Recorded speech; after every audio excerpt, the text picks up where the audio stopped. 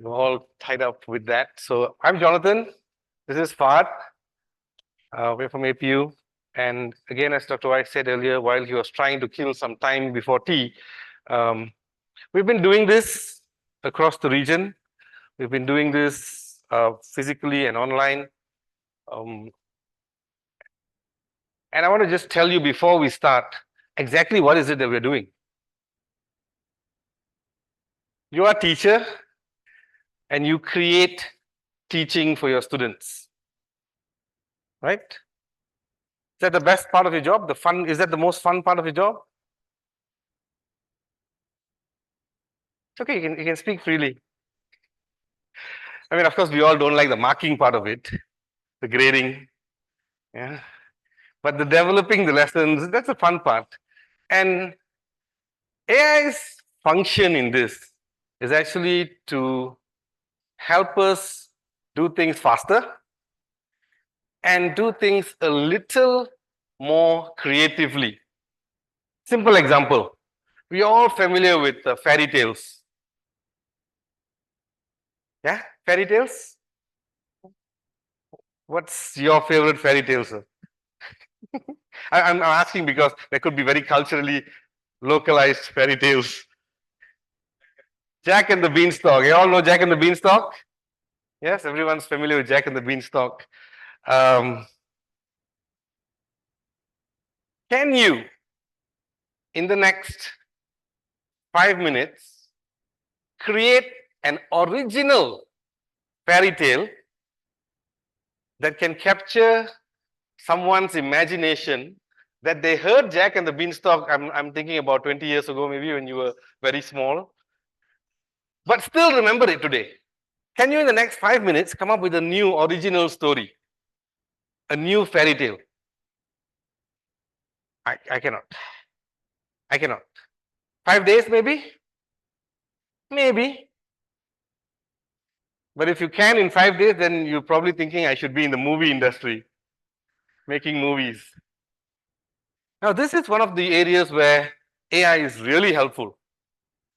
It helps us to be more creative, come up with various different ideas, which we would struggle with in terms of time. Not because we don't have the capacity, but because our capacity is being used for other things.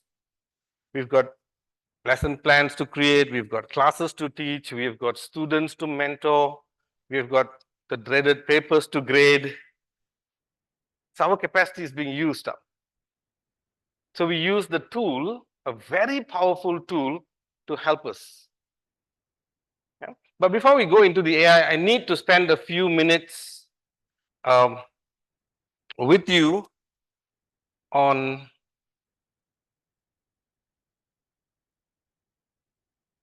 some of the other things. Now, I have an agenda, but with all the timing movement, I didn't know what time to put, so I left it blank, right? But I think now we know that the next break's at 12 for lunch. As teachers, I just need to run through a little bit of these theories on teaching with you so that we know that eventually, ultimately, it is not the tool. No matter how powerful generative AI is, who's more powerful? You. Right? We always use this line, generative AI is only useful when it meets RI. AI is only useful when it meets RI. What's RI? Real intelligence. That's you and me. Yeah. So no matter how powerful the tool is, if we don't know what we're doing, we'll run into problems. So just a quick recap that what we are looking at as teachers is to create content that works with our learners' minds. Yeah, it works with our learners' minds in terms of senses, motor, memory. But at the university level, you don't want to teach your students to remember things, right? You don't want them to remember. You want them to have cognition. So we want to activate the prefrontal cortex of the brain. This is very brain-based learning. Of course, memory is important when we are at lower levels. I think there's a slide coming up somewhere here. Yeah, at lower order thinking skills, memories is important. But as we go higher at the university level, we want our students to be evaluating and creating. So the type of stimuli that we give them is different. Okay? And the term, of course, that we use for AILD comes from instructional design. Familiar with this term? If you're not, it's okay. We have the whole day. Don't worry. Instructional design is the art and science of creating lessons to instruct people. Over the years, this has morphed into learning design because now it's no more about me giving the instruction. Now it's about the learner gaining the learning. So how do we design this learning? Yep. This is from Dr. Y himself, the definition. But we use all the different models and theories to design. I want to just run through. We're very much using or basing ourselves on the AIDE model. If you're familiar, if you've heard this model, please raise your hand. Okay. If you haven't, it's a very, very popular model that helps you to design learning. Starts off with analysis. What does my learner need? Now, if you're thinking, how is this connected to AI and stuff? We will get there because if you are the real intelligence, then you need to be the one telling the AI system what you need. I cannot just go to the AI and say, give me a lesson plan. I need to be very clear what I want the AI to do. Okay? So analysis of what your students need is very important. And then you go into designing and developing that learning content. And then you run it in class. Okay? This is a very popular model. Now in APU, we also realize that I think just like all of you here, you are experts in your subject matter. Correct? Correct? Okay. I'm just going to make a quick run around the room, each one of you to just tell me what you teach. What's your area of specialty? Can we start with the gentleman? Family medicine. Family medicine. Computer networks. Pharmacoeconomics. Nursing. Anesthesia. Nursing. Physiotherapy. Human anatomy. Computer science. Knowledge engineering. Okay, it's technical also. You will be teaching someday. Nursing. AI. You teach AI. Excellent. Nursing. Science education and IT. Science education and IT. Manufacturing and industrial engineering. Image processing. Human anatomy. Software development. Machine learning algorithms. That's your colleague at the back who teaches AI as well. Pharmacology. Data science, data engineering. Networking. Web development. Teaching English. English. Awesome. Manufacturing engineering. That's far. Okay, so we've got a mix of very medical practitioners and computing professionals. Yeah. And I'm again repeating this. I'm assuming, so please correct me if my assumption is wrong, that you are an expert in your field. Yeah?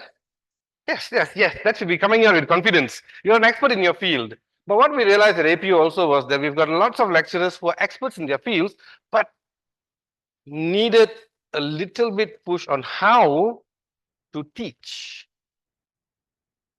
Yeah. So maybe after this is over, I will maybe introduce you to this free course program that we're running on higher education teaching certification. Right?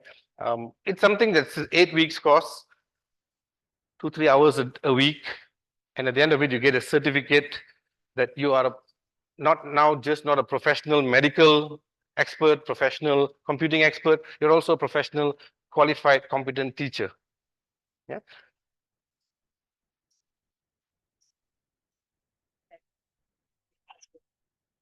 Yes, I think it's becoming mandatory everywhere. And there are some places which offer these certifications for up to 8,000 ringgit, which is about almost 2,000 US dollars, which is a lot of money. Yeah. But it's vital that we know these things, because as teachers, we need to know how to teach. Because otherwise we have got a lot of knowledge in our subject area. And then we walk into class and we're just spraying it on the students. Some of it will stick, some of it will be on the floor.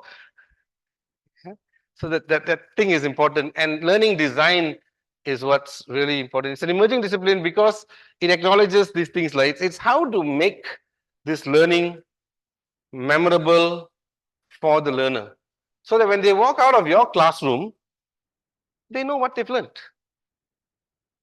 Okay? Another concept in learning called the universal design for learning. Have you heard of this one? If you haven't, don't worry about taking notes, guys. I mean, unless you're the note-taking person, the kind who only can, because I'll give you all the slides at the end of the session, yeah? But UDL is a very important concept. Again, quick question. When you're still studying as academics, you're continuously studying. When you study, how many of you need absolute silence? You cannot study if the kids are running around. You cannot study if the TV is on. How many of you are like that? 1, 2, 3, 4. Okay. And then and on the other end of the spectrum, there are people who cannot study unless there is head banging music going on. Loud music. You put in your earphones and blasting so loud that the person next to you can hear. Are you like that? Anyone? Yeah, there's somebody like that. Okay. And then there's some of us who learn best when we sit down like this and we listen to somebody. There's some people who learn better when they don't see me. They don't see the person, but they just hear. Which is why today podcasts are so popular. Yeah, do you listen to podcasts? Oh, podcasts are amazing. Is the traffic bad in Sri Lanka? In Kandy, is it bad? Traffic is bad in KL, where I'm from. Takes me about an hour and a half to get from home to the office. So every day I can listen to about 3 podcasts on the way to work and another 3 on the way back. It's oh my, something happened. Okay, so the fact that we have so many different types of learners in the room is what prompts us to talk a little bit about UDL. Because then how do we get that content, get that message to everyone? Okay. Universal design basically says that there should be variations in our teaching and learning, in what we are giving people. Another area that AI is so efficient with. Imagine a lesson that you have taught in the last week. Imagine just imagine a lesson that you have taught in the last week. How would you make 3 different types of that lesson for some of your students who are better at seeing? How would you modify that now to another type of student who is better at reading? How would you modify that again to a third version for a student who is better at just listening? Challenging. Very challenging. But this is where the power of AI really helps.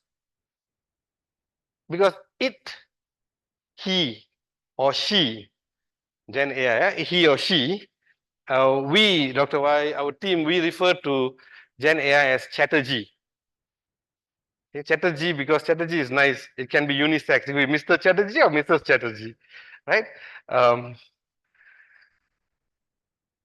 Chatterjee is very powerful at doing this very quickly. Another area which is very helpful. Okay, so this is important. Individuals, variable. If you've got 40 people in your class, the chances that they are all 40 of them have got different learning styles is more the norm than the exception. You won't find a classroom where you've got 40 fellows and all 40 are the kind who learn quietly. Because if I find a class where all 40 people are learning quietly, I'm scared to speak. Because if I make noise speaking, they cannot learn. Okay? So universal design, multiple means of presenting my lesson. Number 1, challenge. I need to have different ways of presenting the lesson. Multimedia, multisensory. Some people hear better, some people see better. multiple means of engagement.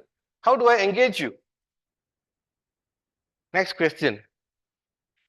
As a student, are you the kind who, see, nobody came and sat here, right in front of the teacher. Nobody came here.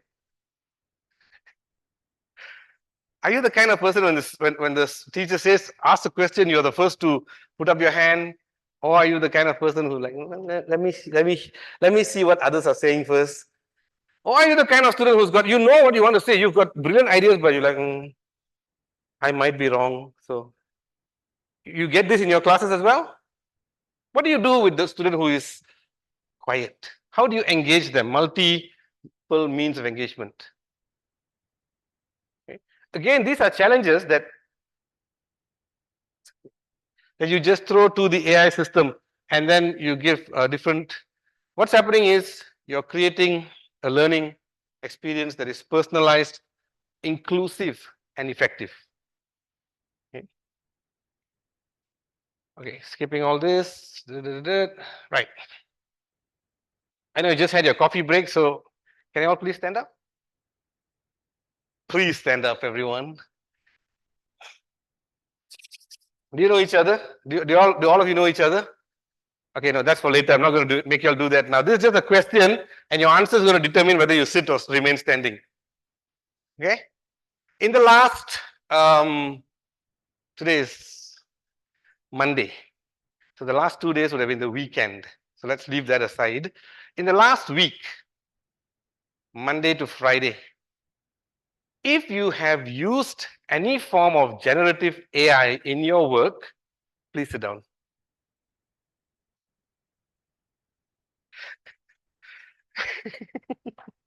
Okay, so now this is lovely. I love doing this because ultimately I'll find people who are standing, then they see, oh no, everybody's sitting down.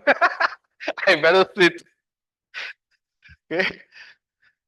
It's good. I mean, if really you've used it in your work, then it's excellent. Because if you're not using it, then it's wrong. If you're not using AI in your work, it's wrong. I'm just going to come out and say that. How far away from here do you live? Anyone? Be that student who answers immediately. How far away from here do you live? From this place? 100 kilometers? That's far. 300 kilometers, okay. Okay, so none of you are from Kandy, is it? Or the Kandy people, 10 kilometers, okay, that's the nearest, I think. Yeah, 20 kilometers. Now 10 kilometers, is that the nearest? Anybody less than 10? Okay, how many? 3 kilometers. Is it less than 3? 10 as well, okay. Anyone lesser than 3? 3 one time? 3 two times? Okay, so 3 is the winner. 3 is the closest. So you live 3 kilometers away from here. Did you walk here? You drove here. He lives 3 kilometers away and he drove here. Why? Okay, not challenging your question to drive, but why do we drive when we can walk? Save time? I don't know. I've just been driving all my life. Don't ask me this kind of question. Why do we drive when we can walk? Save time is a good answer. It's a good reason. Easier, convenient. You don't get knocked down by buses and cars while walking. And this is from my experience 2 weeks ago. I was in India, in Coimbatore, and I was crossing the street. I have a video. It's mad. I watched the video and I'm scared now. Okay, so yeah, it's safer, convenient, saves time. That car is a tool. You can do without the tool. But if you have a tool and yet you say, nah, I'm just going to walk it, then something is wrong, right? I mean, unless you're doing that for health reasons and you want to walk more. So if you have a tool and you don't use it, then something is definitely wrong. Now, some of you here said that you are teaching AI. So the next couple of slides may be a little bit very low level for you. Just bear with the rest of us, lesser mortals. The difference between generative AI, what we are focusing on is generative AI. Yeah, generative AI is AI that has the power to create. There's other forms which is pretty much known as cognitive AI, which is what some of you will be teaching, things like the machine learning, things like the computer vision, and how these whole things come together to create Yeah, so quick differentiation. Cognitive AI doesn't create anything new. Have you all played, do you all play chess? Have you played chess with your computer? Yeah, yeah. So you make a move, the computer makes the next move. Can the computer create any new moves? It can only create moves that it's programmed to do. Okay, you Netflix or whichever local variety of streaming channels available. If you watch a movie, at the end of the movie, it asks you questions. Did you like this? One thumbs up, two thumbs up, thumbs down. If you click on it, what's happening at the back end? It's taking all that data that you're providing, and within a certain set guidelines, it is then going to provide you recommendations for other similar. That's it. If you don't give it, or if you don't watch Netflix at all, Netflix cannot give you recommendation. Correct? If you don't watch Netflix at all, it can't give you recommendation because it's operating within a certain specific set of rules. Generative AI, on the other hand, it learns from data and generates new content. Now, this is amazing to me because it creates a whole lot of other problems. The fact that it creates new content creates a whole lot of other problems. And I'm sure as teachers, as educators, you would know some of these problems. Your university says if a student uses ChatGPT to write essay, is it plagiarism? Or you might have this question yourself. I just had a sudden thought. Some of you might have come here today to find the answer to that question. Did you? Very interesting question. But we'll address that later. It learns from data and generates something new. So when I asked the question, how many of you used AI in the last 1 week, you all sat down, which is really good. Some of you probably lied, but fine. Which one did you use? Which is the most popular AI tool that you're comfortable or familiar with? ChatGPT? All of you? Sorry? Okay, Quillbot is the second layer of tools, right? They are more task-focused tools. ChatGPT, Gemini, which used to be Bard, and then Claude. These are, sorry? Midjourney, yeah. DAL-E, the Copilot. Sorry? Consensus, yes, research based, yeah. Okay, so consensus, these are all the second layer. They are very task specific. These tools that are here, they are the higher level, they just large language chat models. They based on large language models, they are a chat. You can just talk to them. Even if you don't want to use it for any lesson planning, even if you don't want to use it for any work related purpose and you're feeling bored and lonely, you can actually have a discussion with these guys. Yeah, real story. Where's Fard? Fard's not here. Real story that happened a couple of months back. No, about a month ago. Fard was doing some work with Claude. No, with Copilot. You know, Copilot comes with 3 settings, right? Copilot comes with 3 settings: more creative, more accurate, and then a middle one. He was on the more creative. So he asked it some questions. It gave some answers. Later in the day, he went back to it again, and he typed in the same prompt. And the AI responded saying, I've already answered this earlier. And then Fard goes, no, you haven't. And then the AI goes up, finds where the answer, copies that and puts here, I have already answered this earlier. And then Fard says, don't get cute with me. Okay, Fard tells the AI, don't get cute with me. And then the AI replies,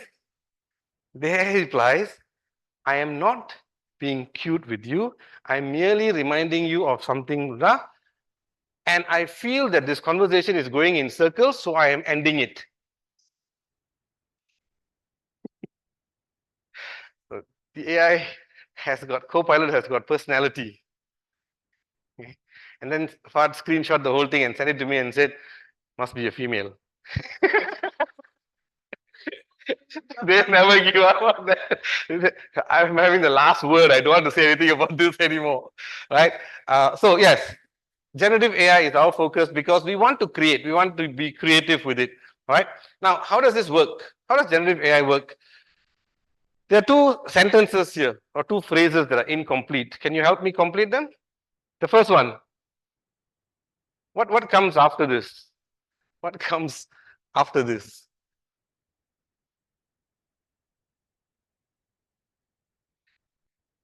Be warned. Answering this correctly will reveal your age. If none of you know the first one, I think some people know, but they're scared to answer because it will reveal your age. Okay, no, you're right, but that's not what I'm looking for. Don't cry again. Okay, let's go to the second one. This one's a little bit more simpler. Don't cry over spilled milk. Okay, you got that. Anybody want to try the first one? Okay, I'll give you a clue. It's a song. Sorry, you almost there. Yeah, it's a song called "Don't Cry for Me, Argentina." Yeah, some of us who are born much longer will recognize this. Yeah. Now, the main thing is not whether you got that right or wrong, but more of how did you fill up the blank space there? What did you use to fill up the missing word here? What did you use? Did you open up? Did you Google it? No. I mean, the second one, I think you all spontaneously got the answer immediately. So, what did you use? Where was this answer coming from? From your brain, yes. What part of your brain? Some part that had heard this a long time ago, from your experience, from your knowledge. This has been stored in your memory. And when it pops up here, you can fill it in. Don't cry for me. Argentina is very specific. So, unless you're a music person and you listen to, I think the singer's name was Eva Peron. Yeah, Eva Peron. Old, it's a very old song. Yeah, which I know some of you are going to go and Spotify it later. It's a beautiful song though. And that's how Chat GPT works. It basically works by filling in, or basically filling in the next blank word. And just like you and me, it is able to fill in the next blank word based on its knowledge and experience. Where's this knowledge and experience coming from? It's training data. The large language models, the data that they are trained on. And they are trained on billions and billions of data. And that's all they're doing. So basically, Mr. or Mrs. Chatterjee is not very, very intelligent.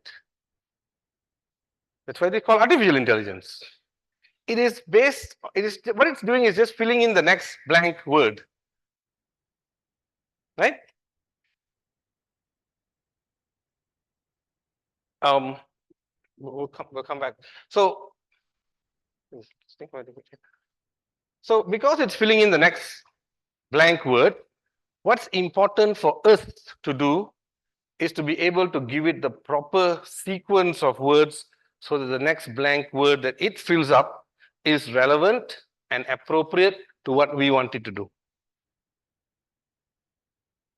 Like the example that we just did, don't cry, not enough information for you. I just put don't cry, 2 words, not enough information for you to fill in the next word. When I give you don't cry for, or don't cry over, then it's simpler. So the way we tell the AI tool, now the good news is a lot of our examples here are also going to be based on ChatGPT. Right? So it's something that you all are familiar with, and I'm really happy with that.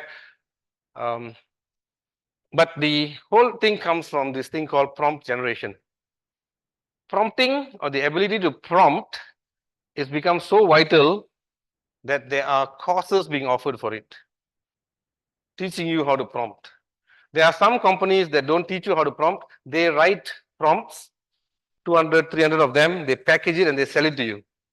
So you have started up a company selling, nowadays a lot of people just do their own online business selling stuff. You started a company. I create about 200 prompts, some for marketing, some for how to engage customer, and I sell you that package, 250 USD. Prompting is that important.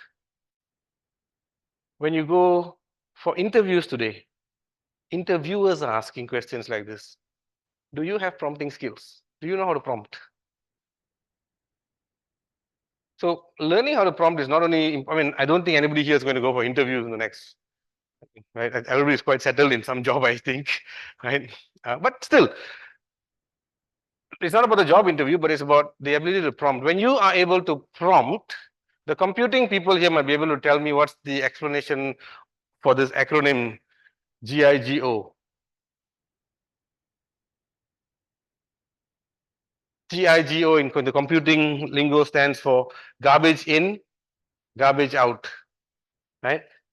So you put in garbage, you're going to get out garbage, which is why we really spend a lot of time trying to master this part of prompting. Okay, prompting is really important. If it's a bit small, I apologize. Number one, when you are prompting, take notes because we're going to do this right after this. The session today, like what Dr. Wise said earlier, is more about you. So I'll like speak for 5 minutes and then 10 minutes you're going to be doing stuff. Everyone has your own computer, right? Cool. The first thing you do is you define the objective. What is the objective of you giving this prompt? What do you want from this? What do you want this thing to do? Be very clear. Some of the most common mistakes we are seeing today is people mistaking Gen AI for search engine. It's not a search engine. It's a generative engine. So if I want to come to Kandy and I'm looking for hotels to stay, I'm not going to go to Gen AI and ask that question. Because Gen AI, it's a generative tool. It will create some fantasy hotel for me in Kandy, which doesn't exist. Then I'm screwed. Okay? I come here to Kandy looking for this hotel and it's not there. So if I want information on a hotel to stay, go and search, use a search engine. But if you want to create new anything, image, video, text, graphic, music, then here. So define your objective. What is the actual? Be clear and precise. Meaning your instructions. Okay, this question, I'm thinking you all are going to throw something at me, but as teachers, educators, does anyone here have a personal assistant? Does any teacher here have a personal assistant? Yeah. Oh, wonderful. In another capacity, okay. Well, the good news is by the time you are done today and you leave, all of you will have your own personal assistant. I promise. You can name her whatever you want. We call her Chatterjee, right? My AI tool is my personal assistant. But in order to get to that level, you must be very clear and precise with the language that you use. Quick question, are you all using the paid version of ChatGPT? Some of you are, some of you are not. Okay, fine. Not salesman for OpenAI, but if you have 20 USD, it can be one of the best investments you make. I promise you that. And that's what we tell most people. If it requires you to sacrifice something else, do it. It's really, it is one of the best investments you will make in terms of your career, in terms of your professional growth, professional development, etc. Smart subscribes to Claude, similar 20 USD. But I think a lot of you here are familiar with ChatGPT. I'll just take you back to this one here. Yeah. So when you subscribe to a paid version, right, you get to personalize your relationship. In this instance, I'm actually giving custom instructions to ChatGPT. And I'm telling ChatGPT who I am, what I do, a little bit about me. If you can see that this thing here is only halfway, so there's a lot more at the bottom. I'm giving it detailed instructions about me, what I do, so it knows me. And whatever prompt I give it, it knows where I'm coming from. And the fact that you need to be very clear is, if you have a personal assistant, you need to be very clear. Correct? You have a personal assistant. If you want your PA to do something, You need to be very clear. You cannot just say, go write a report. Even if you don't have personal assistant, like guys, if you got children, same thing, right? You cannot just tell the fellow, hey, go, you come back with the wrong thing most likely. And then you get frustrated. And the same thing will happen with chat. You will get frustrated. So with the free version, if you really don't want to pay for it, with the free version, you still can do this. But you'll have to do this every time you prompt. With the paid version, it becomes a custom instruction. It's there, and then you can also tell it how you want it to respond. And I'm telling it very clearly that don't make up rubbish for me. Always use evidence-based approach. If you're giving me some information, I want the evidence for it. So you can fine-tune your interaction. Okay? But using clear language is very important because you don't want to complicate things. Clear language does not mean you suddenly start speaking like Queen Elizabeth. Doesn't have to be that kind of English, just clean. This is another area that we find interesting, language. How many of you prompt in other languages apart from English? Have you tried prompting in Sinhalese? Have you tried prompting in Tamil? Have you, anyone? No? You have? Sinhalese? Does it? Okay. Now there's a reason for that. The reason that it's not, it will respond. The reason for that is because its training data does not have enough in Sinhalese. That's all. It will eventually get there. Okay? English, French, Spanish, these are the main languages, Hindi as well. These languages, a lot of training data in these languages. So you get, okay. Provide relevant background or context. Some people don't take the time to do this. If I want to give a prompt to ChatGPT, I always tell it what I think it is. So if I'm looking for a learning lesson plan on mathematics, I will tell ChatGPT, you are a maths professor. I put it in that mind frame. You are a maths professor. So whatever response it's giving, it's coming from that angle. That context and background is important. Specify the tone, formal, casual, whatever, for your case. Ask direct questions, craft the prompt neutrally. This is very important. Test and refine. Guys, if at 5 o'clock at 5 o'clock today, you don't take anything out from this workshop, at least take this one thing. Listen carefully. When you prompt, if you cannot validate the output, don't use it. I'm going to say this again slowly. When you prompt an artificial intelligence, it gives you an output. It responds. Yeah. If you are unable to validate that output, you cannot validate whether this output is correct or wrong, do not use it.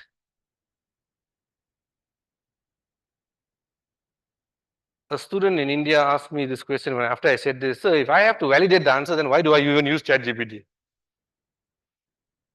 Right? It's the same reason like this. Even if you walk home today, you know how to go back to your home. Whether you use a car or you don't use a car, you know how to go back to your home. That's that validation. When I use the car, I still use that same route. You know the route to get there. When you use the tool, you must be able to validate that the output that it's giving is correct. If you cannot, don't use it, but you can always take it and verify before using. Remember, it's a very dangerous fellow. It sometimes will make up stuff. It's getting better at this now. It doesn't do this so much anymore, but still. Okay.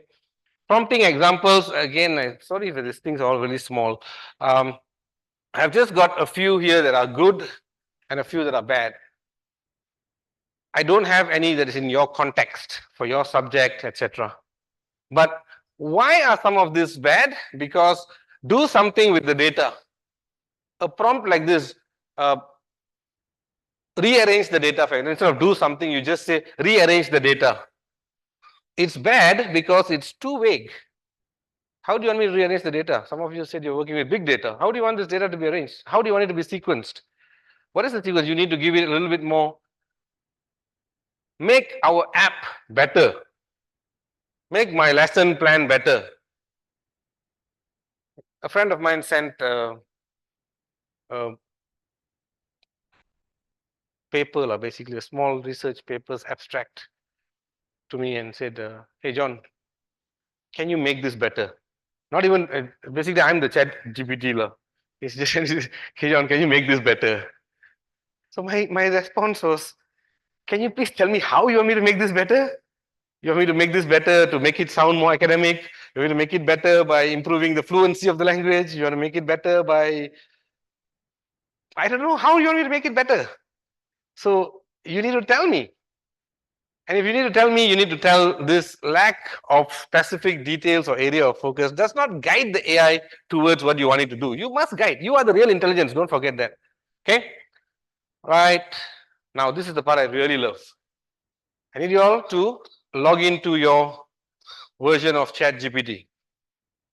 Okay?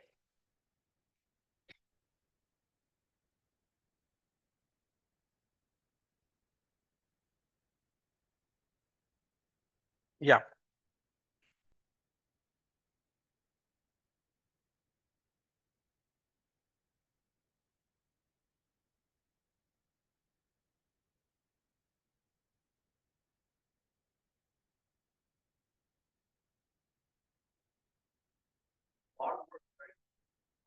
Yeah, but is it, is it still Bard now? It's not Gemini? Yeah. I mean, anyone, guys. It doesn't have to be ChatGPT, whichever tool that you're comfortable with. Okay.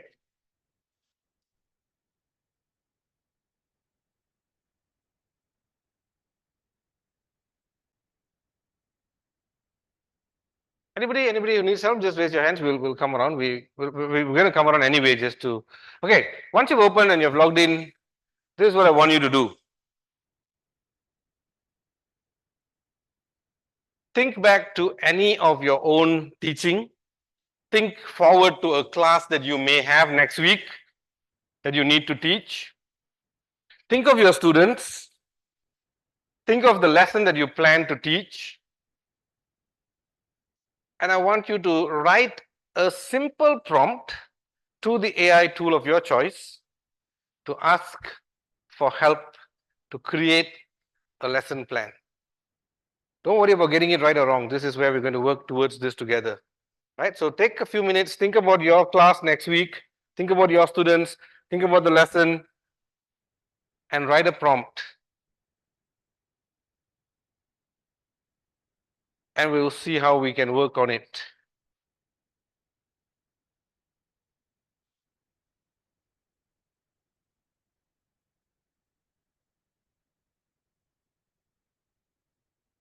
I'll put this up here just in case you want to see some examples of the bad ones and don't make those same mistakes there.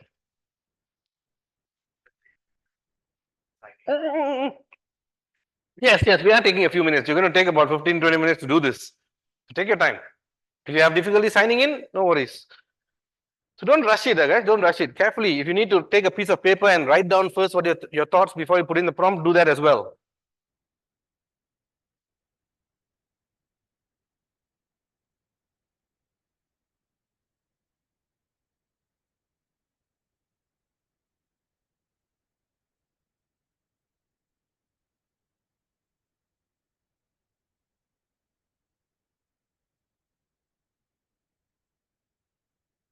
You see, you said you're not teaching, right? You just try to think of something for your own line. Are you guys with him as tech support or your teachers as well? What? Oh, okay, cool. So you're like teaching assistants. Okay, good. Then this applies to you as well.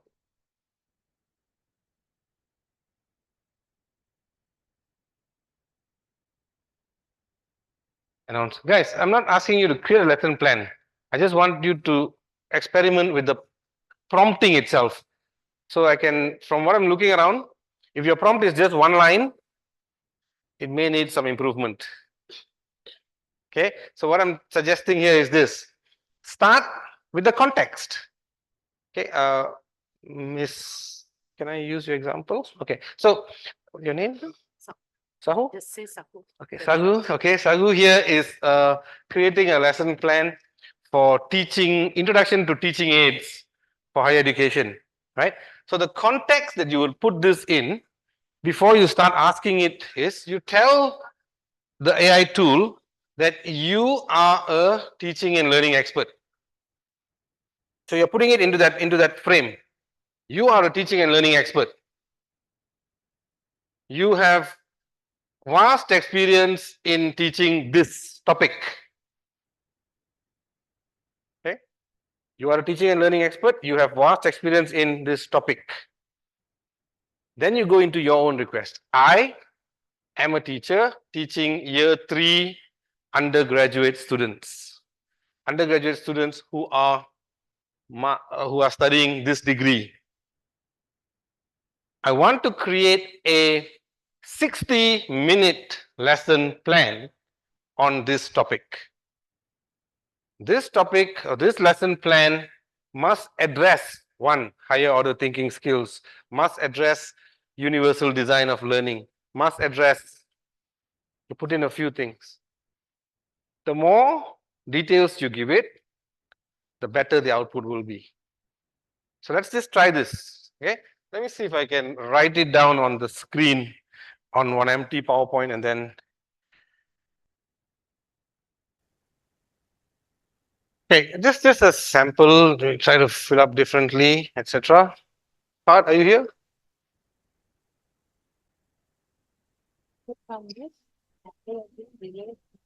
To it and ask a second question. Okay, there's an interesting question here. So once you get a response, this is the beginning. When you start a new chat and you get a response, that's the beginning of a conversational relationship. Okay, this is where the AI tool will never forget whatever you said. Means you can actually leave this today and go back to it 1 year later and pick up that conversation like it never stopped. Even me and my wife don't have that ability. Okay, there's something she would have told me yesterday, and today I'll forget. I just told you yesterday. Okay, like so. With these AI tools, you have that continuity. You can continue asking it a question as long as it's related to that same topic that you're going on. Yeah. Okay, take your time and write something. I want you to share this, and I'm going to give you a link to share it on. Okay. We can write our course, something like that. And for teaching first year students who are coming very teacher centered learning, and the content of the course is introduction to active learning, and these are my objectives. And here I put I want to make a lesson first year students with visualize and learning. This done online. Okay. As the most synchronized and asynchronized. The session is 40 minutes. Here you. Now, doesn't know exactly what you want and doesn't exactly know this your subject area. But you can run to the library, you get all of this for you, if you have a form and add to you, things like that. If you think that you're copying to a first year master's student, you can get a lot of work done out of whatever it is. So that would be a very good way of going. Right. So there's a question on if you're teaching different modules, you're teaching different subjects, can you create separate let me just take you there to the chat GPT screen, and then I'll show you how this is. Yeah. So what you have here is the regular chat GPT here, and you can type in something. You can ask whatever questions you want. Or what I've also created here is a personalized GPT called Research Assistant. what Roshan didn't mention when he was introducing me earlier was I'm currently working towards a PhD in AI, in Gen AI for education. So this research assistant is a very helpful fellow. His only job, if I show you research assistant, his only job is this. Only one job. So with a paid version of Chat GPT, you can actually create your own GPTs more and more. You can actually create a GPT for each module that you teach.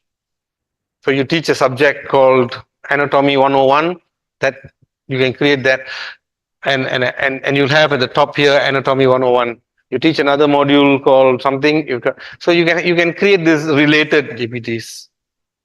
And for each, you can actually give it its own instructions, etc. Okay, so this one has got certain things, right? So it's a very, that's why I said it's a very useful investment of 20 USD may not be small. It may not be a small amount, but if you sacrifice that cup of coffee every day in the evening after work with your friends, it may become affordable. I don't know what's your spending priorities. I don't want to make any assumptions, but Dr. Y always says when he needed to pay USD 20, he went bald, so no need to spend money on haircuts anymore. Okay, so we are all getting there, but but it's a worthwhile investment. Yeah. Okay, so you can, to answer your question, you can create as many as you want. There are also all these different plugins that you can put in, and like your Android Play Store or iPhone has got its App Store, and you go there and get all the different apps, right? People are now building GPTs. People are building GPTs. That's why you have Explore. That's a GPT store. So you can go there, you get free GPTs, you can pay for it. It's becoming an whole ecosystem by itself, like App Store and stuff. Okay, so you find couple of weeks back, somebody sent us a document to translate. Dr. Y took it, he put it in ChatGPT, translate from English, BM, Bahasa Malaysia, to English. So he put it in ChatGPT, he translated. But now we don't know whether it's accurate. So then what he did, he took the same translation output and put it back into ChatGPT and said, translate this back to Malay. And he translated back and exact. So then immediately what he did, he created a quick GPT, translation GPT, and shared it out to people. Say, if you got translation, use this, because the prompt's already built in there. So GPTs would become the next best or big thing. Okay. So go back to the PowerPoint. We are still. Sorry. Sorry. So we'll come back to this in a bit as well. Yeah. So if you can share with us the output, your prompt and the output in this little Padlet site, and we can work through it. Sorry.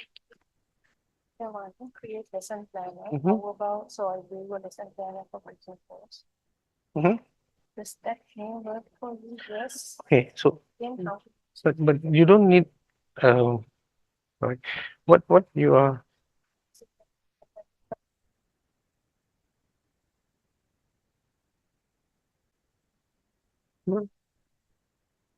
Oh.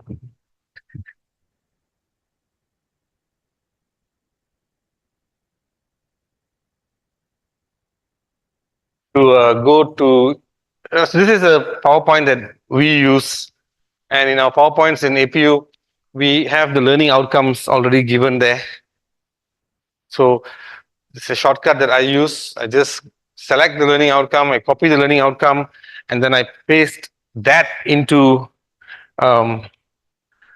Chat GPT like this. As a subject matter expert on managing innovation, based on the following learning outcome, suggests. I'm already giving it a clear learning outcome.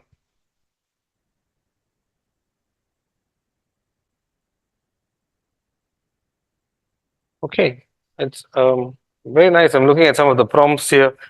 I think one of you said you didn't ask for a lesson plan, but you just said that you want to try and solve a strategy to communicate basic idea to students who have no prior experience. That's really good because then from that output, if you don't mind, I can also share this.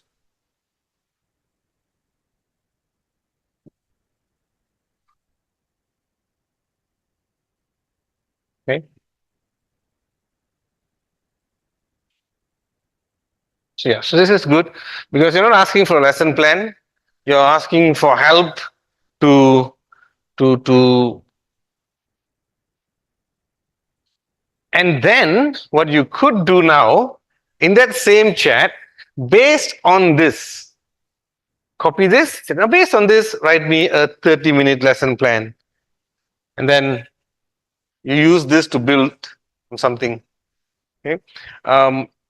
Recently, this certificate program that I told you about. Prior to that, we built another short course called Digital Learning Architect DLAP. Yeah, it's a 5-module self-learning asynchronous course, and I am so proud to say that the entire course was actually developed with the help of AI. Right from its big overarching structure to the individual units of learning was developed using AI. For 3-4 of us, instructional design experts included, sat down, looked at this, what we need. We put in a prompt for a program. So we took it at the highest level and said we want program outcomes, we want course learning objectives, etc. And it gave us a high level structure. And then from there we take out like this. We take out and I say, now based on this particular course learning outcome, give me some topic learning outcomes. So give me a suggestion of topics, and we structured. We spent about 2 weeks daily, 2-3 hours working with it to actually develop. Now, the reason I said I'm very proud of it is because we had an expert validate. Professor Apta Kaur is our director of the Digital Learning Hub where we are, and she's an AIDE expert with over 40 years of. She's the UNESCO Chair. She holds the UNESCO Chair at APU for harnessing innovations in technology. Blah blah blah blah blah. Very long one. But she's got 40 years. I keep doing something here. She's got 40 years of this experience. So working with her, she was able to validate the outputs. Yes, for a teaching, for a digital learning architect, this is what you need. And that particular asynchronous course is open, and lecturers in APU are all doing it. So you can do that. You can start with something big, and then from there, build the smaller parts of it as well. Remember, it's not going to happen in one day. This is in fact, I feel that every time you are talking to your AI tool, you are building a relationship with it. Okay. We've got develop a problem-based learning lesson to understand quality. Okay. What could be added to this? Anyone wants to try what could be added to this?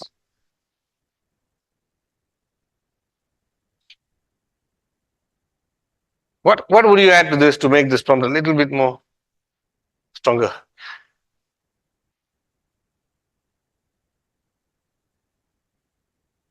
Sorry, you can add things like higher order thinking. You can add things like you want this lesson to be engaged. You can tell it exactly. I want this lesson to be engaging.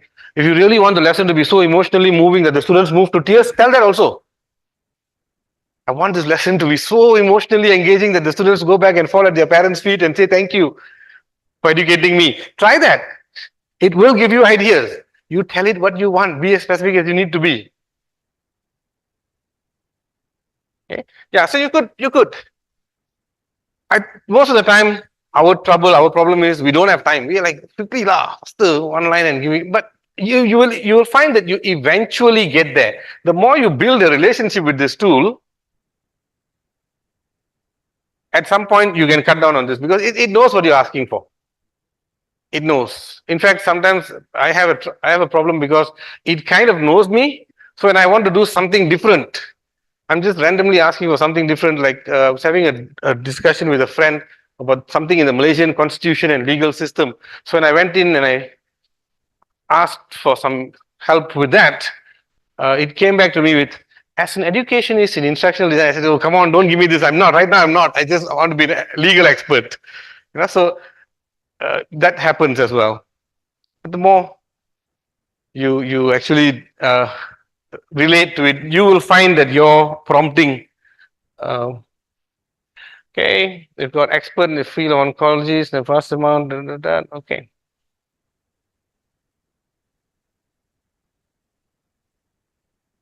Yep.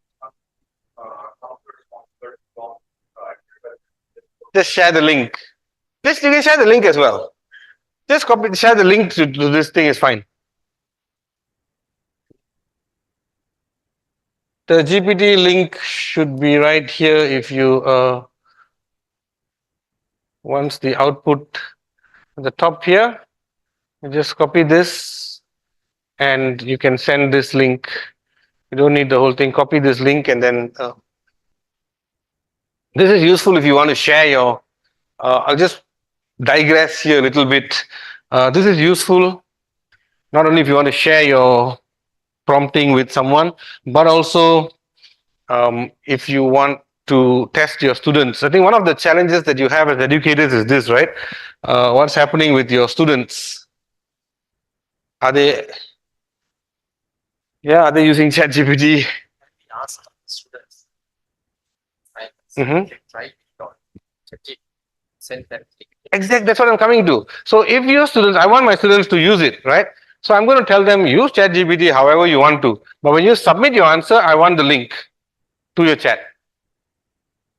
Then I know how you have engaged your thinking with the tool. Not just copy my question, put there and say, give me answer. We don't want that. I want to see the student having read my question and then taking bits of it and saying, okay, hey, chat, I'm trying to get this, so please can you help me with this? I want to see that little engagement going on. Last week, one of our lecturers sent me a Teams message with a screenshot.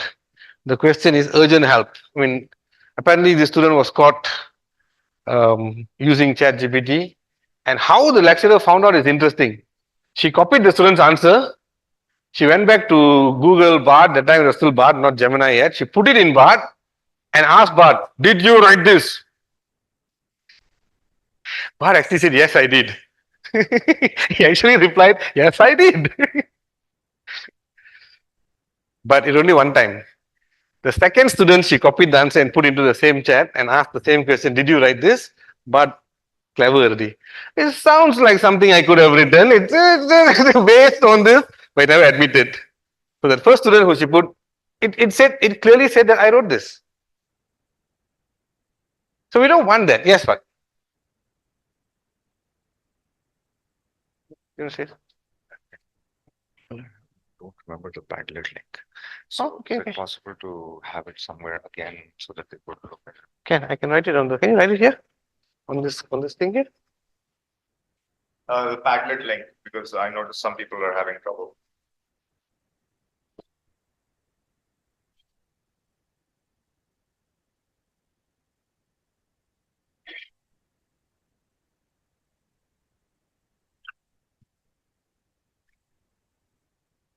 So getting that link to share is yes, sir. Question. I like even the program is subject to activity. And I don't think we should say no, but again, we should encourage them at the same time learning. Yes. Like how we change our subject, how we change our subject. You hit the nail on the head. If this was a different forum, I would stop everything we're doing now and say, let's brainstorm. How can we change assessments? Because assessments must change. You agree? Assessments must change. The days of just giving them a question and say, write a report is gone.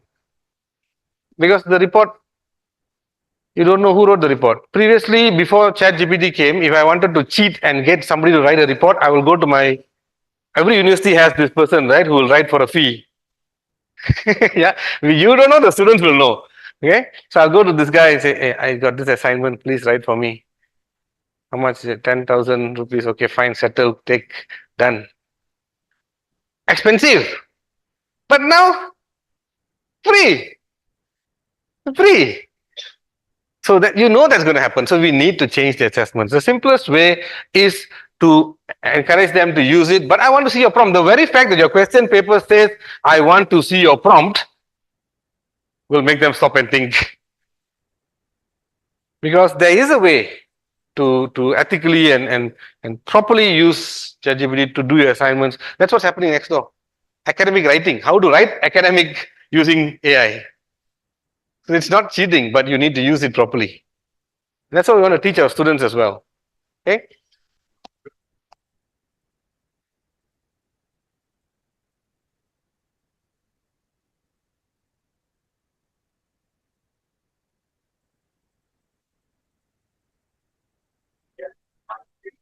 Some sort of generative AI somewhere. But I need one to work. So I can have to go and say, I need one to provide.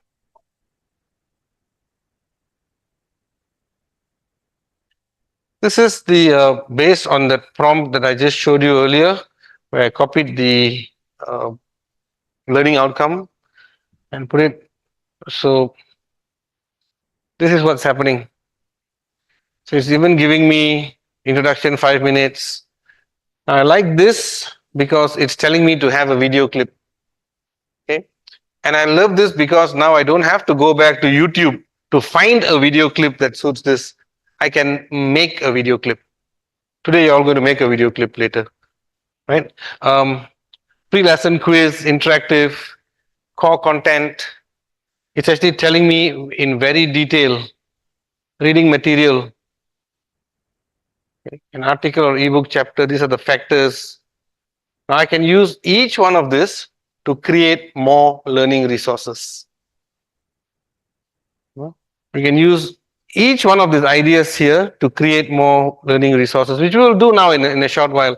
Okay, because I'm pretty sure you are familiar with how you can use AI to create images. Yep. There are a few tools, I think, like with ChatGPT itself. But first, let's not go there first. Let's settle prompting. Are you all okay? Do you understand the whole idea of prompting and how important it is to get your prompt right? The beauty of the whole thing is the AI system does not get irritated with you. Okay, you can ask it to. You tell it, this is not what I'm looking for. It'll say sorry. I'm sorry. Then you'll do it again. You can scold it. It won't get irritated. You try that with your husband or your wife or your son and see. Afterwards, they'll slam the door and walk out. Can you make up your mind about what you want? Okay. But this guy doesn't. This is like the best PA you can have. If when you validate, it's not what you want. Remember, it's not its fault. It's your fault because you're prompting. So you rewrite it. Hey, try this. Sometimes if you think that the whole chat sequence has become too confusing, start a new one. Just start a new one. And sometimes I just copy that link from this old chat, start a new one and say, I'm starting based on this, but I want to start afresh.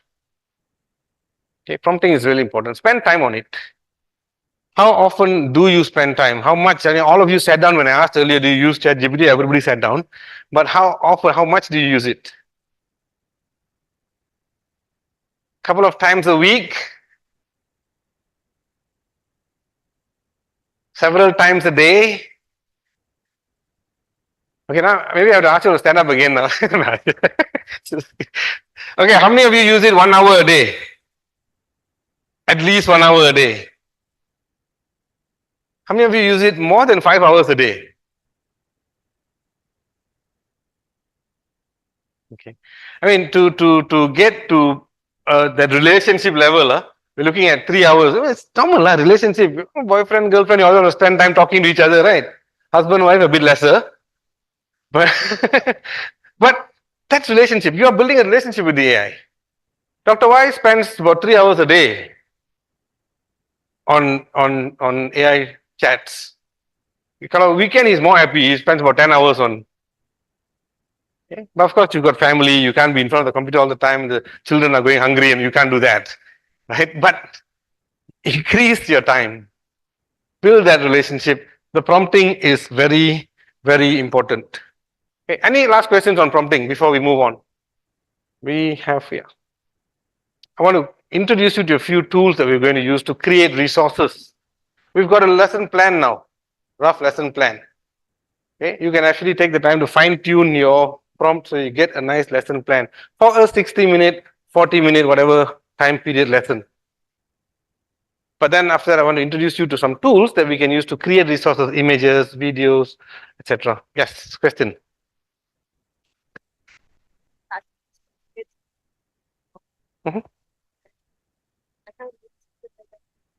Okay. So the question is, if you use the paid version, there are some plugins that actually help to improve your prompting. There's one called Prompt Perfect. Okay, so if you have a prompt, you type a prompt. Before you hit enter there, you copy that prompt and put it into this plugin. It will look at your prompt and say how you can improve that prompt.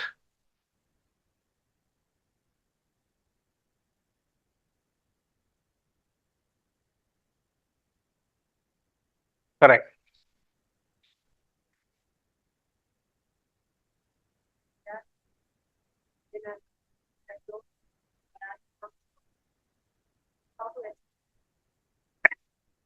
It's an interesting question. How do you assess? If you go back to ChatGPT today, you find there are so many GPTs and there are so many plugins. In fact, OpenAI is going to shut down all the plugins, and all the plugins are going to become GPTs now.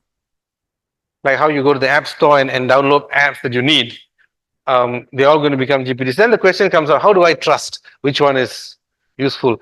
I'm going to throw this question back at you. When you go to the App Store or the Play Store to download an app for your phone, how do you trust it? What do you use to trust it? Reviews, stars, ratings.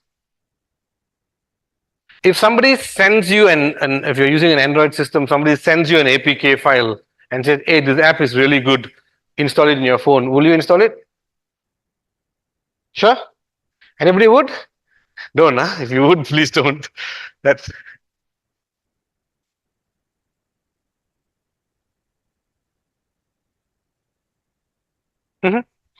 whatever the information that you are looking from this account, use like the physical that kind of part to use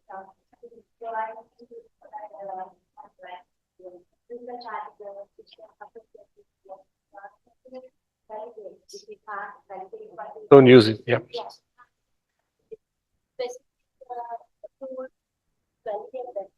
Okay. We can validate and then we can provide the result. Yep. We take that from So if you're creating a lesson plan and it's giving you some suggestions like, sorry, let me just push it up a little bit.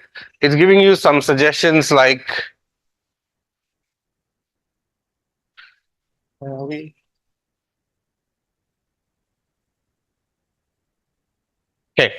these are the factors: external collaboration, talent. These are all now factors that contribute towards innovation management, innovating new product development, right? So these are facts. Factors are facts. Just the facts that. Now, how do you ensure that these facts are accurate?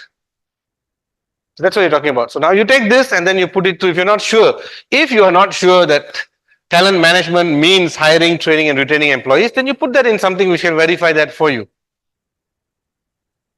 Okay. There is a tool which I'm going to introduce you at the end of the session, which is really useful because it's one tool that can actually do so many different things like this, right? But before we get to that, we'll do step by step. But that's good questions, right? Anything else on prompting? So again, sorry, this app thing, let me just address this app thing. So how do you make sure that it's trustworthy? Look at reviews. Look at rating stars. Because GPTs are going to be the next apps.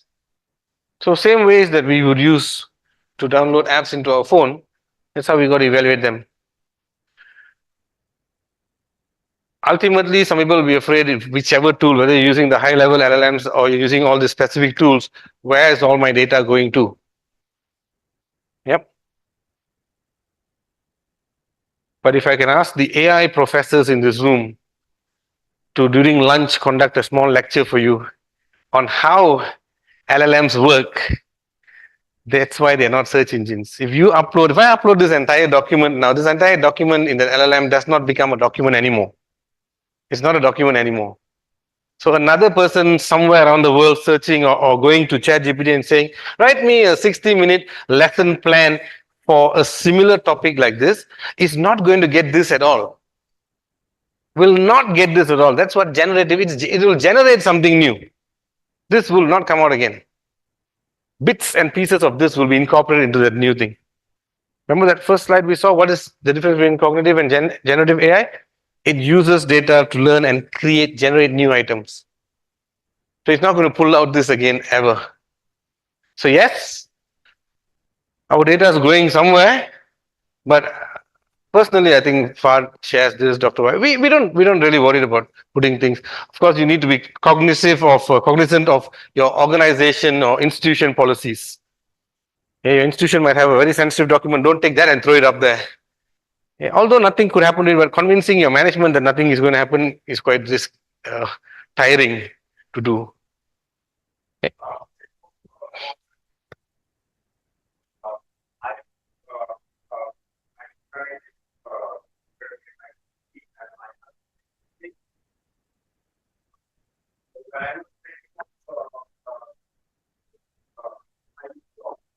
I was thinking, okay, how do I have for so I was just thinking, okay, how do I get Claude to give me this information without uploading my entire dissertation? Because obviously I felt with this about it, I don't want it out on the internet.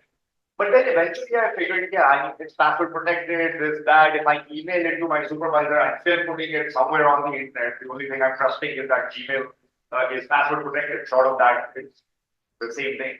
So eventually I did upload it, and but it was my choice. Because look, okay, the way these large language models work is they don't actually care what you're saying. They just read whatever you give them. So imagine, a child that keeps reading all literature, Wordsworth, Charles Dickens, whatever.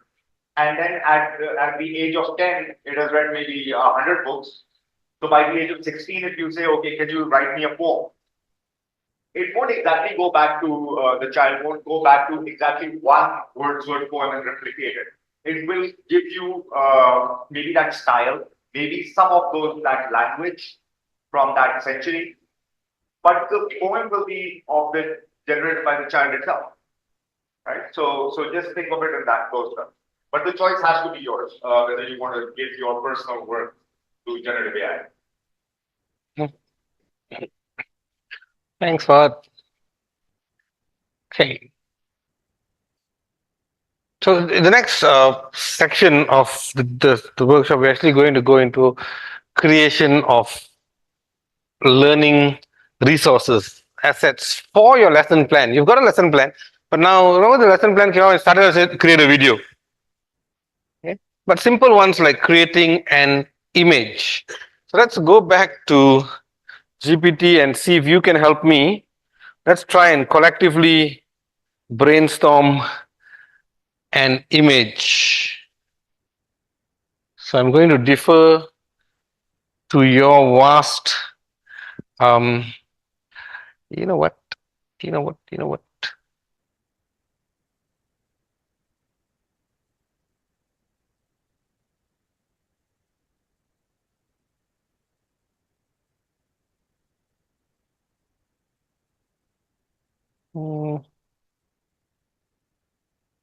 Okay, we'll come back. Now let's see if you can. Who wants to volunteer for this? To give me a prompt to put in to create an image. Doesn't have to be related to learning design or anything, just anything. Let's try this.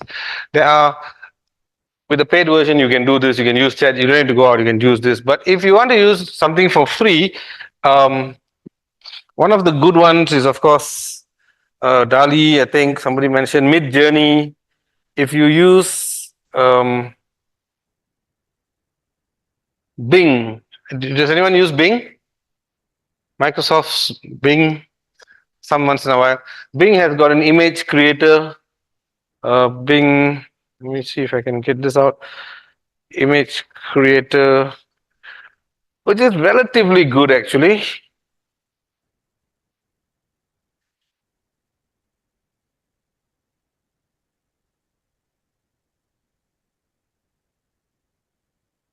Okay, we've got this. I'm just going to ask me to join and create.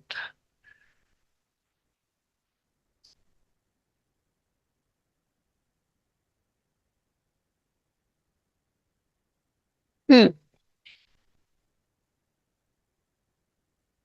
know, all the computing lecturers are sitting there and looking at me like this guy is saving his passwords on the computer, so dangerous. Ayah, susah ni. You know what? So Bing is a tool as well. If you have an account, you can always just go into Bing and Bing image creator. Okay, but let's try with this. Any volunteers? Somebody can just give me a nice prompt. Okay, let's imagine I want to create a beautiful picture of Kandy. All the Kandy. How are you referred to? People from Kandy. How do you refer to them? Kandians. Okay, can the Kandians? Can one of the Kandians volunteer? So I'm going to pick you. You're the closest to us, 3 kilometers. Okay. Give me a nice create an image of students in Kandy walking to what's the name of the best nicest school around? Walking to Trinity College in Kandy. Right? So cool.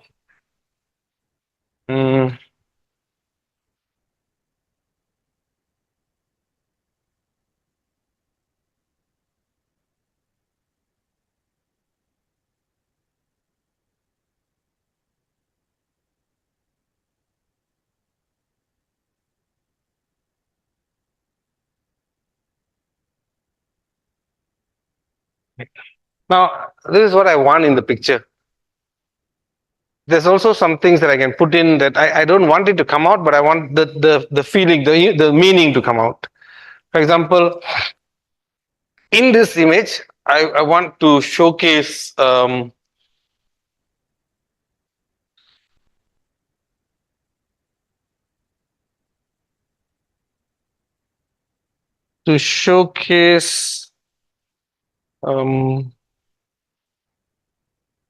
how challenging it is to become educated. Okay. It's something that I want to come out from the picture. Okay. Let's see what happens. I hope it doesn't disappoint me. Okay. There's always something called what they call the demonstrator's curse. Yeah. When you're trying to demonstrate something, you get all kind of issues. Okay, so there you go. I don't know whether that's really Kandy, but now that's a damn lot of students.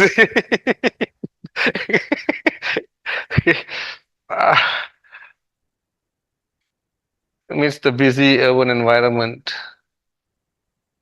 You happy? No? Okay, how would we modify this? What can I put in? Now, don't worry about what I can put in. Think about what you can put in. You have a lesson plan that you've generated. We're going to restart from the beginning here in a bit. So, what can we put in here? How can I? Our boys here got some idea.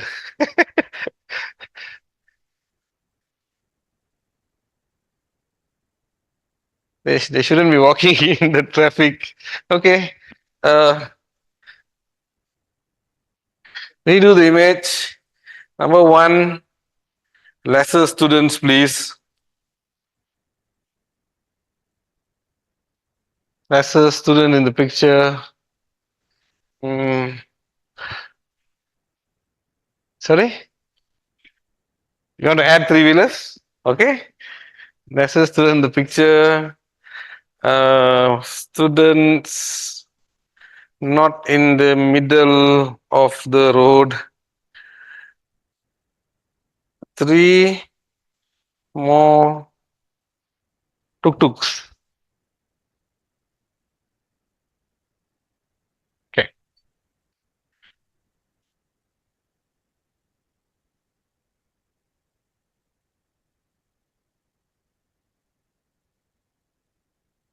Now remember this. Whatever prompt you're giving, whatever you are modifying this, right? That is, there is no other picture like this in the whole world. This is a generated image. Now it became all tuk-tuks. No, I got some cars, right? Are the tuk-tuks okay? Correct colors and all that? Schemes. So it's still thinking about Kandy. And it's got a picture of Trinity College here as well. Slightly nicely hidden there. So all the Trinitians are happy now. Now there is no picture like this in the rest of the world. You can actually, in pairs, with the person sitting next to you, do this experiment.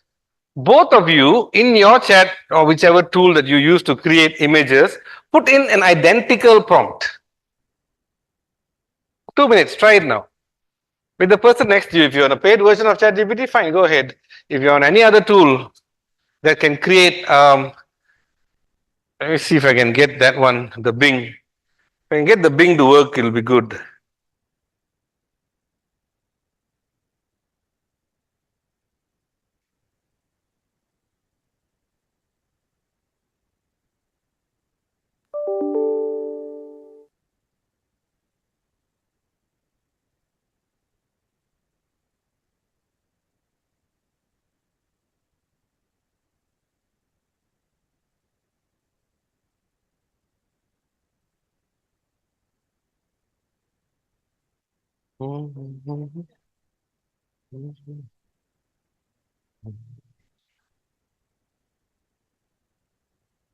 Image on.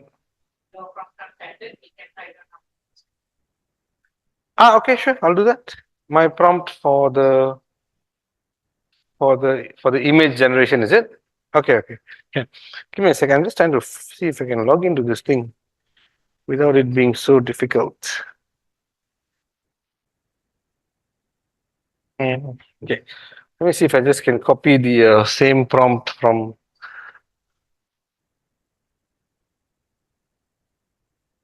Yeah.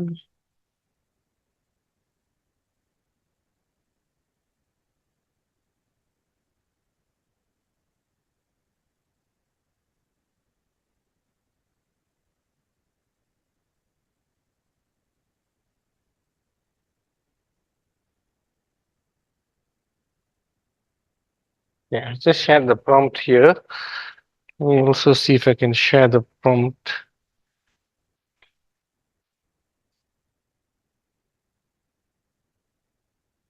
Okay, so this is Bing Image Creator by Microsoft as well.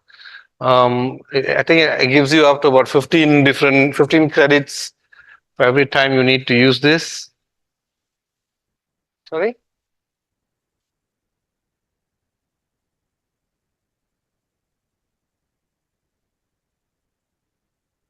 You can see that this one gives you 4 different, for each prompt that you put in, it gives you 4 different.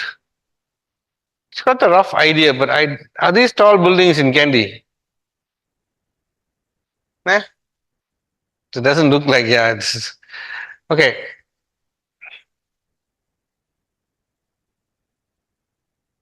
Now even the uniforms, are they regular Kandy school uniforms? Because I saw a lot of kids going to school this morning, they're all white. Fully white. Young students wear this, okay, so slightly older ones. But I saw the small kids also fully white. Maybe different schools?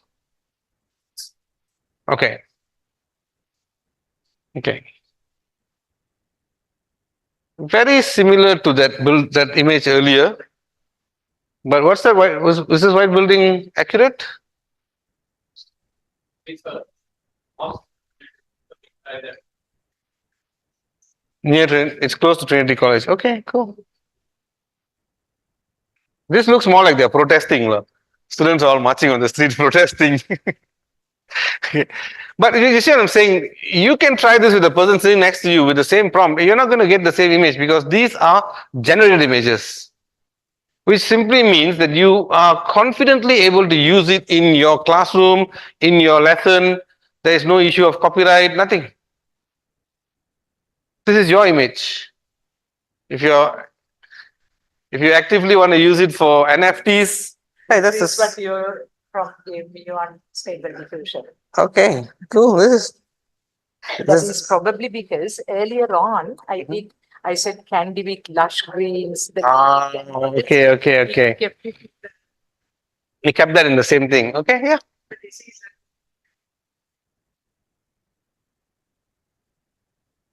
So before we break for lunch, this is what I want you to do. We need to go back to prompting.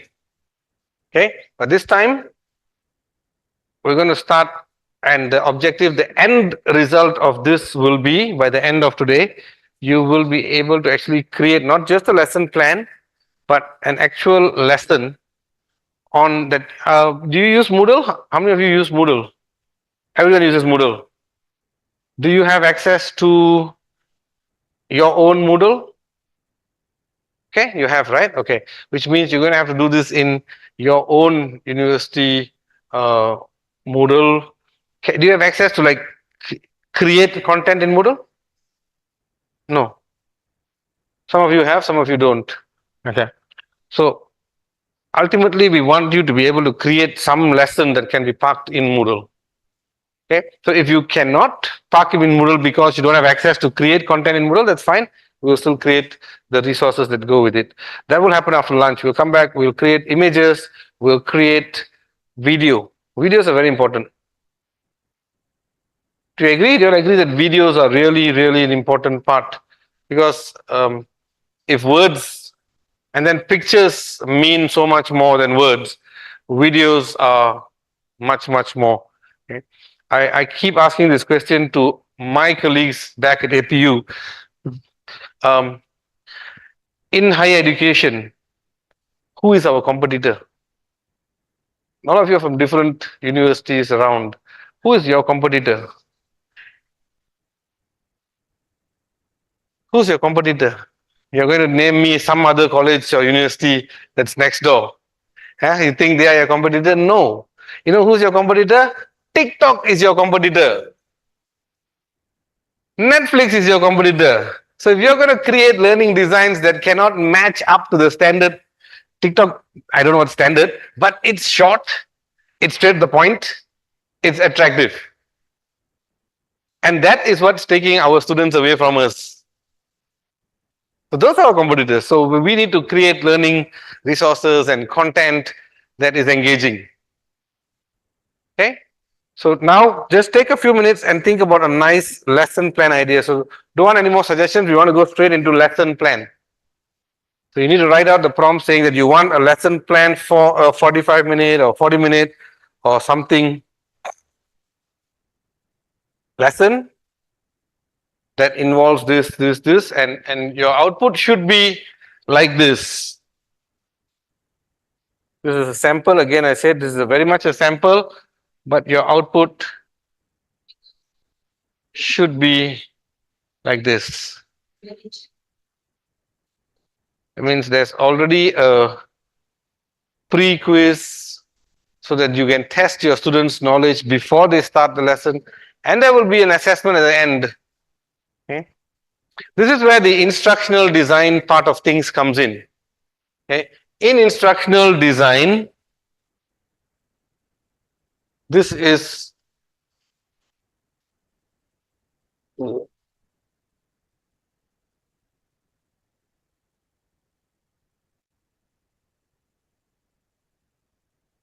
alignment is very important. What is alignment? Where do we start our lesson with? We start our lesson with the learning outcomes. We must start here. Without this, you and I become like the blind going into the classroom to guide the blind. They don't know what we are trying to do. We don't know what we are trying to do. It's okay. So, in one lesson, you normally have 2 or 3 learning outcomes, right? In one lesson that you're going to teach. But let's not worry about that. Let's maybe look at one learning outcome like this. One learning outcome. By the end of this lesson, you should be able to. That's it. One. Okay, that's what I want you to do. So your prompting now must include that. One learning outcome must be there. That's the first step of alignment. Then alignment talks about learning outcome must be aligned to the content. If I am talking here saying that my learning outcome is by the end of this lesson, you should be able to identify the factors to manage success in innovation, then my content should be about success in innovation factors. What are the factors? I cannot talk about maybe even what are the barriers to innovation. I shouldn't. Because this learning outcome says, by the end of this learning outcome, by the end of this is what you will know, the factors. If I want to talk about the barriers, then that will be my second learning outcome. By the end of this learning outcome, then you will be able to explain the barriers. So learning outcomes, very important, yeah? And the content must align with the learning outcome. Finally, the third part of alignment is, any guesses? All teachers here? Exactly. Your assessment. Your assessment must align. If you can get these 3 in alignment, that's. But this one, you can get the chat GPT to do. You can get your AI to do this. So when you put in your prompt, you put in the learning outcome and just tell it that I want a lesson plan for 45 minutes on this learning outcome. The content must be perfectly aligned to this learning outcome. The content must be this. This learning lesson plan must have 5 assessment questions that test this learning outcome. Then you're already putting that alignment there, straight line. Okay, what is the time? My watch has suddenly decided not to work. 11:45, 15 minutes, just nice. 15 minutes, finish your lesson plan, then we can take a break for lunch. Take 15 minutes, think about it, right? Like I said, always if you need to write down on a paper, write down. Think about your class next week, the class that you're going to teach. Okay.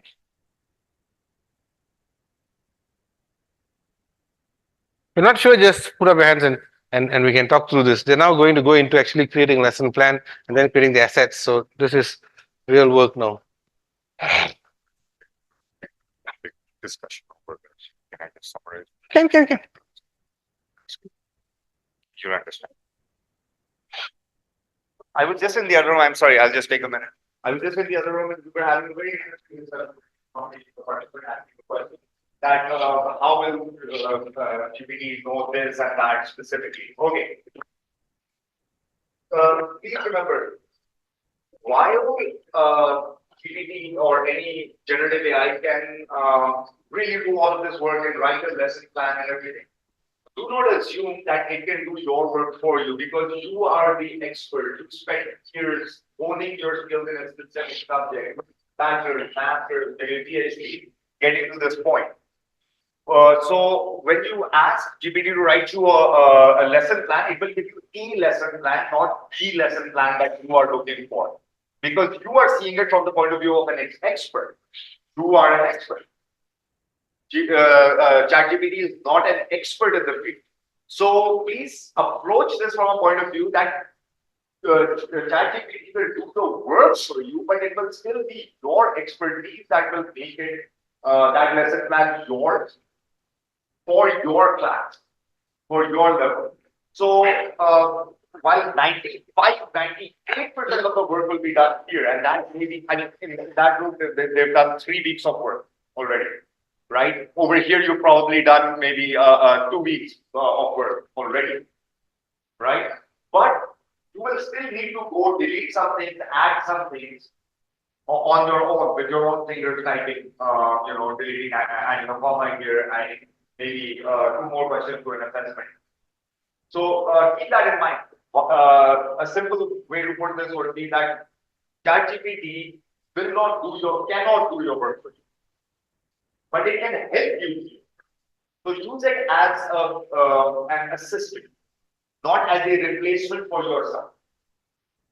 Am I making it? Yes, very clear. But I think we established this right at the beginning. You are the real intelligence, you guide. Okay, now get back to homework. And not homework, classwork. Remember? This is the output you're looking for. Yes.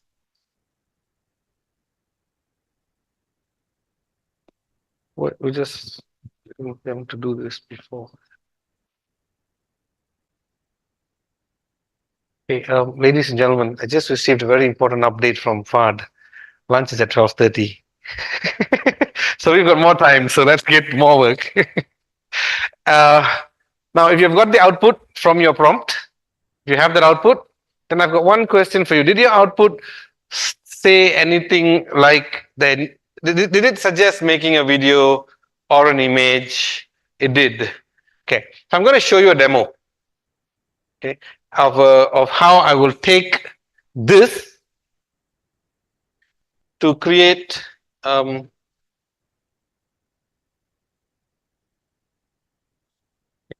So basically, it's this. What we're doing is this. We've got the learning outcome.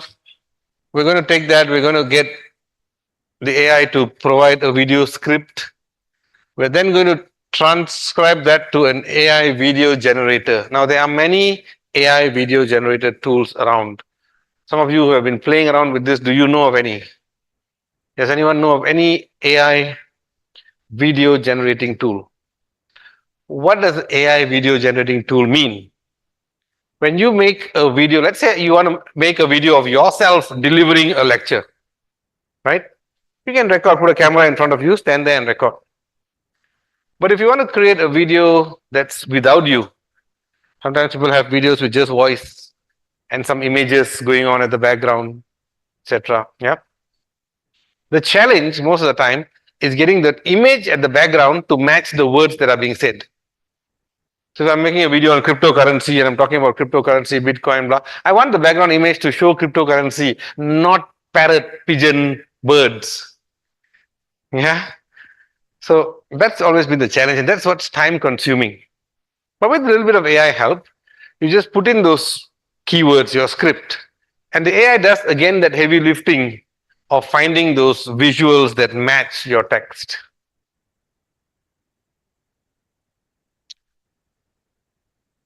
This is the tool that I'm going to show you is a tool that we've forced our university to subscribe to.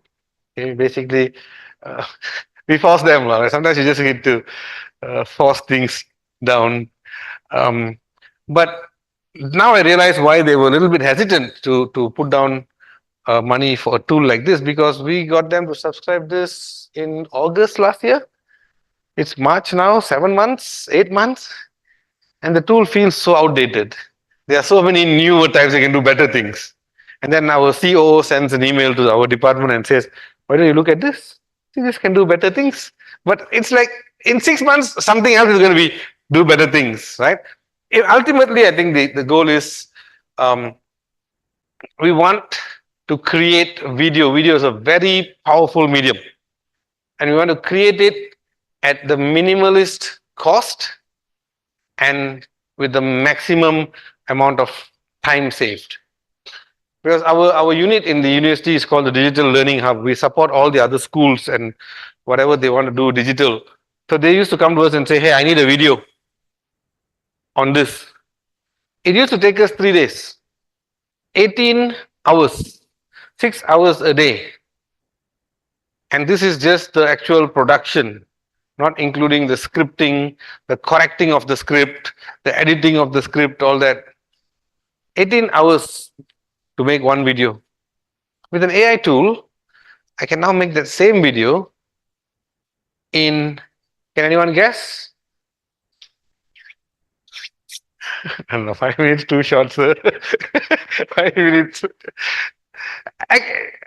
For a beginner who's just the first time using the tool, 2 hours. For someone who's used it a little bit more, people like Fahd and all that who works with it, half an hour. The most important thing is make sure the script is accurate, the script is grammatically correct. Okay, so I'm going to show you one demo of one tool. And I'm going to start from this particular page here, right? Because this is where it's giving me the instruction to create a video clip. So I'm going to take the learning outcome from here. I'm going to copy this entire thing.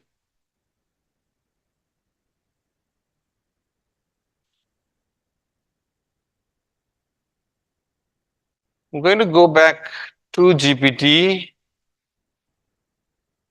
and I'm going to give it some instructions. So I've pasted this here. My learning outcome from the document is here. Introduction video clip request is here. And that's going to say paste on the above. Write a script for a 3-minute video.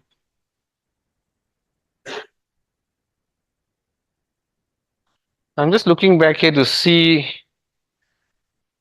if I need to give it more information.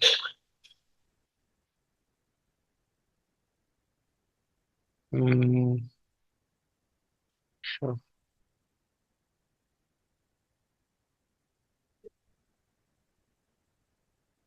One thing that really distracts our student, I think, is cultural non-relevance. Videos of YouTube everywhere. Correct. Think it's far away. So, Correct. like, for example, would you say Oh, yes. suitable for Sri Lanka? Yes, thank you. That is perfect. Thank you so much. I was actually thinking of going back to the document and seeing if I wanted to add these things, the actual factors. That's what I was thinking of, going back to the document to add these factors. But that is absolutely correct, because what is the point of making customized videos and images if you don't customize it to culture and contextually correct, right? So yes, give me a sentence for that. How would you word that in GPT?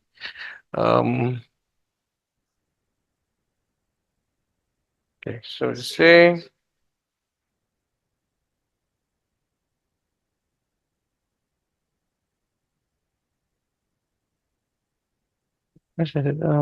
video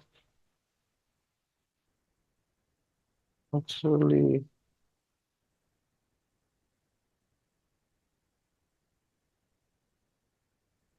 okay.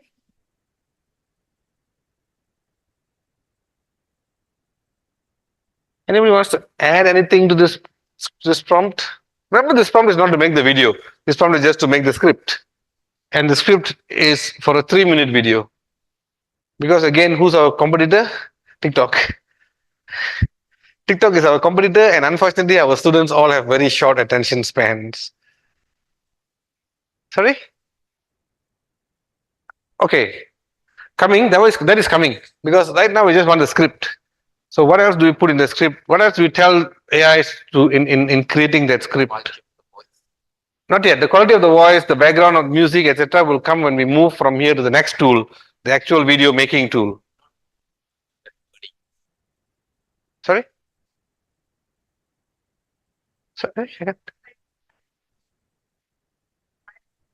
Oh, okay. Even that dialect, the type of voice, male, female, dialect, accent, background music, all that is in the next tool. This is just solely to create a script for us. So yes, so we want to say maybe keep the language simple in the script. Okay.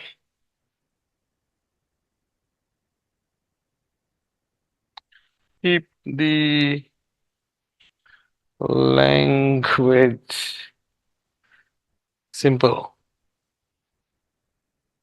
Okay. So now we are now actually just crafting the script. We are crafting the script. Anybody wants to add anything to the script? Don't add too much. It's a 3-minute video only. Okay. Okay, let's try.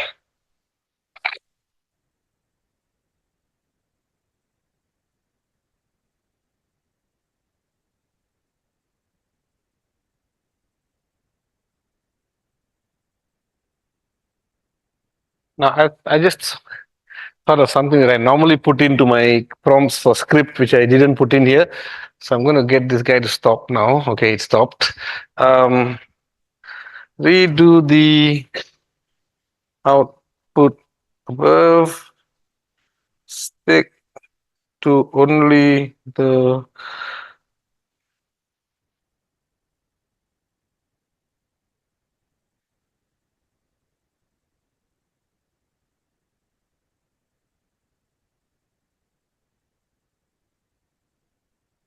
Okay, so what I'm doing now is something that I normally do at the offset of the prompt itself.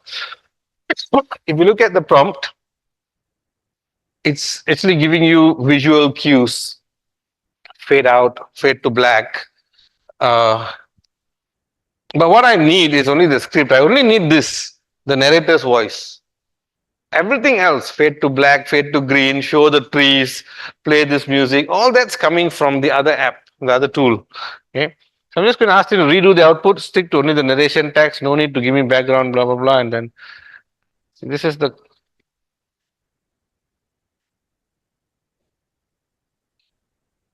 Probably can be with the. Oh, yes, yes. So if you don't have an AI generator for video, then you get that script with all the audio cues, video cues, and you're actually going to hire a video maker. Or you're going to get somebody to do for you, then you just give them. Then they have a little bit more idea.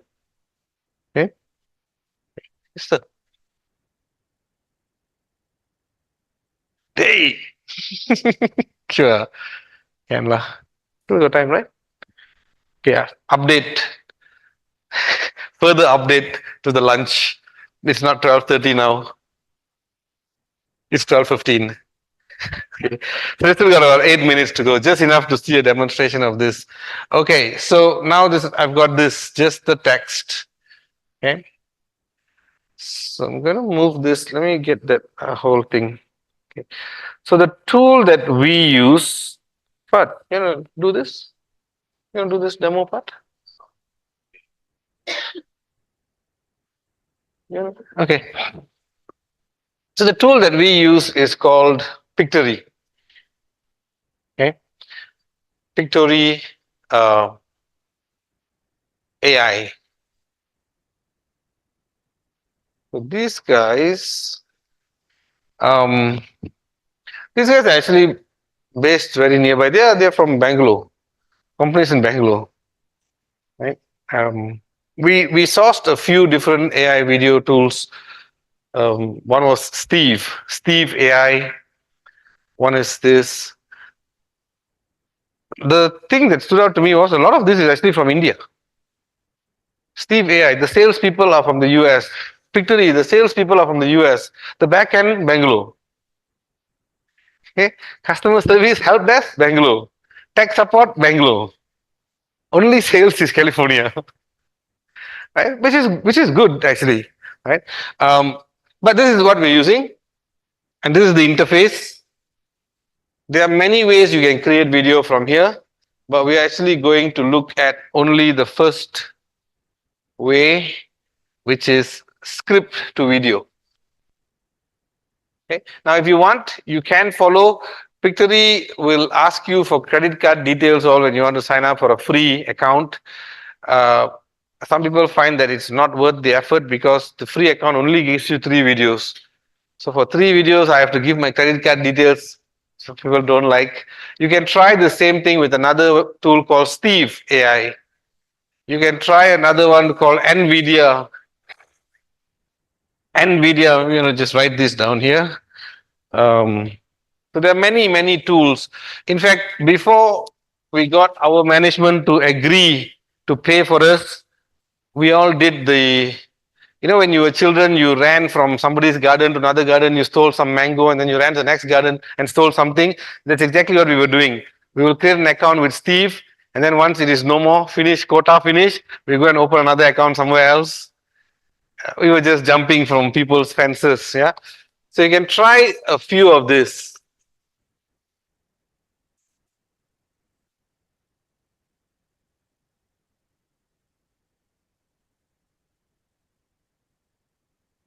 And video. You can try a few of this and see. But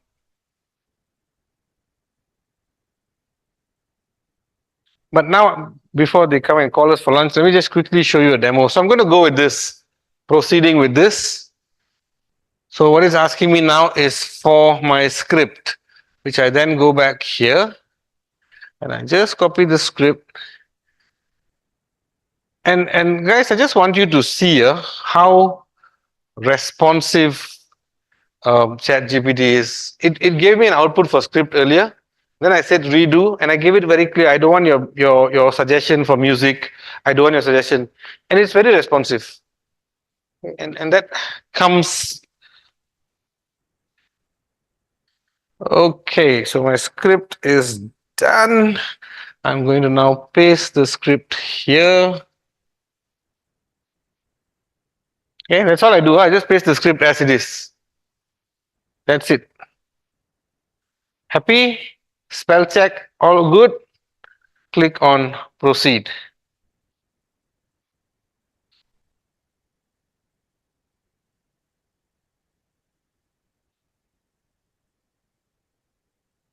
Okay, so now this is where the AI magic is happening.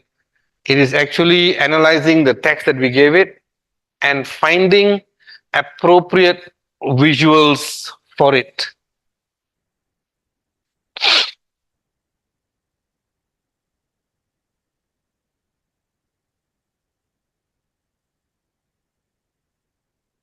And then it's going to give you a storyboard where you still have an option of going and checking the text, etc.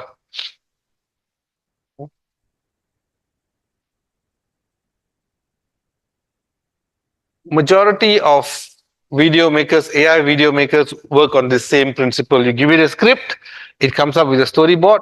Storyboard means for each scene, it's got the text and it's got the sample video here, right? We can decide if we are okay with this or if we are not okay with this. And this is where you may want to look at some of the script to ensure accuracy. Yeah. So if you're talking about companies like Mass Holdings and Dialog Axiata, are these real information? These are facts, huh? They're not being simply made up. Okay. Okay, so let's look at a preview of how our video would look like. But before that, we want to have voice. Currently, when it comes in, it doesn't have voice. It just has some background music and the text coming out on each screen. That's all. But let's just add a voice to it. So you add a voice by saying apply AI voice over. And you get a few options here.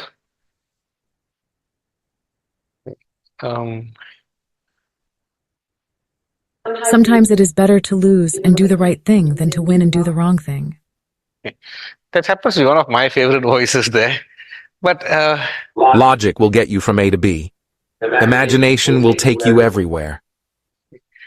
Logic will get you from A to B. So let's try some Imagination will take. We have committed the golden rule to memory. Let us now commit it to life. These are what they call premium voices. You can also go to other ones that are not so premium, but you can also search by accent and different, right? So as you know, some of the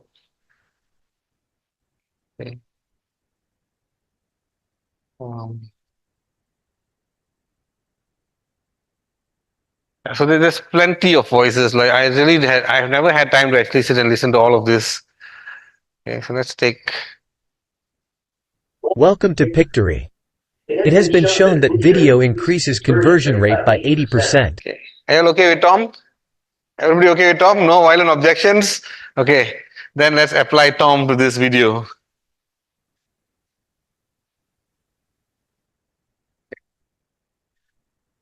So while it's doing its thing, you can't preview. As soon as it's done its thing, it will allow you to preview. It's now adding. There are lots, while it's adding, let me just tell you, there are lots of edits you can do in here. You can change the size, you can do a lot of edits. The moment you move your mouse over here, for example, if you move your mouse over here and select something, you can change. Well, you can't now because it's doing something, but you can change the size, you can change how the text comes in, etc. All that makes the video nicer, but all that takes a little bit more time. When I'm in a hurry, I got no time to do all this editing, I need a video quick, just do the basics and run. Okay, and 30 minutes, I'm good. I can tell them to just give me 30 minutes, I'm going to have a cup of tea. And then while they're waiting for me, the video is getting done. So this is the preview of the video. Let's just have a look.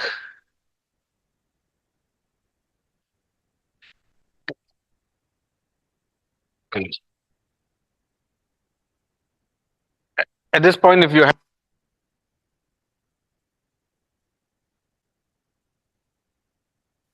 Welcome to a journey of discovery, where creativity meets success, and where ideas transform into groundbreaking realities.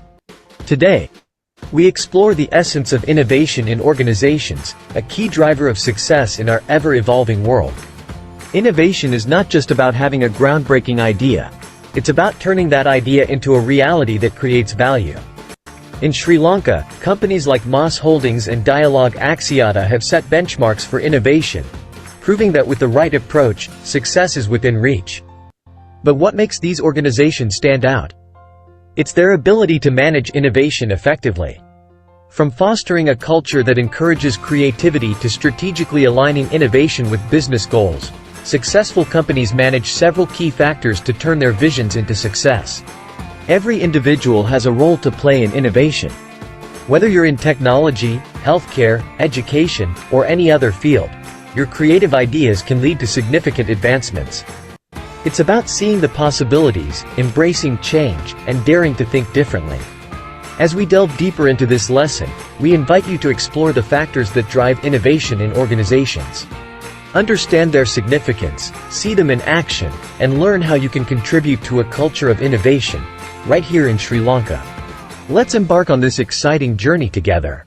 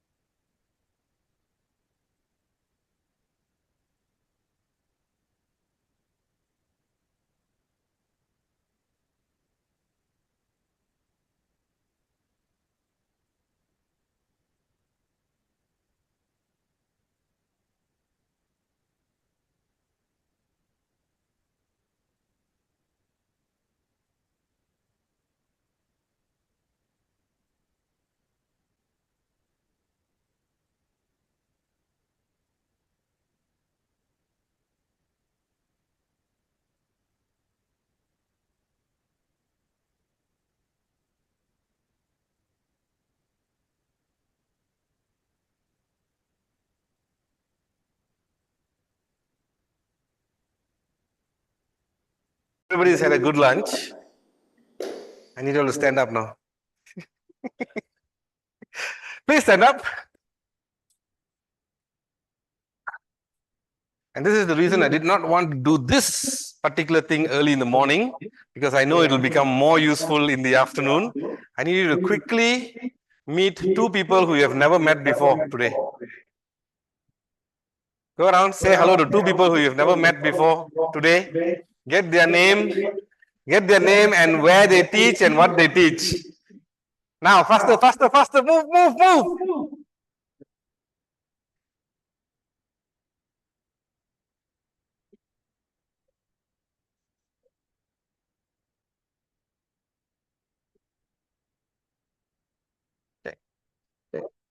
Welcome to a journey of discovery, where creativity meets success, and where ideas transform into groundbreaking realities. Today, we explore the essence of innovation in organizations, a key driver of success in our ever-evolving world. Innovation is not just about having a groundbreaking idea, it's about turning that idea into a reality that creates value. In Sri Lanka, companies like Moss Holdings and Dialog Axiata have set benchmarks for innovation, proving that with the right approach, success is within reach. But what makes these organizations stand out? It's their ability to manage innovation effectively. From fostering a culture that encourages creativity to strategically aligning innovation with business goals, successful companies manage several key factors to turn their visions into success. Every individual has a role to play in innovation. Whether you're in technology, healthcare, education, or any other field, your creative ideas can lead to significant advancements. It's about seeing the possibilities, embracing change, and daring to think differently.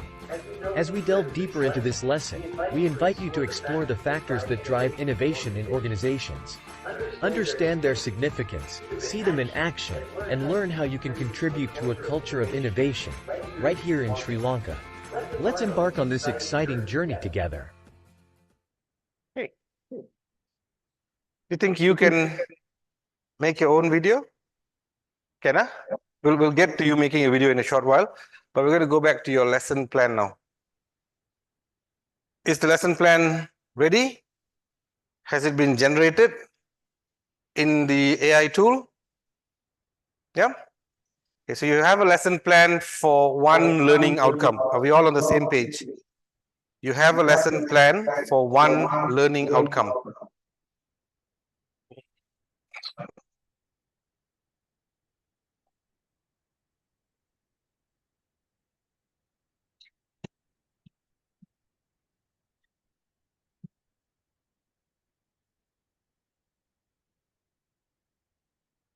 This is what I mean by a lesson plan for one learning outcome.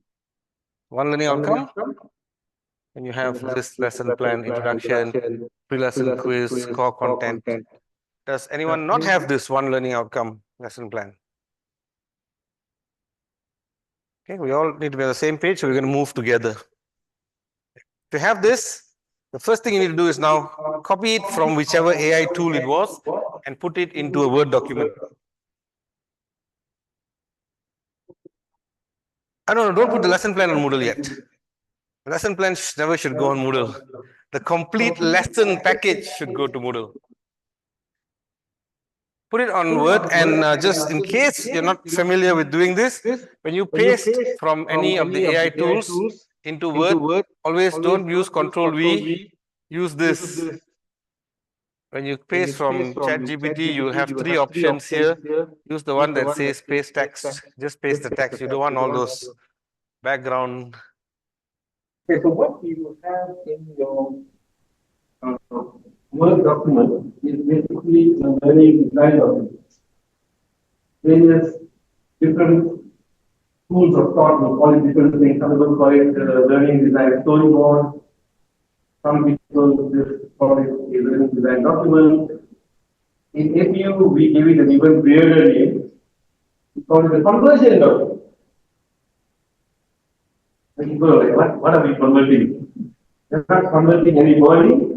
We are converting lessons from our textbooks or slides, etc., into a way that we can put it into Moodle.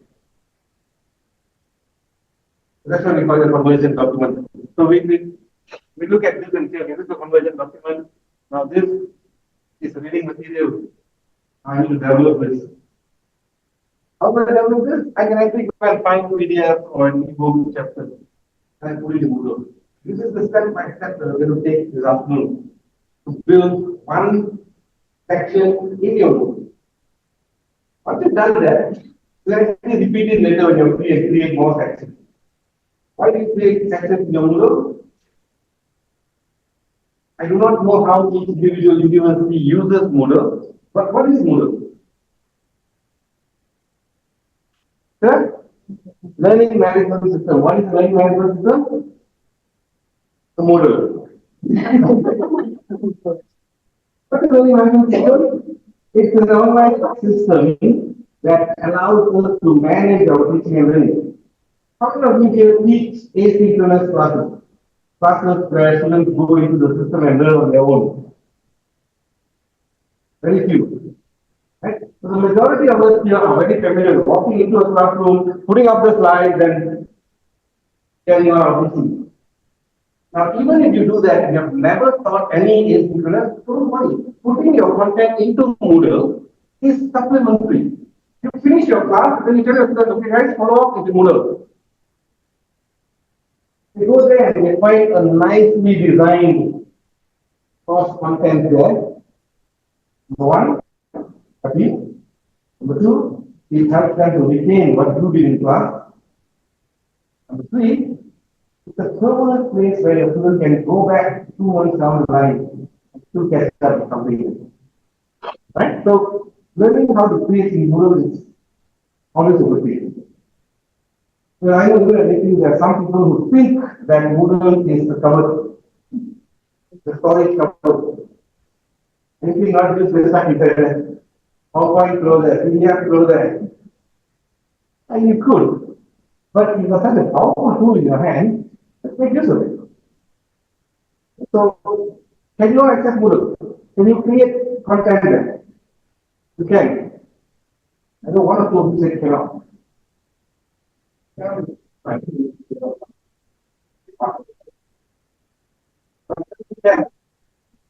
You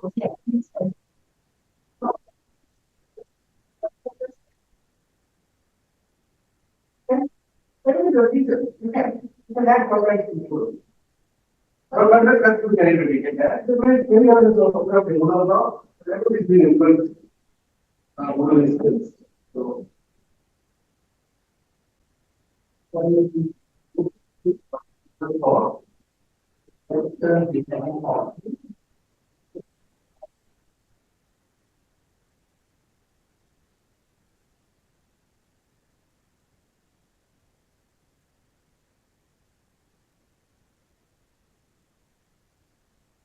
if you're doing something that will create a topic like a button and hide it for everybody.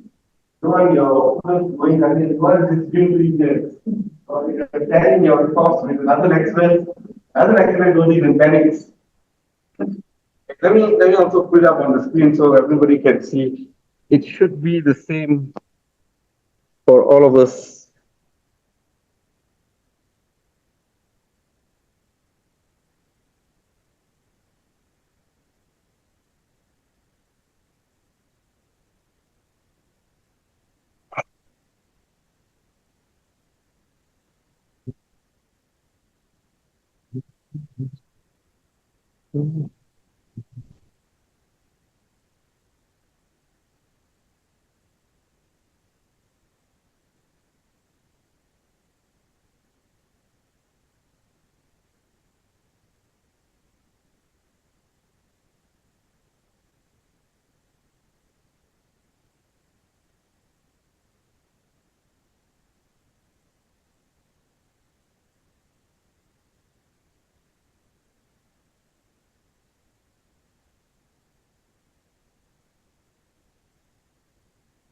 So what I do, because I use Moodle quite a bit, I told my university to give me a separate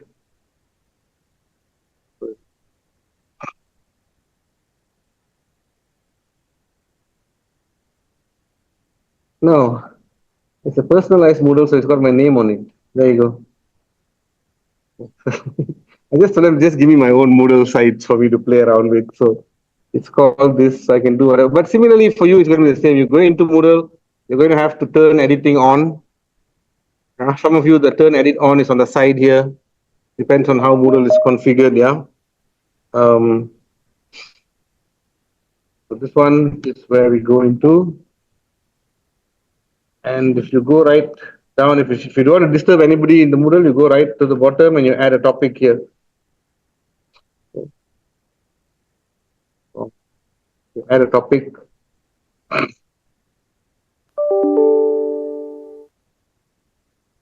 One topic is fine. And this is topic 20. So what you want to do, the first thing you want to do is this, guys. Go to the edit in the side here and hide it. Okay? Hide it because, not because you're ashamed of it. You're hiding it because you don't want to make anybody else panic. You can hide topic, you can still work on it.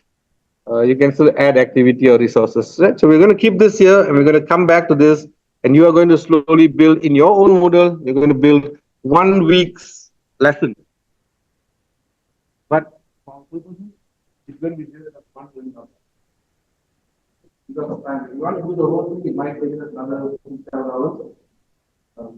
Those of you who are staying in Haka, I'm sure you won't mind. Those of you who need to go back home will mind. So we're going to work on one learning outcome and we're going to create a lesson that any student can go in, do and understand. We're going to create videos to help us, we're going to create images to help us, we're going to create text as well to help us. Right? It starts with that Word document earlier.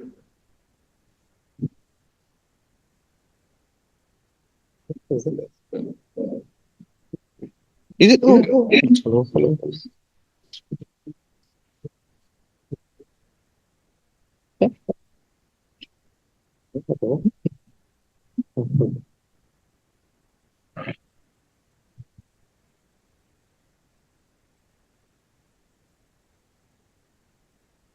Right, so why I'm going to leave this out here is because some of you are already actively starting to make video, right? And I don't want to dictate this section. I'm going to let you work at your own pace. I'm going to come around. So you can now decide based on this conversion document or learning design document that you have. Okay. You are going to decide. I mean, you are the subject matter expert ultimately. In my case, it came up with a pre-lesson quiz. In your case, if you think that a pre-lesson quiz is redundant, no need. Okay. But we're going to work towards building the learning design in Moodle, helped by the AI tools. So you've already got the first help.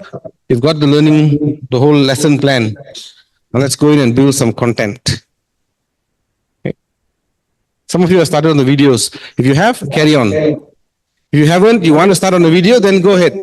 Look at the first thing in your own lesson plan and see what is the video that you can create. I think here we saw something about dental drug dosage. Yes, so you can use that. Can you access any of the free video tools? Who's gone into Pictory? No. Steve? Sorry? Okay. Anyone that you're familiar with, okay, maybe you may be already using something that I'm not aware of.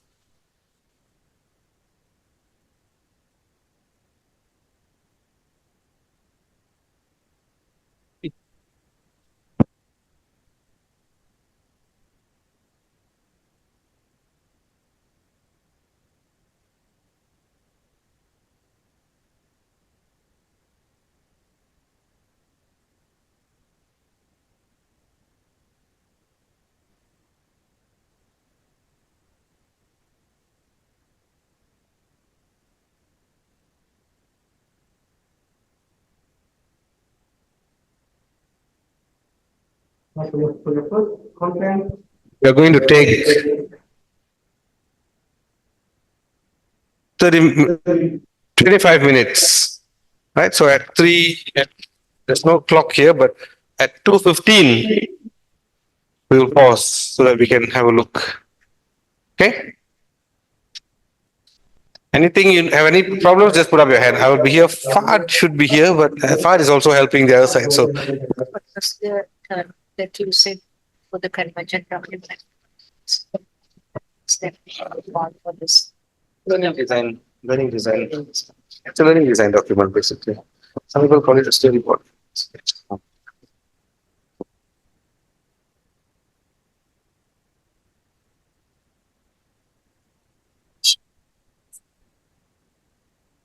Great.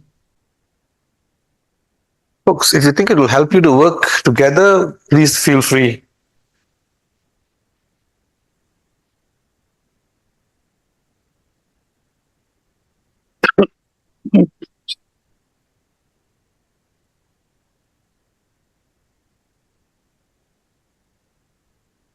Those of you looking for video tools, there's some here as well, yeah?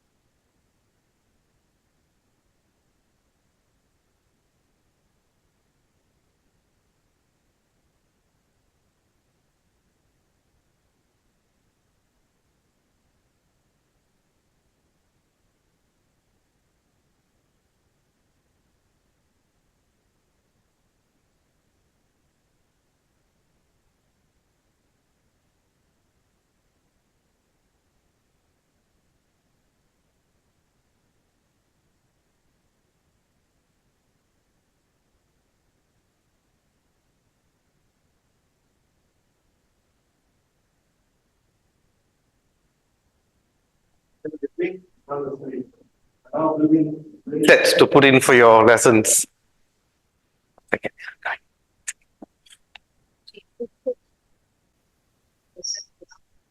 Yeah, that's what I'm finding out from a few people. So Steve seems to have allows you to create and then at the end blocks you. That is not good at all. I'm just looking at a few other options. In videos, one, Canva. Do you all use Canva? Do you all use Canva? Okay, Canva also has this similar feature, text to video generation thing. So it's a sorry, 1 second. Hang on. Need this.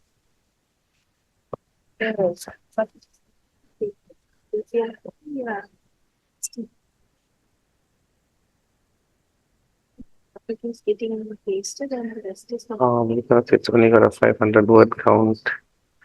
So if you go up your word count, I think the free one. I wrote totally 50 word count on it. I Oh. requested for 250 script. Okay. So It stops here from the like third line. So it doesn't get pasted in. where is it in the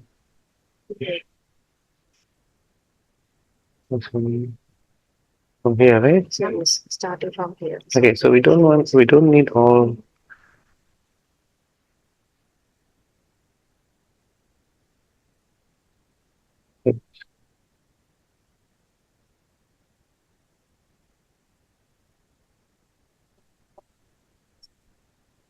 Then 50 words, so 3 months. Okay. So what we don't need is we don't need the soft emotional music on that. Let's try to copy little by little.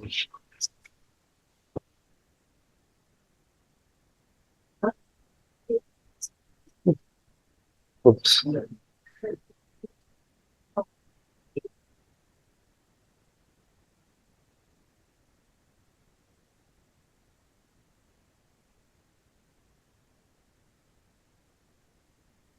How do I paste in this? How do I paste in a MacBook? Oh, Command V. Okay, now on the. Keep an eye on the timing. The clock on the screen stopped. 6.5 minutes to go.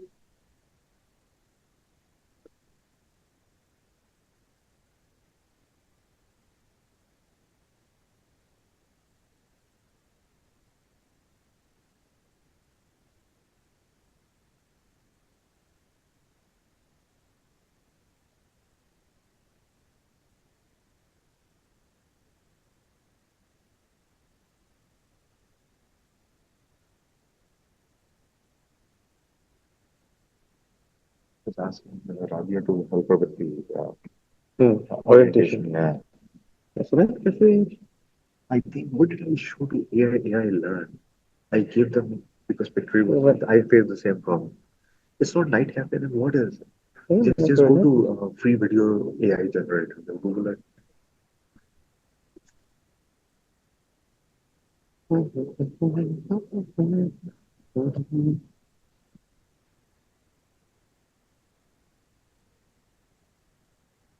In video, there's in video. In video, I think. It made amazing videos though. There were just three. Sorry, I keep saying night cafe. No, it's in video. Also, darling, what was the other one that they had in OpenAI? Does Google Bing video doesn't have? Bing doesn't have video.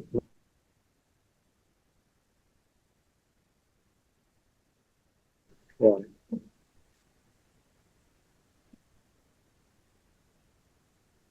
This will give you three free items, but it will also export. Okay. Let's see how it is. If we are working very hard for the picture. And just tell them that when they export, what are they doing now? When they export only 480p, otherwise it will take an hour to export.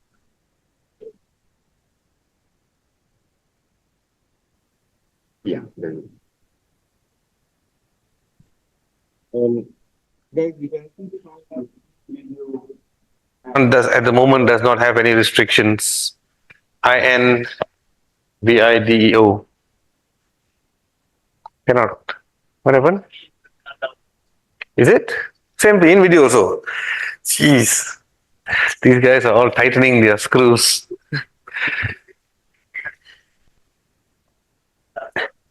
Try with a different email address. Oh, that's what I meant by jumping over people's fences. Try with a different email address. Or maybe you've reached the 3. Or is it what is it telling you? Just cannot at all. This is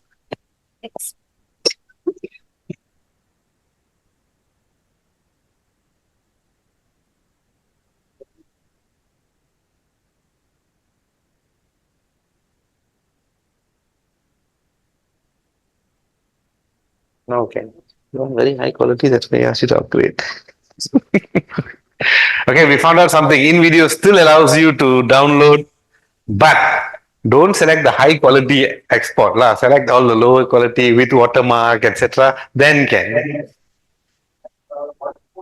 Assuming it was all paid and everything, just for the purposes of the lowest possible of the video. So 480 was lower average for 240 lakhs of work. Because it will take a very long time to run. So what you want is to be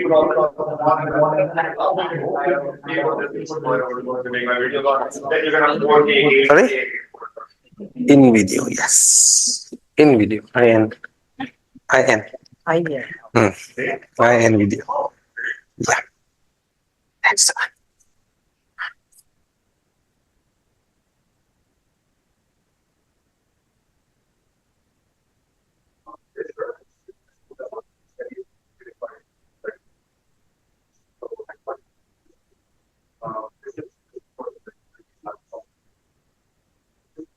Download is one from the website. And I can put all this trainers, please raise their hand. Sorry, I lost my. Okay, right. This is good. What trainers? Oh, I see. This is a question for you guys. You will be sending your answers. Okay. Your question?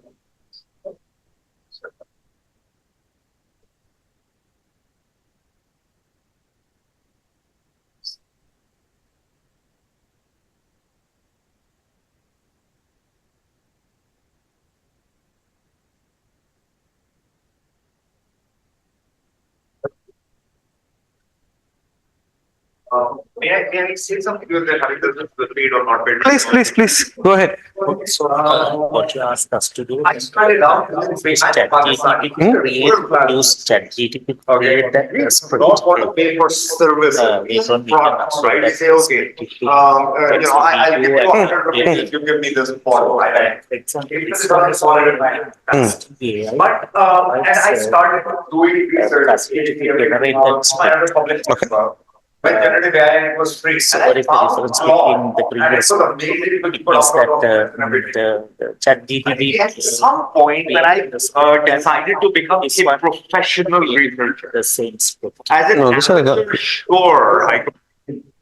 Little bit here, little bit there, it works. But the minute I decided to be a professional, I had to pay. Now, how I had to pay, that was a whole different deal. I wanted to also researcher, doing extra work with MS in design innovation.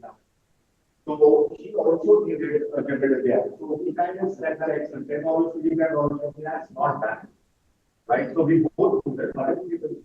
But my point is that if when you decide to be a professional, then you need to pay. You can't use your fatherboard computer. You need a powerful laptop and that costs money, right?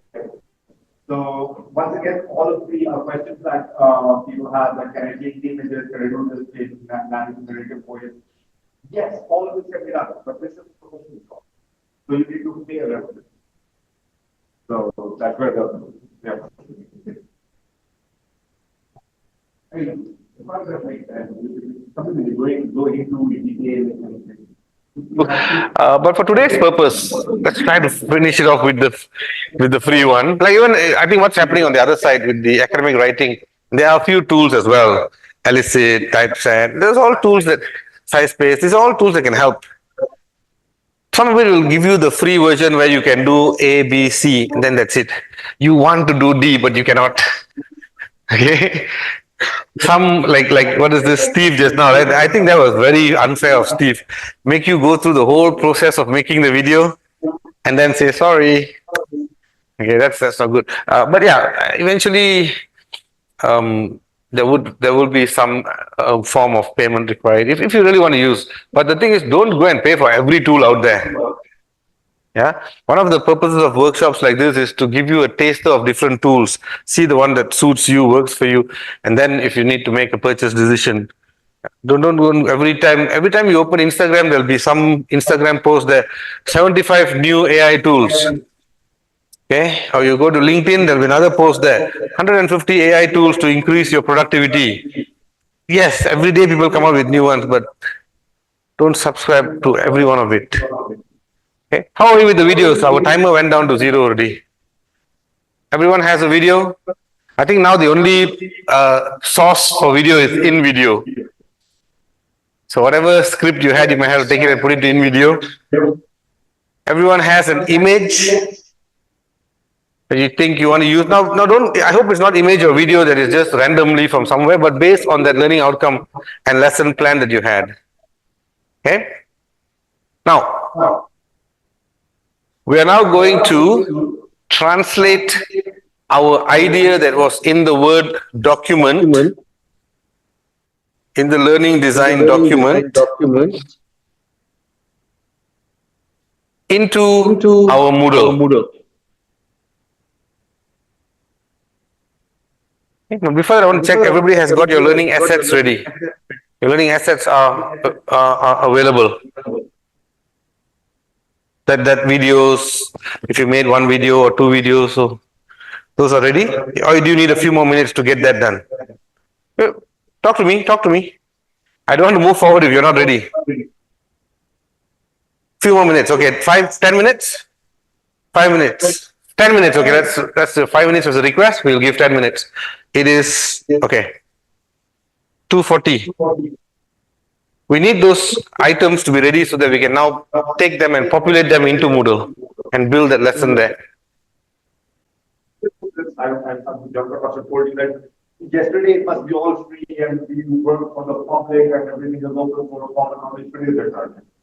So tomorrow for this video we are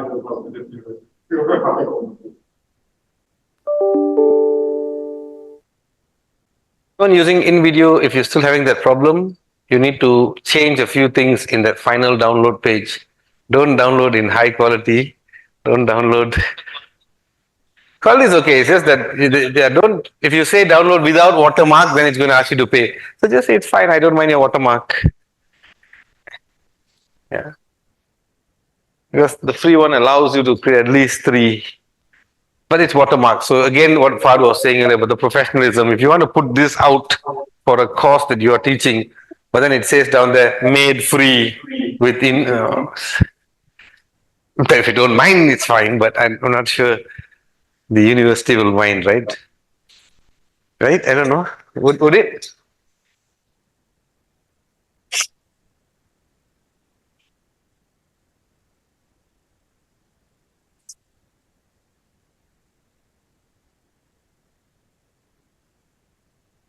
What I will do is this, guys. Let me make you a promise that I can keep. What I'll do is this. I have control over the organization Pictory account. Okay. I will get your email addresses. I'm not doing it right now because it'll take time to send you, and then all this time is wasted. Once we're done today, by this evening, I will get your email addresses and I will add you into Pictory under the school account. I thought my boss heard me. Of course, it's not going to be a lifetime ad, right? So I'll probably have you in there for this week, yeah, as part of a conference package that you've signed up for. So in that week, if you want to go in and make a few videos and get out quickly, use that, right? We'll do that. So what will happen is once I add you in today, I will still need to check something because our account uses the domain name. So I'm just going to have to check with the provider guys, right, and see. Okay. I'm going to try that. If that works, it works. If it doesn't, I'll still send you an email saying, sorry guys, I tried. Okay. Because our account is linked to that. So it needs a little bit, it's not just one fellow's decision, like apparently you should check with a few. But if it works, then you'll have access for this week. You can make a few videos. Otherwise, in video, I think we finally settled on one that works for now in video. You have the watermark. And that's what Fahad was saying earlier. If you're going to use this for teaching, that watermark shows that you're a cheapskate. It says like a free version. Yeah, but if that's okay with you, if it's just, you're like, it's just my class, so I don't care. It's my class. I will give them, yeah, it's fine. But if your university says, no, please don't use this watermarked ones, then talk to them to pay. Somebody told me just now before we broke for lunch that maybe we could even ask Learn, the network, to actually look at getting these tools available. Yeah. All these guys are quite negotiable. You tell them that, hey, I got 100 people who need to use it, and they will actually work out a pricing mechanism. Okay, so how are we with the videos? Anybody still needs time? If anybody still needs time, no time. We have to move on. I'll go back to Moodle. Because our focus for this session, right, is using artificial intelligence to create learning designs. Yeah.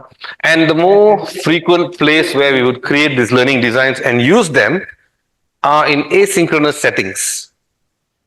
Everyone familiar with asynchronous? Yeah? Synchronous is this. Teacher here, students here, everybody is in the same place, everybody happy. If somebody didn't come for the synchronous session, you missed out, right? It's gone. Synchronous sessions can also be online when you have your online class. But same principle, you are there, your student is there, it's happening at the same time. If your student doesn't come, they miss out. The benefit of online synchronous is that you can record the sessions and they can watch it again. Asynchronous is completely different. It is you created a lesson and you've parked it in a learning management system, Any student can go in at any time and access that content. Okay? So AI for learning designs, of course, this learning designs, you can also use it for synchronous classes, but it's most powerful is because you're able to create all this content, videos, images, etc. The best use of it is to put it into the learning management system for asynchronous delivery, which is what we're going to build with the content that you've created. Okay? So for asynchronous delivery, the first thing that you need to do when your student goes in,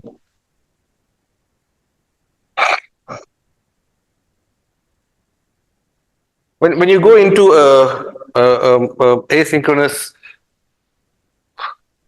LMS, how many of you have done an asynchronous course on either LinkedIn Learning or Coursera or Khan Academy? Any of you done some of those? Yeah, you have.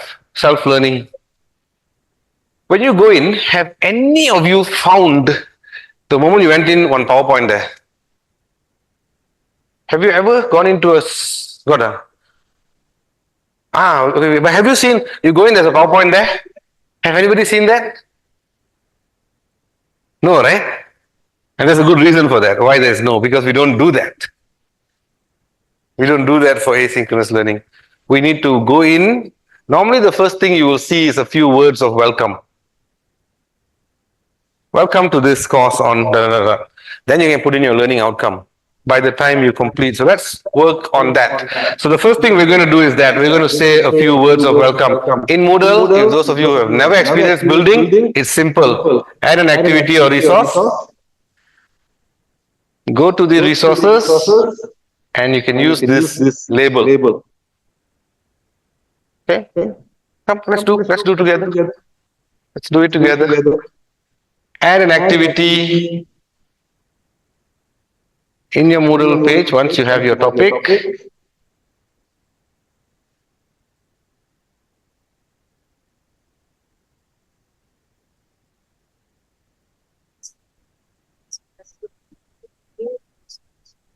Is it?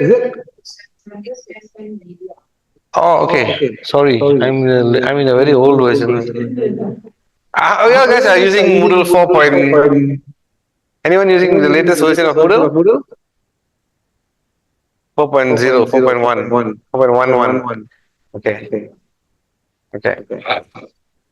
But the majority of us here will probably like, what is this 3.1, 3.0? You don't know, we just use, right? We just use whatever is there. Okay, anyway, I'm using 3.11. Still old one. So I will always use a label. If you're using the later version, please find where you can find it under media and text and media. Can we check how many of you are using Moodle 4.11 or 4.0? Okay, let me rephrase the question. How many of you don't have any idea what I'm talking about with all these numbers? Okay, so Moodle is, okay, then that's better, Moodle has been upgrading itself over the years, right? So I think last year or something they came up with the latest version of Moodle called 4.0, that's all. Okay, so if you don't know which one it is, it's fine. It's probably, you could be using either. Do you know which one you're using? Yes, okay, so if you go to, oh my, too near the speaker, label is there. Just try what I did. Go into the thing, click on add an activity or resource, go to resources and click on label. Okay. If you're still following this method and it works, that means you're still at 3 point something, which is fine, which is perfectly fine. Okay. What is a label? It's basically some a resource that allows you to just write some text. So here's where we're going to write some text to welcome our students. Welcome to this. So this is my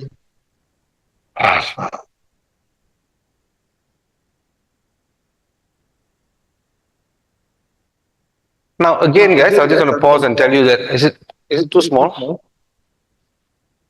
Okay. I'm just going to pause and tell you that what we tried earlier, creating images, creating videos, all that, right? It's a skill. You learn that you can create those images. Even here, Even here, you can add in images. If you want to add an image in here, you can always just go to here, insert an image. So if you have an image that you created from somewhere, I am sure in my download folder there would be probably some image which I can use for this. Yeah, no. Okay, this is an image that my son was actually playing with it and trying to see how powerful ChatGPT was. So we're just going to use this image just for the fun of it. Okay. Alamak, silap. Why?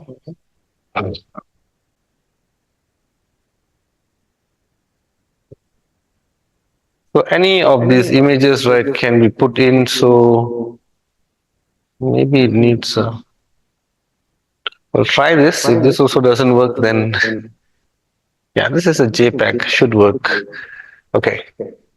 So now I can, of course, change the size.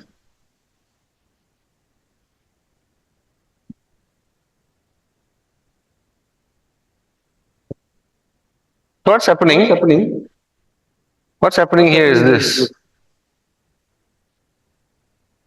Oh.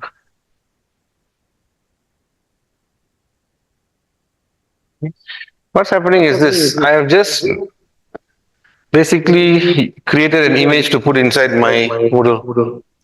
And that's what the whole thing about learning how to make images is. I'm making a topic, I'm creating a learning design. I'm going to use whatever skills I have, I just make a picture and put it in here. Instead of just plain text, which students find boring, you now have text with the image. You can, of course, go and modify this text. You can, of course, you can do things to this text by making it headings and etc. You can do all kinds of styles and all that. But basic, every time you put an image, the whole thing immediately looks better. Okay, so let's take this guy down here. Okay.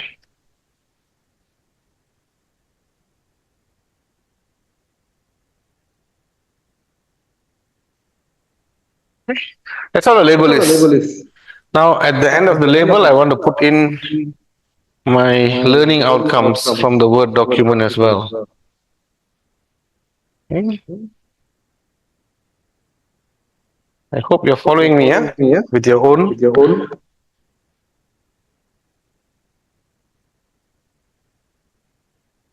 By the end of this lesson, I'm just going to change this to this.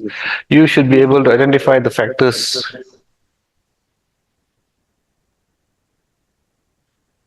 And it's done.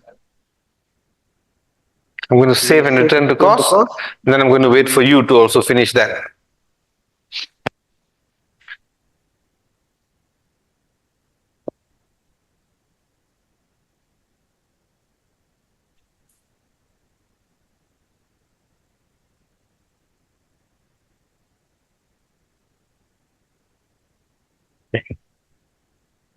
This is what it's looking like in my Moodle. This is the topic, and here I've got welcome to this topic on factors vectoring, and I've got this. So my first part of introducing this to anybody coming into this course is done.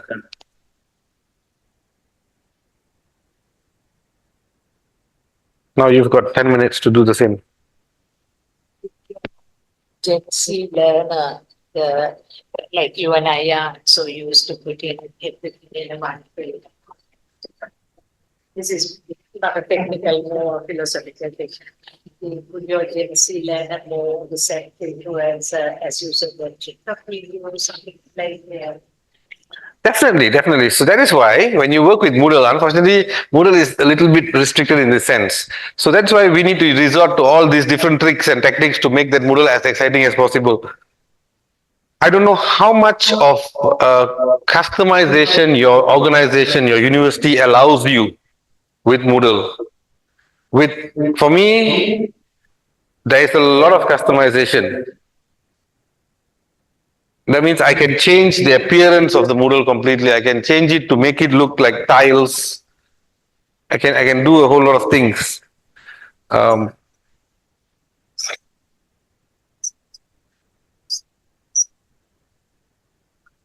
Right.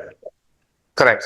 Which makes perfect sense. Don't get angry with your university. What your colleague is saying here is that in most Sri Lankan universities, you don't have that option of changing the theme. The university decides. Right? That's not a bad thing. And don't get angry with your university for that. Because let me tell you, at APU, we allow them to change. We allow staff to change. Nobody does. Anyway, so even if your university allowed you to change, you probably won't. So, okay. So it's one of those things. Some of us, like myself, who really got nothing better in life to do than to play around with these things, I will go and tinker. I will just go and tinker. I'll change the format, change the thing. But I totally agree, because the audience that we are creating this for, your students, what Gen Z? Are they Gen Z? Right? Okay, Gen Z. Some people call them not millennials, huh? I really don't know these labels, lah. Okay. I don't know. Gen Z. Okay, let's stick with Gen Z. So this may not, but we have to make this as attractive as possible. Okay. Everybody got your introduction done? Introduction, everyone? Anybody still needs 2 minutes? No. Okay, all good. Masa, otherwise cannot have tea break. What time is break again? Don't know, don't care, right? Okay, let's leave it that way. We don't know, we don't care. All right, so now what does my document tell me comes after this video clip? What comes after this is my video clip. So now I need to go and find my video clip, but let's go back to Moodle and see how we do this. You all have got your video clip downloaded? Okay? It's in the download folder, you put it in some other folder. It's in the download folder. Okay, wherever it is, you know how to find it, right? Right? Okay. So let's go back here. Alamak, what did it do? Okay. So now it's adding another activity or resource. Now this is where to address, I never got your name. Vishaka. Vishaka, I never got to address your concern, which is a true concern. How do you make Moodle a little bit more engaging? What is the spice of life? Don't say cinnamon. What is the spice of life? Hey! English teacher, where's the English? We had an English teacher earlier. What is the spice of life? Variety. Yeah? Variety is the spice of life, that's what they say, right? So we need to give people as much variety as possible. So the first one, we use label, because the moment they come in, we want them to see it. The moment somebody goes to the Moodle, we want them to see it. Second one, now maybe we can use something else. There are a few resources here. Are you all familiar with all of this? You are? Okay, cool. Now the simplest one from here would of course be page. The simplest one here would be page. You create a page. You call the page. Again, guys, I'm just calling it introduction video. But feel free in your own to call it whatever.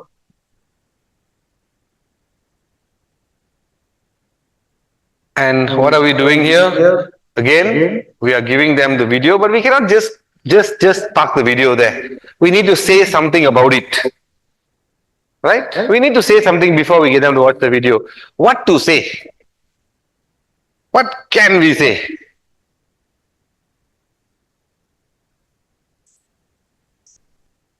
You can talk about why it's important. But again, if I was trying to do this in a hurry, I will always turn to AI. I will always go back to my ChatGPT and get its help.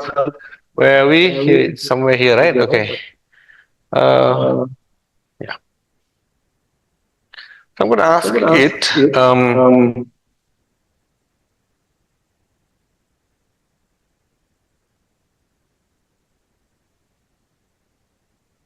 What's the prompt here? Yeah, okay.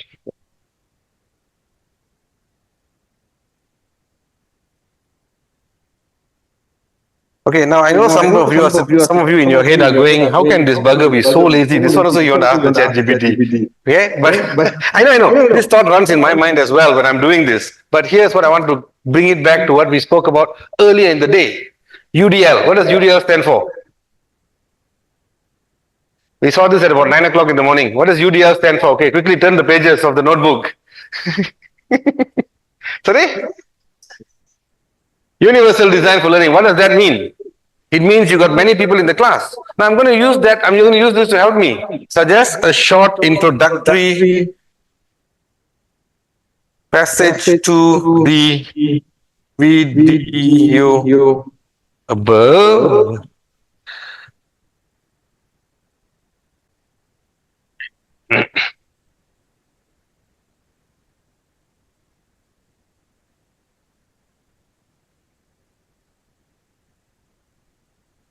If you remember, when we talked about UDL this morning, there were three things: representation, engagement, and expression.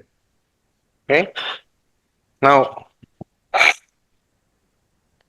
what's happening here with my request to ChatGPT is, it's giving me three different types of introduction here. Okay? Which covers everything. Now I can sit down and think this through. But I just want to show you how much time is saved with this.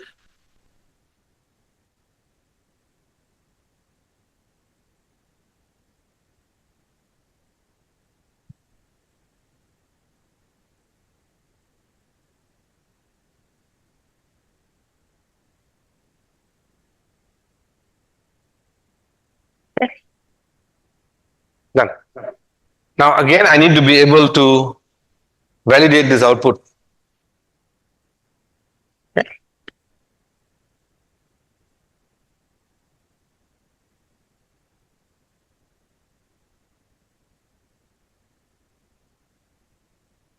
Done. Now when I look at this particular output, I'm very happy until here. Until here I'm very happy. After this I think it's not necessary. I think. You may think differently. So what I'm going to do now is I'm going to use this as my introduction to the video in Moodle.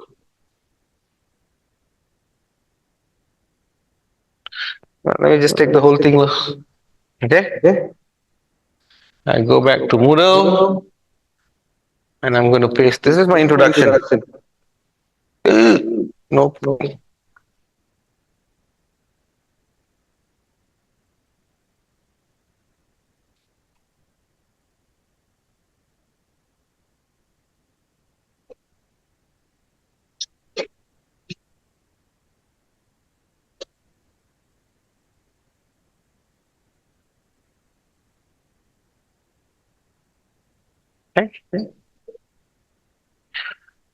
Sorry, I think I put this in the wrong. Okay, I put this in the wrong place.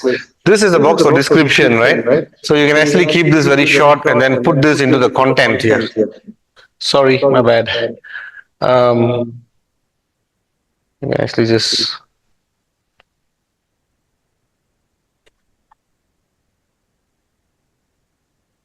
Done. Now I need to add my video here. You also need to add your video here. So video is insert or edit and okay.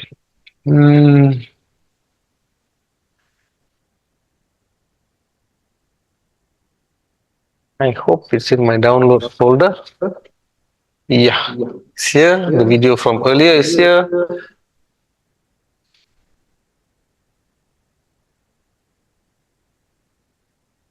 If I'm going too fast, just tell me to slow down a bit, yeah? What I've just done is I've added activity or resource, I've added a page, I've created some introductory text, and now I'm uploading the video that I created earlier. Okay, please follow. Okay, display options.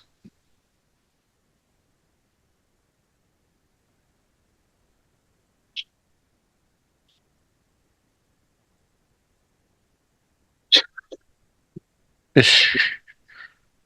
Weird looking video. That was a weird looking video.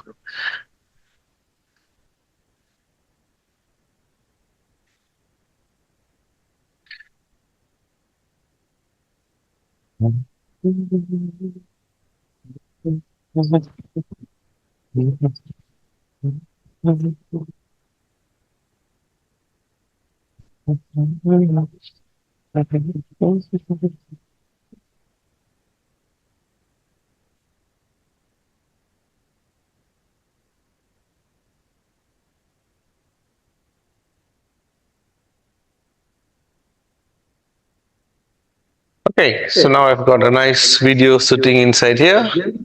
I've got my page content almost ready. I can just have a look at how it looks like. Okay, so now I've got a page here that contains my introductory text and my video. Yes. Can I say something? Sure. Once again, the portion, most of the universities seems to have for practical reasons, we do have a capacity with the file size within the context. So we cannot. Okay, I get that. Yeah, so that's why when you use the in video, the file was very small, right? 480p.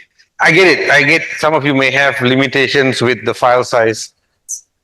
Give up, right, to talk to, because if we keep on doing it and then we think that, no, we can't do it, but that comes because of the file size restriction from your system administrators. Or you can even, in your course, you can even do it.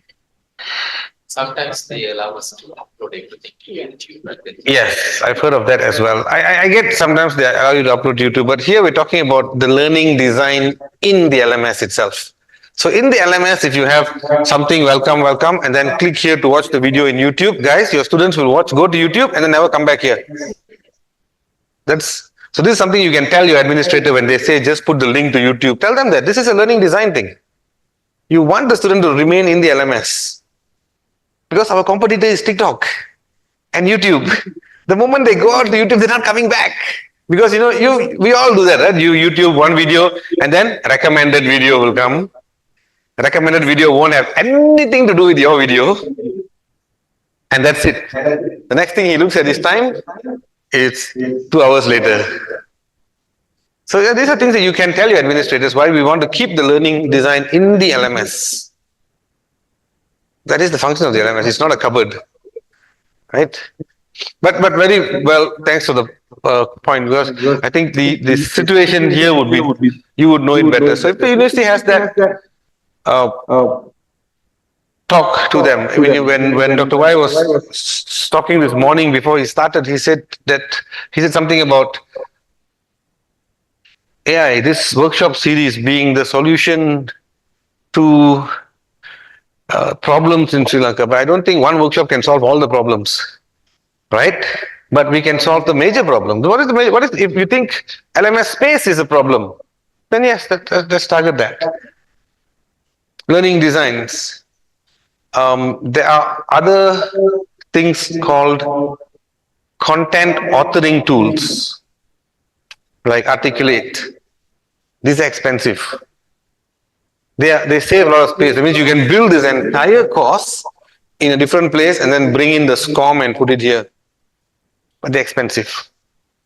And you are lucky enough that you're using Moodle. Moodle is damn powerful. It can do all these things. But we need the storage space. Okay?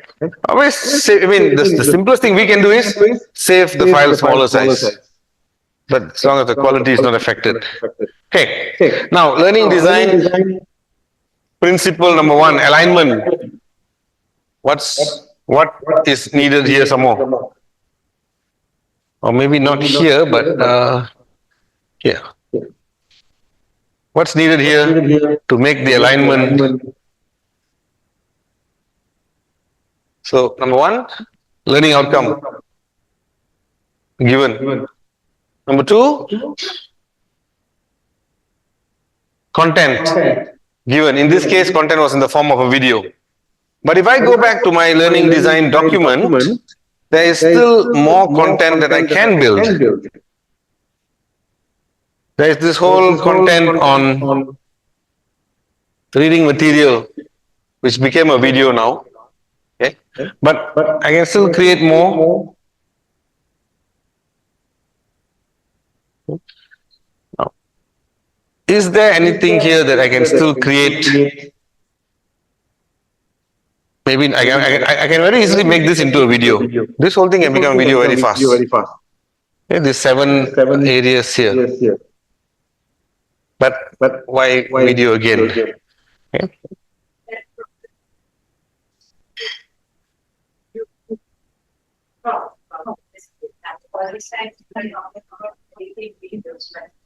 Yeah. It could be a video of me talking to a class. My only problem with that is I don't have the time to sit down and record a lecture of myself. I really don't have the time. How many of you have the time? Do you? Do you have the time to walk into a classroom like this, stand in front of this camera like this, and conduct a 1 hour or 45-minute lecture with nobody? I mean, I get the idea, but do we have the time for that?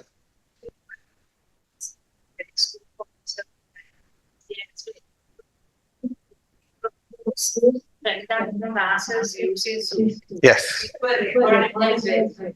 Today, between those videos, we get quite a lot of theory and changes can be converted. That's one good idea. That's a very good idea. During COVID, or even now, our university, even now, lectures must be recorded. So if I'm going into class and I'm conducting a lecture, I will use Teams to record it. It doesn't need my face. It just needs my voice and it needs the slides. So that's recorded. I can always take that and use that as well. During COVID, you were on screen. Zoom, you were on screen and then you were showing your slides and that was recorded. You can use that. Just a small word of caution with that, because when you're doing a live lecture, there will sometimes be interruption. There will be interruption. A student might suddenly ask you something and you'll go to respond to that. You take that same recording and put it in the learning management system for a class 2 years down the line. That fellow who's now watching it will be suddenly confused. What is this? Because that question may not be relevant to him.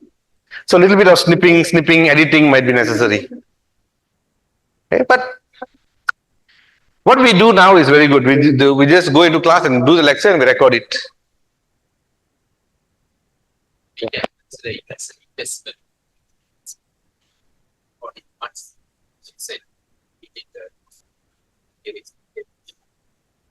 Some universities in Malaysia do that. They have systems, automated systems. You walk into the classroom, before you start teaching, you press one button on the desk. There's a rail in front here with the camera which moves up and down. Okay, so as you move the camera, it doesn't follow you anywhere behind the class. If I go here, it won't follow. As long as I'm here, it will go left and right with me. If I go a little bit behind it, it can turn slightly. That's it. It records everything I say. When I finish the class and I hit the button, it goes into an online system called Rewind. And students who have access, who are registered for that module, will have access to that video. Keyword, investment. These are expensive things. Okay? So the simple ones that we can do is this. When you conduct your class now, why don't you just use something, Zoom or something, and record yourself? No need to record your face, just record your voice and the slides. Okay? Because what we are building in Moodle is basically as much content as possible for the learner. Okay? Now, actually, even like this, we are good. We've got our learning outcome. We've got the content. One more thing only missing. Assessment. Right? So to close up this particular learning outcome loop, assessment is missing. So are you all here? Have you all uploaded your video to the Moodle yet? If not, let's do it. We need to do this together, because at the end of this session, you must have something on Moodle to show. Otherwise, Dr. Roshan will cut my head off. You have your videos, right? So now you go in, put in, I don't know, don't put label again, lah. Just you want to create a page. So you go into the page and put this there. When a student goes into the page, this is what they see. Doesn't even have to be called introduction video, it can be just called introduction. Right? Everyone completed? Done? Page is ready? Yeah? If you're still doing it, it's fine. Just carry on.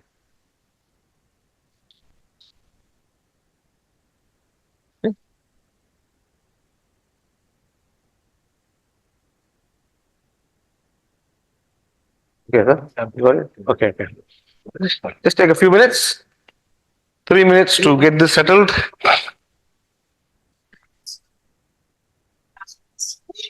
Huh?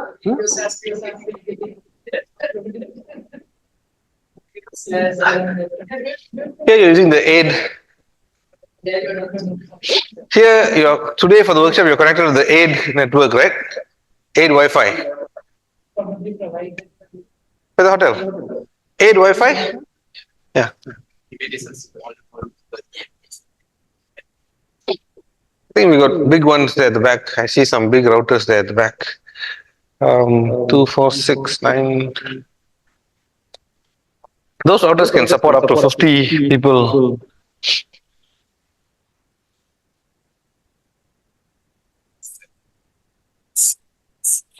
You already had another one, but related to my subject. Okay, perfect. Yeah.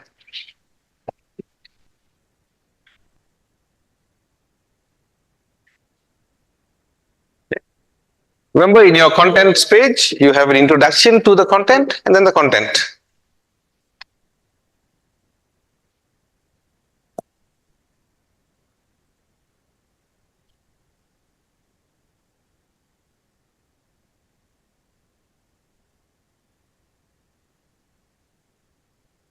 The LMS is down. Okay.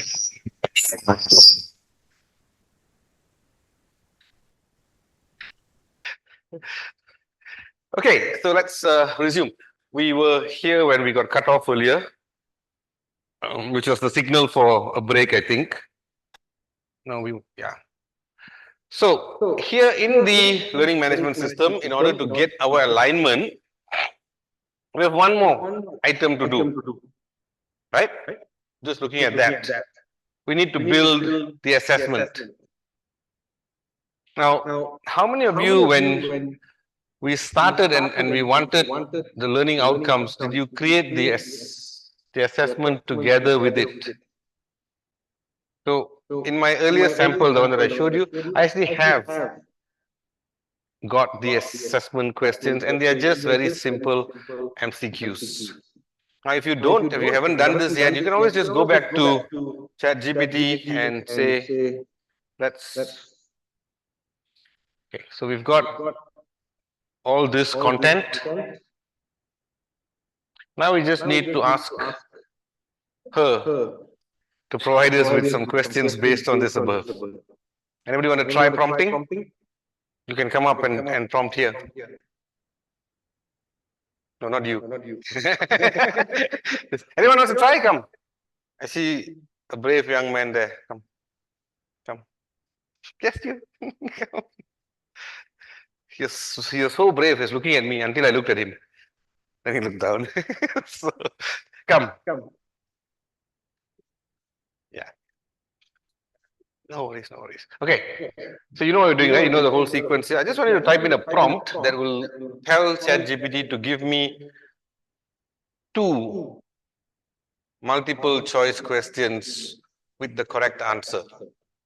Well, you can't see it because it's here. So it's a different screen.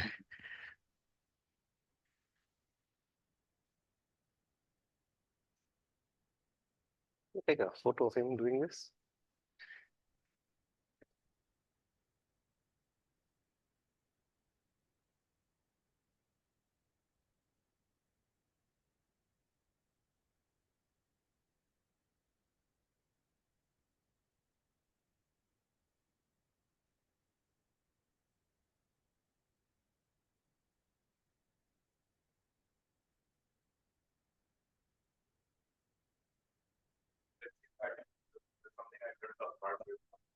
Okay. And we'll don't hit enter yet, once you're done. Don't hit enter yet.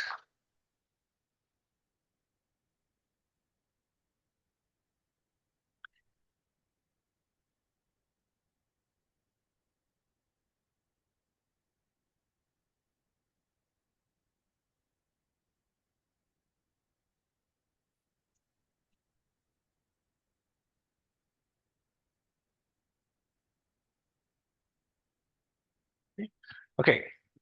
I think that's a very good prompt, but I also think it can be a better prompt. How do you want to?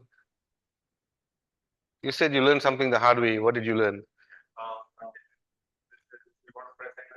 You want to press enter? Anybody wants to add anything to this before we get, what's your name, sir? Malur. Mayuran. Before we get Mayuran to hit enter, anybody wants to add anything?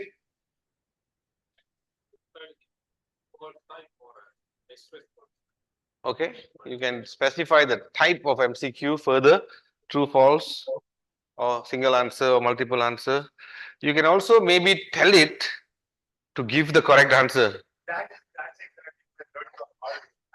Yeah, so you can also tell it as you're doing, give the correct answer. Add that, Mayuran. Add that at the end here. Develop two MCQ type of questions, maybe here with the correct answer.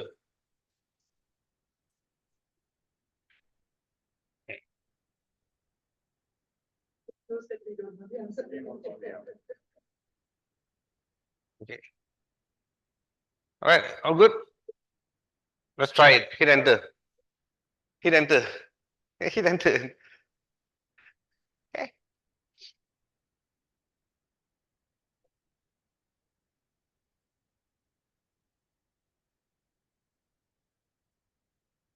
What's this?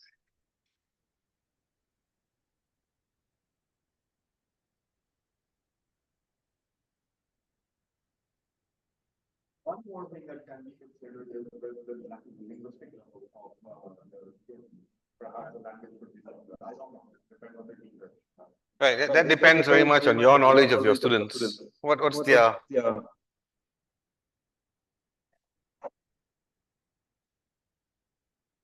Oh, you normally have five. Okay. Okay. Five choices. Okay, let me just, how would we modify this then? Modify the verb to include five answer responses. Again, you see, because this is something that has very much been tailored to my usage, it knows that this is the kind of question, so it's just given that. Okay. Would that be all right? Modify the answer to. Should be okay now.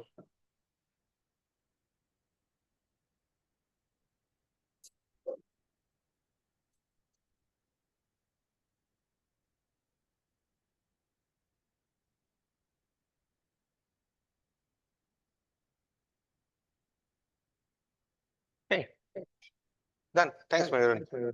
Can you give him an applause, man? It's a good excellent. Did some. You have to say something. I keep doing this a lot. So, a couple of things I would take care of, and I would just go, thank you.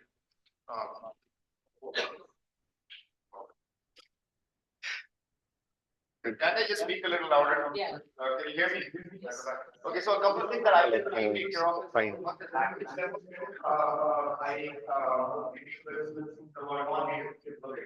Maybe very good, but there's still non-native speakers, so I have to keep that in mind. And then we work with the weakest link in the class. If the weakest link can't understand the question, then our assessment is unfair. The second thing is the terminology. Sometimes it uses American terminology, sometimes British terminology. So if you're teaching accounting and you say profit and loss statement, that would be confusing to somebody who uses the word income statement. So just keep that in mind. So like all other prompts and their responses, you cannot take anything that GPT gives you at face value. You have to go through it, read it, and then think about it. Yes, thank you. Thank you. That is very true. Don't take anything it gives you for granted. Okay, so now you have your questions here. We have to relate this back to Moodle. Right, so we need to go back to where we were.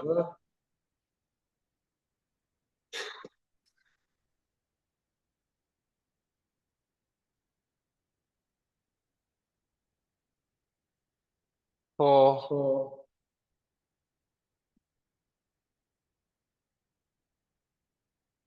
absolute beginners. Anybody here is an absolute beginner with Moodle?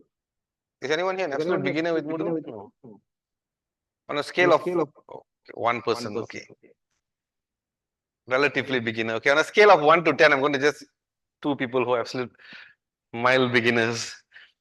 Yeah, I'm going to, on a scale of 1 to 10, 1 being absolute beginner, 10 being absolute master. How many of you are in 8, 9, 10? 8, 9, 10. No need to be modest. This is just fact. 8, 9, 10. Okay. For 5, 6, 7. Okay. 2, 3, 4. Okay. So even the absolute beginners are 2, 3, 4. That's really good. Okay. Good, good, good. Yeah. So Moodle is not so difficult. Can be irritating at times, but which means that being a 2 and above, you probably know how to add those questions in. Right? Right? So we go to this, then what do we do now? I'm just going to create multiple choice questions. So what am I doing? Attendance. Quiz. Yeah. Now, of course, I go to the quiz here.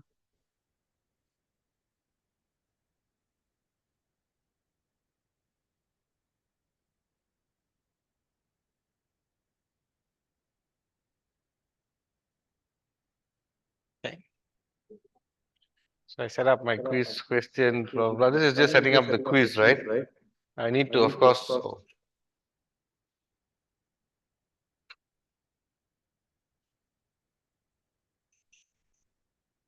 Setting up a quiz question in Moodle is 3 parts, right?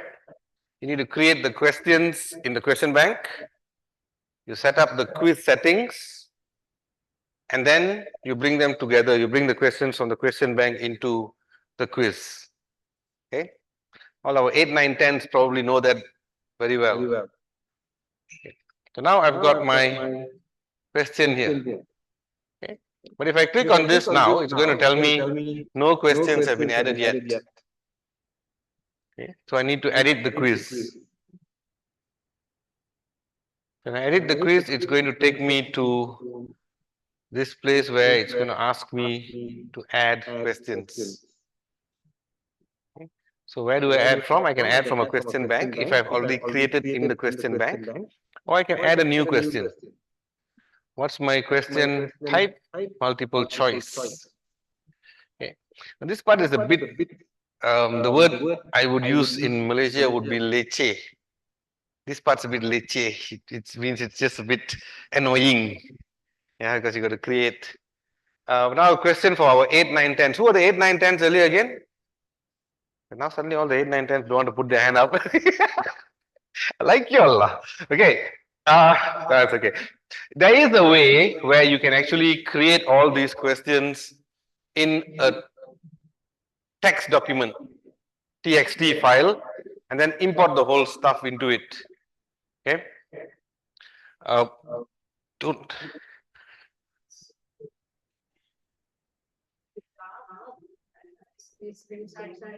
Okay, nice. That's really nice.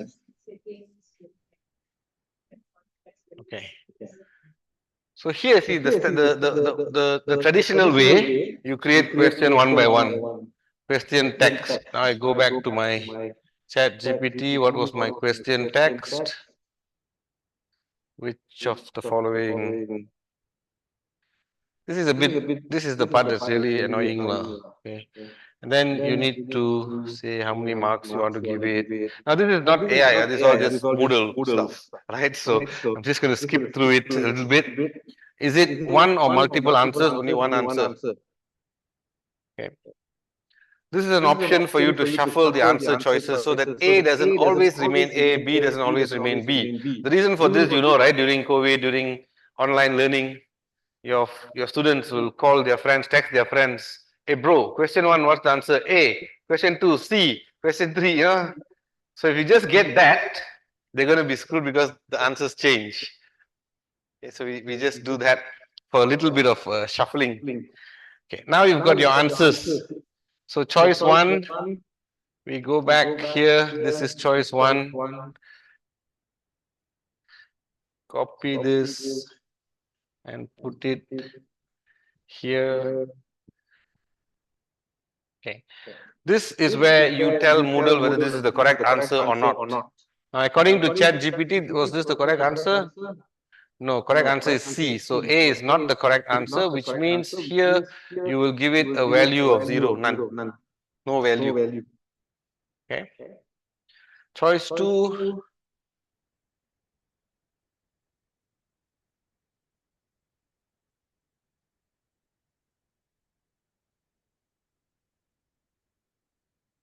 Again, this is not the correct answer, so we shall just leave it as none.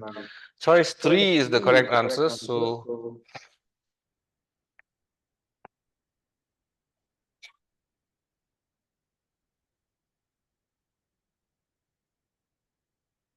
and because this is the correct answer, now we need to change something to this value here.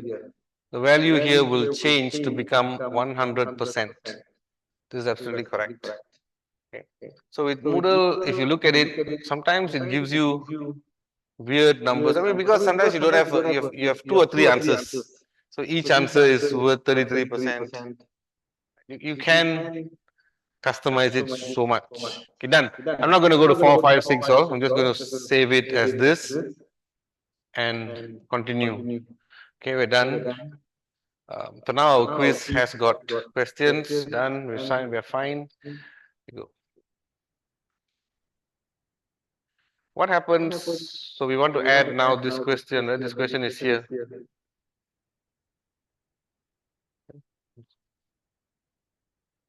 We don't want to add any more questions, so we can just save this whole thing and we can go back.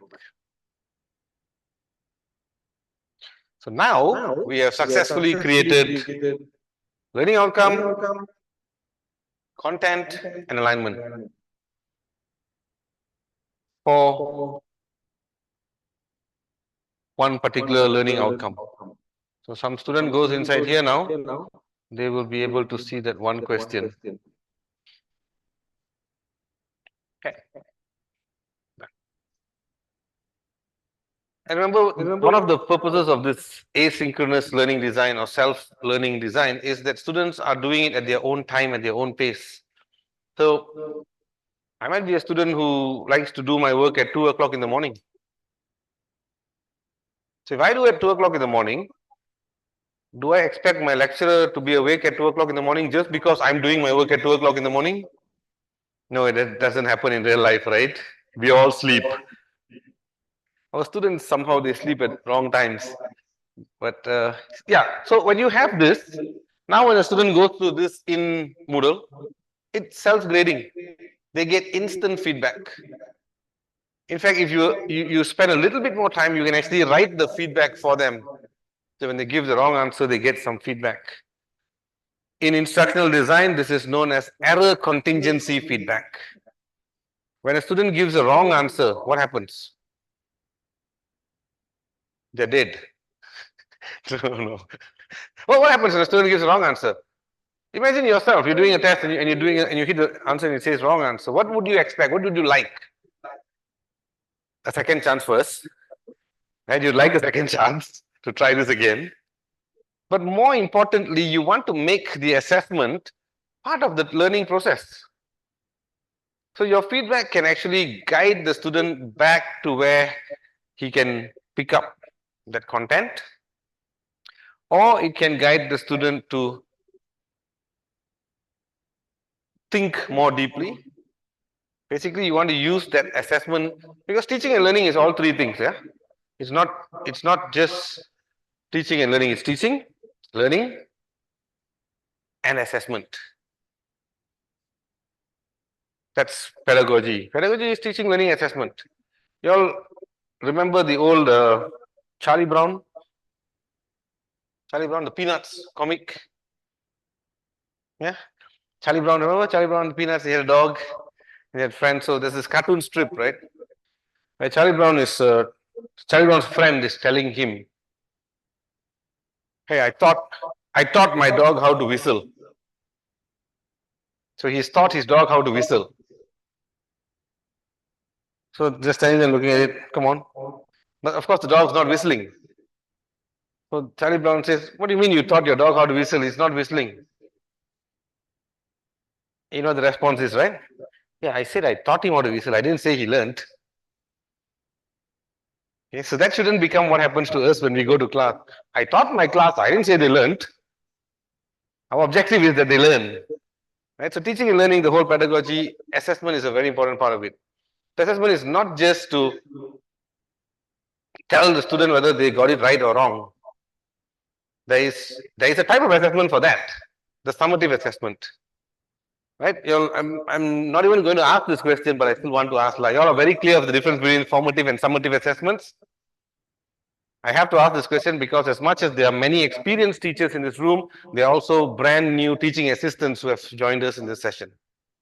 Yeah, so you are very clear about the difference between formative and summative assessment. The nodding of heads all look like very, think I know, but I hope he doesn't ask me. I'm not going to ask you, I'm going to tell you. Formative assessment is when you are forming somebody's learning. Summative assessment is when you are testing whether that person has learned or not. Analogy time. How many of you cook? You all cook, I know. I've only had good food since coming here yesterday, so I know everybody cooks well. A chef in the kitchen making a soup. A chef in the kitchen making a soup. In the process of making it, he tastes it. He tastes it.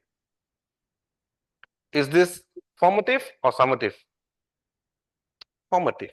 Because if there is something wrong with this soup at this point, it still can be corrected. After completing, the soup goes out to the customer. The customer is now tasting it. Is this formative or summative? This is summative. If the customer says, "You call this soup," that's a fail. Right? That's different. Formative allows you to, and these are formative because these are very small assessments that come after each learning outcome. Their purpose is to guide the learner. If the student has, especially in this kind of asynchronous learning, we don't want situations where you make one video for 30 minutes and then one question, the student just plays the video while he's doing something else. You know, students, right? They'll open the computer, one window is your video, your teaching, another window they're playing some game or something. And the video finished, they just go and answer the question. We don't want that as well because there's no. So the formative assessments that happen here are for that. So you want, even if they get it wrong, you want it to become a teaching experience. That is the function or the beautiful function of a learning management system. It allows us to build this. And AI helps us to build these things faster with more variety, etc. Okay, so now we've got a 3 completed. If I were to ask you to create a second, all of you have got this. Have you all done the assessment part in your Moodle? If not, we're going to take some time and do that. You've got your video, you've got your content up. We need to get the assessment. So if you can just take 10 minutes and create the assessment questions and put it in Moodle. Sorry, you have.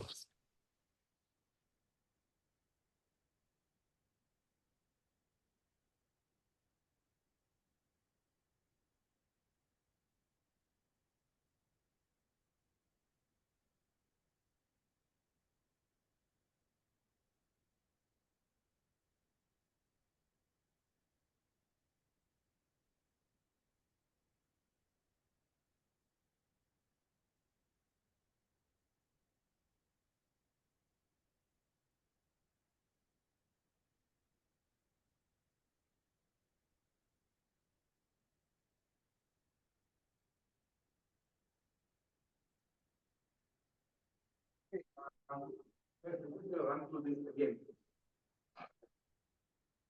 So you go.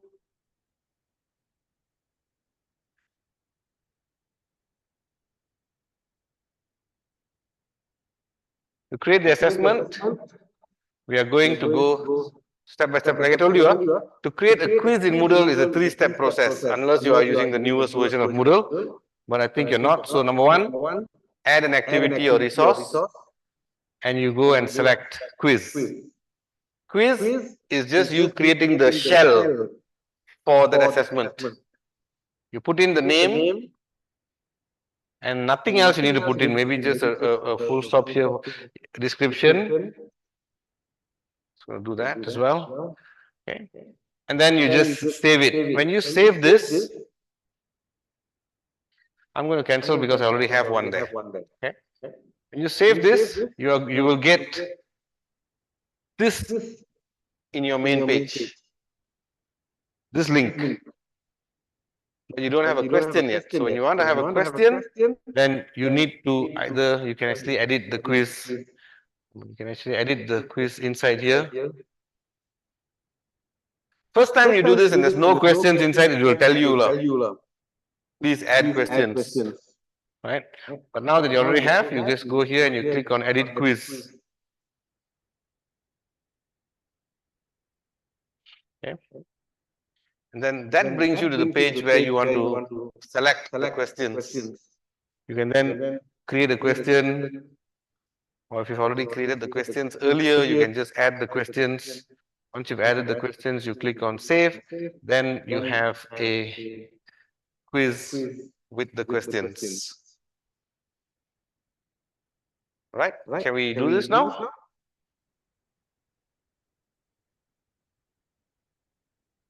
Questions, I mean, in the competition between intellectual discussions, I swear. I mean, over there, I have to. They're doing work. They're working. Oh, yeah. I'm sorry. You interrupted everybody's train of thought. I'm sorry. They're just hitting each other. It's incredible. Mayuran asked me a question to show how the other method, instead of having to copy and paste one by one questions into Moodle quiz. So I'm just going to quickly show you. Again, there's a few steps involved. But number one will be you copy the questions from ChatGPT here first. Okay, you copy the questions from ChatGPT here. There's a format that you need to use. Okay. And then after this, you have, before you go to the next question, right? And then you need to save this Word document, not as a Word document, but as a, let's see if I can save this on the desktop. Okay. So instead of a Word document, you want to save it as a plain text document. Okay. Plain text. So when you save as a Word document, the file extension is .doc. But now it's docx. This one, the file extension is .txt. Okay. All right?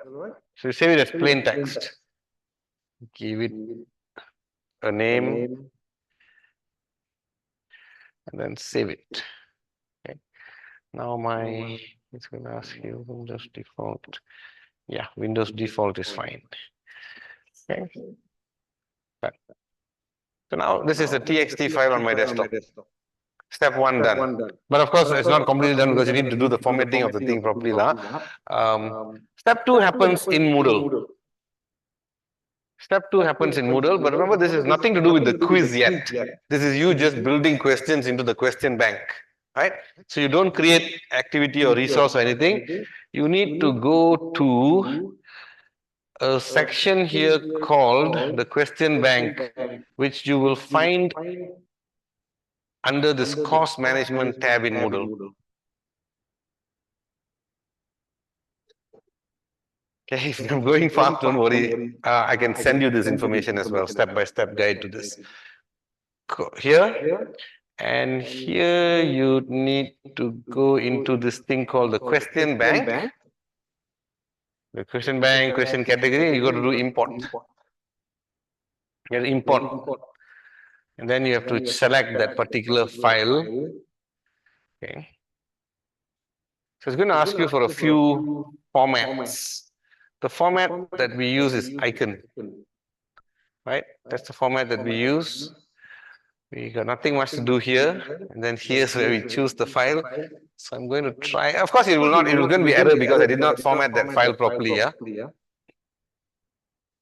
So I just called it sample. So it should be somewhere here. Yeah. Is it the text document file? TXT, import. I need to save as anything, it's fine. Then you upload this file. Now the file has been uploaded. Now we just need to perform the import by clicking this. A lot of red lines will come because it's going to be error. You see? Okay, passing questions. But when your file is formatted properly, there is a format. You just have to remove all the spaces, etc. I'll send you that information. Then this goes in perfectly. Okay. So step one, copy the questions from ChatGPT to Word document. Step two, save that Word document as a TXT after formatting it in the required format.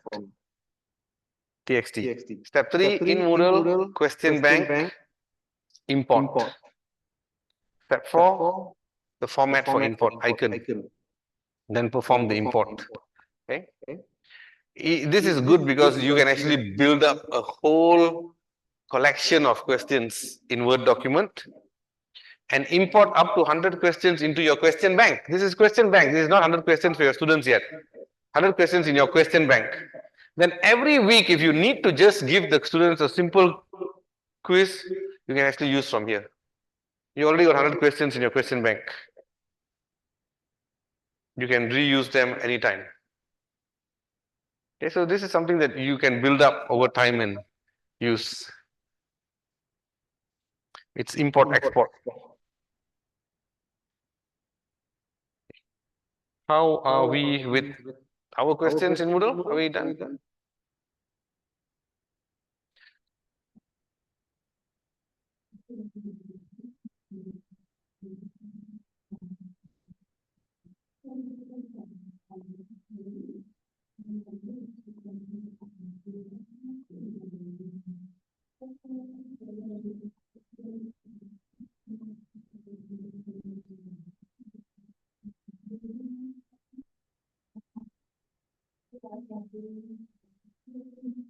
Okay, cool.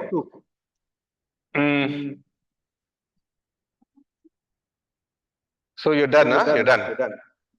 Now, I asked you a question. If I were to ask you to build the content for LO2 now, how many of you think you can do it, including creating a video, creating the text for this LO2, just one LO again, but now the second LO? How many of you think you can do it between 30 minutes to an hour? Anybody can? Fad says he can do 2 in 30 minutes. Vishaka can. Excellent. You can. I can say that all of you can. Maximum it should take you now is 1 hour. Because you know the shortcut. You know how to build it and put it into Moodle as well. Right? But do you want to know a shorter cut or not? Everybody wants shorter cuts, right? Okay. There's one tool that I recently, I'm going to wrap it up with this and then ask for your feedback. I want you to come and showcase your lessons that you created after this, right? So I'm going to just show you this one tool that was introduced to me by one of our colleagues. She is just crazy into these things. Yeah.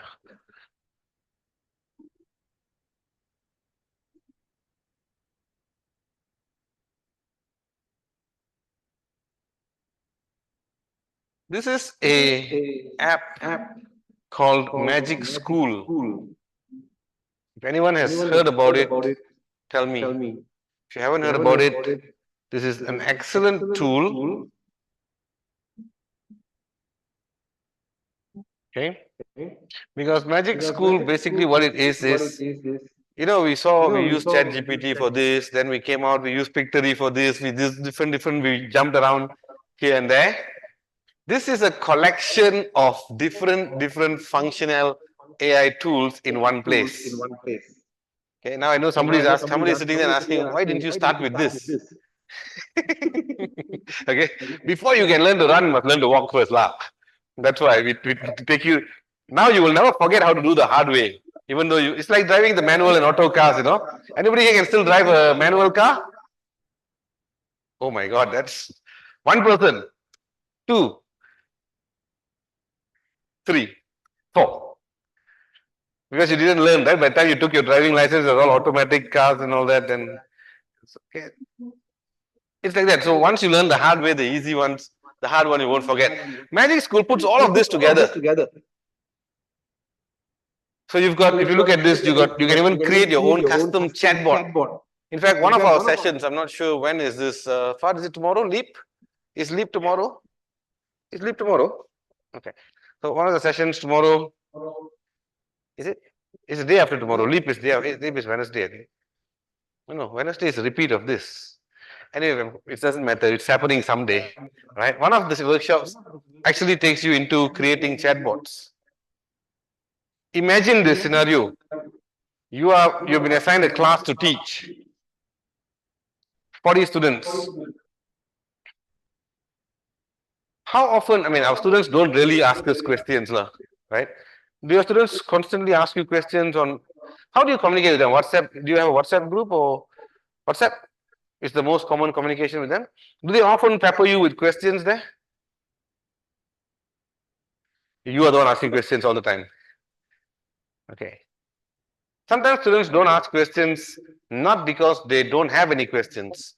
It's because they don't know how to ask, they don't know, because it's a group, right? It's a WhatsApp group. There's always that fear. If I ask a question here, my friends will think I'm stupid. You know, that thing. So imagine if you could create a chat bot. A chatbot that contains all the knowledge of that subject that you're teaching. You have a syllabus, you have a lesson plan for the whole semester.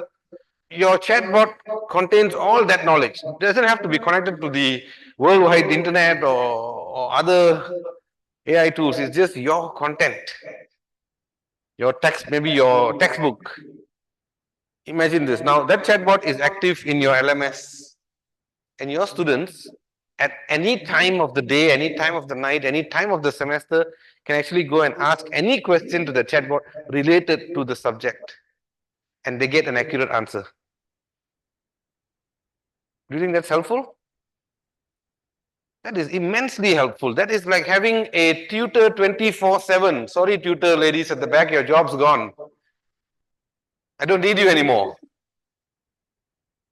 So quickly become lecturers now. Yeah, you see what's happening? I don't need tutors. You've got a tutor 24/7.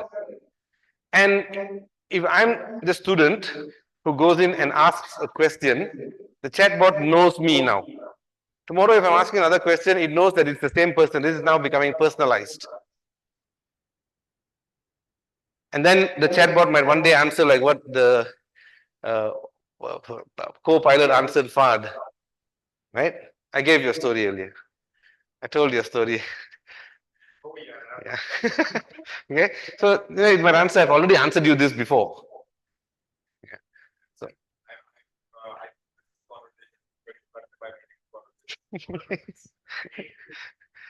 So imagine you can create a chatbot and it's so easy. It's step by step. You create a chatbot, name it, give it the knowledge content.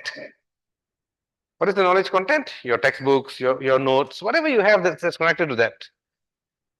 Okay, chatbots are becoming very useful. Now that's just chatbots, but also if you scroll through this, there are so many things that you can do here. Chatbot, multiple choice assessment, you can create a lesson plan, and I show you how easy it is to create a lesson plan.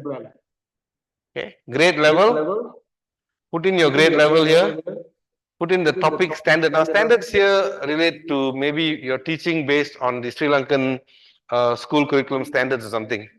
You can put in that. You put in additional criteria. what is this about, etc., etc. Standards aligned to, what is the standards aligned to, and then hit generate. All that we did just now, all that stuff that we did just now, one by one, it does here. Not creating the videos and all that.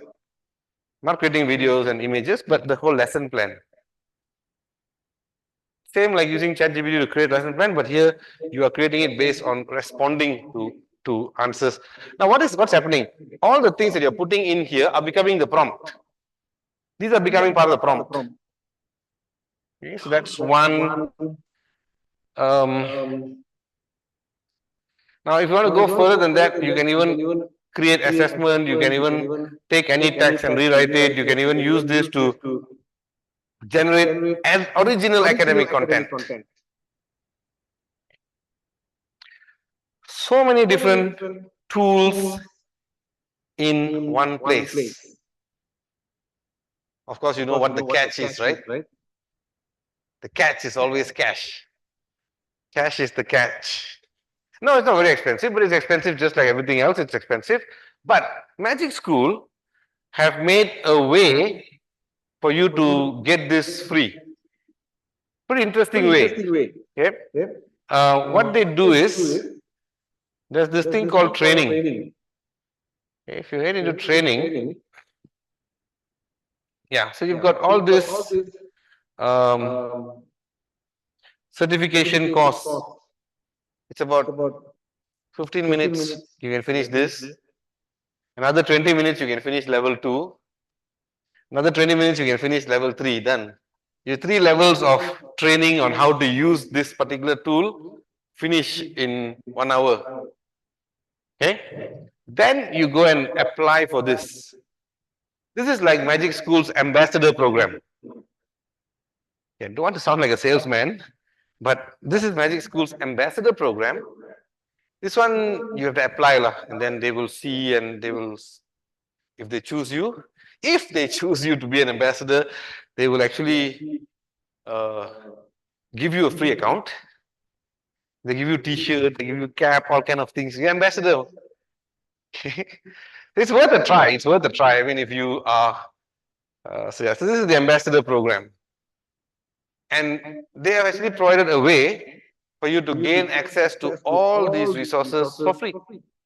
It's just a matter of you showing that you want to put in the effort, right? So there are a lot of resources inside here. Reflection assignment. In fact, I have not had the time to. I finished all my 3 levels. I've applied for the ambassador. I've never heard from them again. They've forgotten me.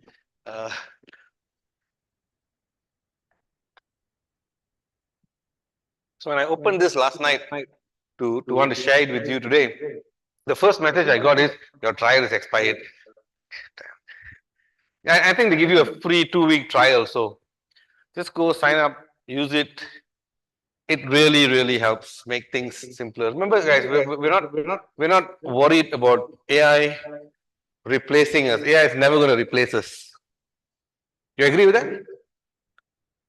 You agree, right? Oh no, we all don't agree here. Yeah, of course, the tutors at the back won't, because I just told them that they lost their job. Guys, AI is not ever going to replace you. Never. A person using AI will replace you. Yeah? This was true 30 years ago. A computer will never replace you. Remember when we changed from typewriters to computers in the office? You all are too young. Remember back then, I was young as well, but you know the stories, right? They told the stories. The fellow who refused to learn how to use a computer keyboard and a mouse lost his job, not because the computer replaced him, but somebody else who learned the damn thing replaced him. Same thing, history always repeats itself. We are in a situation today where AI is not going to replace you. The damn fellow who learns AI is going to replace you. So you be that damn fellow who learns AI. It's not difficult, it's not rocket science. We're not learning I mean, some of you are AI lecturers here. You lecture on things like big data and data science and data and how data forms the lifeblood of AI and how machine learning and computer vision and natural language processing put together, all that becomes cognitive computing, and then you know all that stuff. This is not that. This is just how to use the bloody thing. That's all. Okay. Within us, we Dr. Y, we use this analogy about the knife. You know the knife? You all know knife, right? We all use a knife. What do you use the knife for? You can use it to stab me also. Yes, we use a knife to cut vegetables, to cut fruits, etc. How many of you know what your knife is made of? Now you're thinking, some got stainless steel, some got ceramic. Ceramic knives are supposed to be really cool. Yeah. Gold knife made of gold. But let's just take the most common stainless steel knife. What is stainless steel? What are the different types of metals that go into stainless steel? Who can tell me now? Because I don't. And I don't think you do either. What you know is how to use that knife. We don't need to know what are the different metals that go into making that knife. I don't need to know what are the different things that go into making AI, making AI generative AI. I don't need to know that. I only need to know to learn how to use it and use it properly. If I take the knife and I go around stabbing people, that is not proper use of the knife. That's unethical, that's illegal. I can't be poking people with a knife. But if I use the knife to create beautiful wood carvings or beautiful soap carvings or anything beautiful, I use it to cut veggie and cook a beautiful meal, that's what we're using it for. So use it. I'm going to stop here. I'm going to invite maybe 3 or 4 of you, or even if more if you want to actually come up, plug in your computer to this HDMI and share the lesson that you created on Moodle. I am assuming, like a good person, that everyone has created something. So I'm going to invite you to volunteer to come up. If you don't volunteer yourself, you will be volunteered for. But you want to say something to this? So I'm going to disconnect my computer unless there are any questions or anything.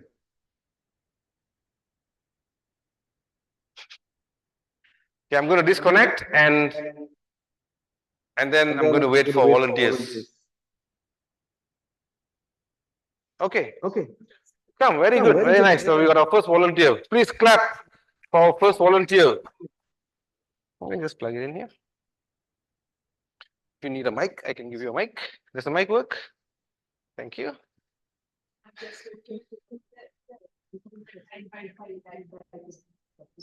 One of it works. Cool. Here you go. I simply duplicate. Do you know what they say? Be very careful when you give a teacher a mic.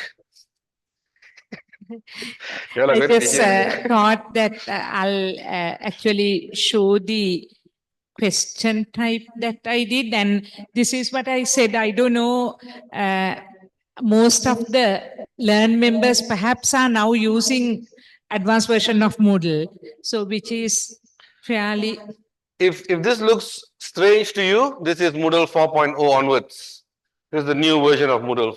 From my walking around earlier, I think most of us are still at 3.11, 3.10. So this is the new one we all aspire to. Yeah. Okay. So if you look at the settings, all these are here, like you can easily, we used to hate it, right? You do the settings and then you don't know where the questions are. So this one allows it to do that. I just thought that I'll show you this particular question type that I use. It's the definitions, because definitions is something we always want students to recollect. And what you can do is simply give these and then ask them to select the correct one. That question comes from the Moodle question type called matching. So you just give the question as matching. So this is how it would appear, right? So if you fill in like the correct ones, this is what is coming. So it's slightly different to a MCQ where if you go to your Moodle, the question type is matching.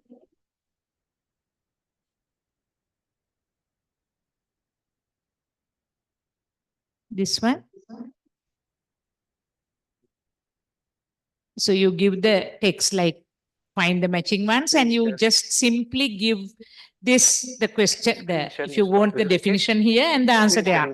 And that generates that. So my grouse with my colleagues at Moratua is they think Moodle can only do MCQs. Moodle can do quite a lot of different types, with large number of different types of questions.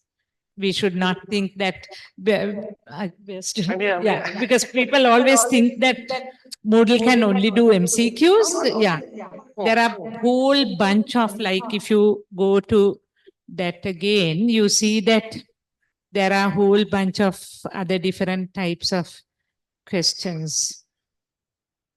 So, and also, if I may use Sinhala term, you always want this prashnavalta patav gassanna onne. You want the same question to be repeated, like, because you want same question in multiple forms. So like same question, like if you just say 2 plus 2, you want 2 plus 4, all that. So these are most of these allows you to do that.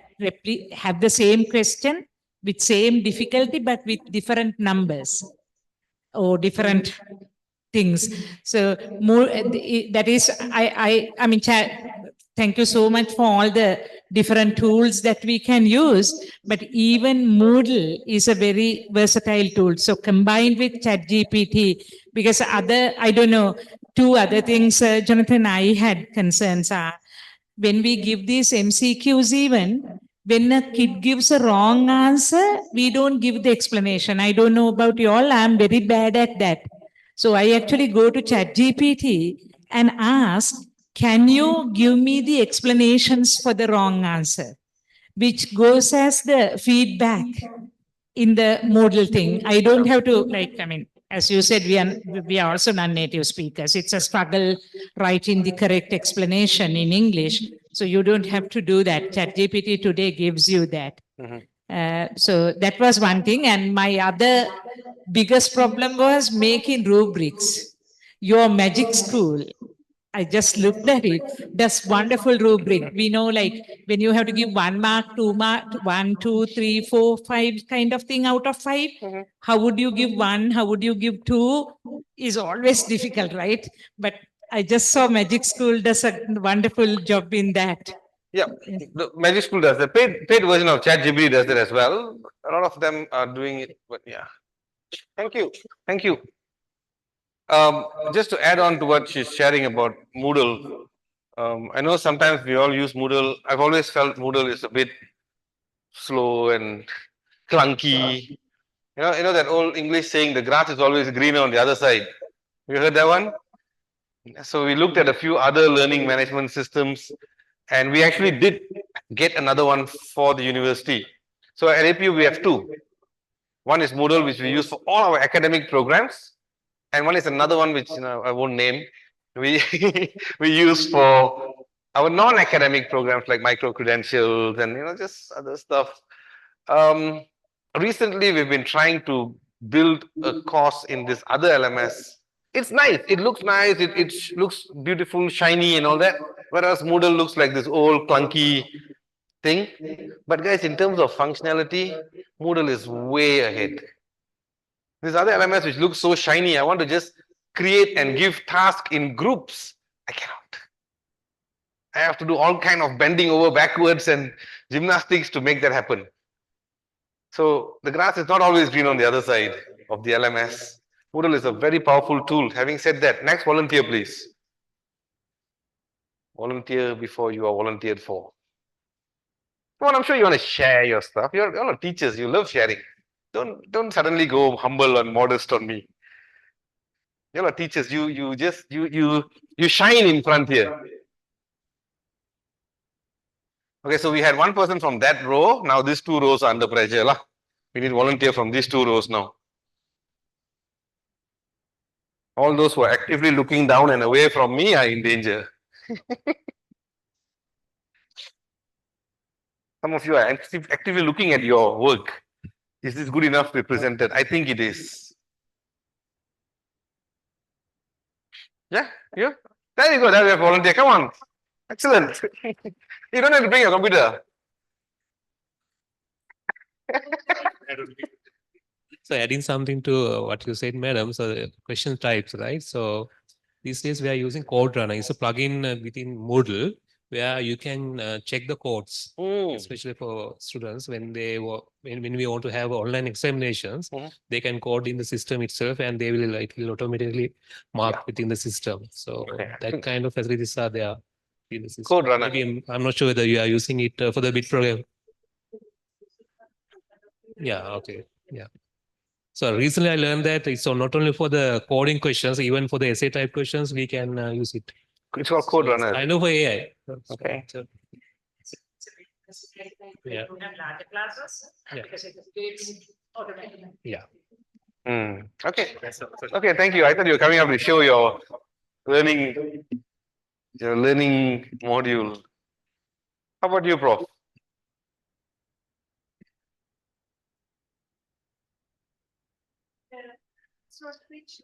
It's okay, it doesn't matter, it doesn't matter, it doesn't have to be rich looking, it just has to be there. Because somebody else might look at it and say, I can do this.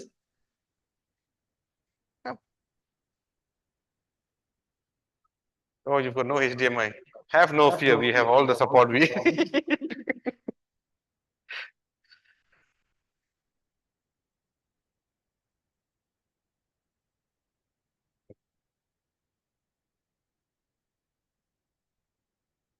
You can sit down, you can sit down.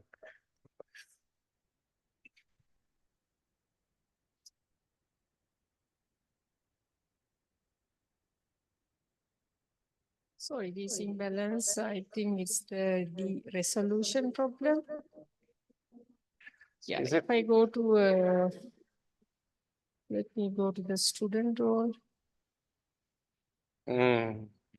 So.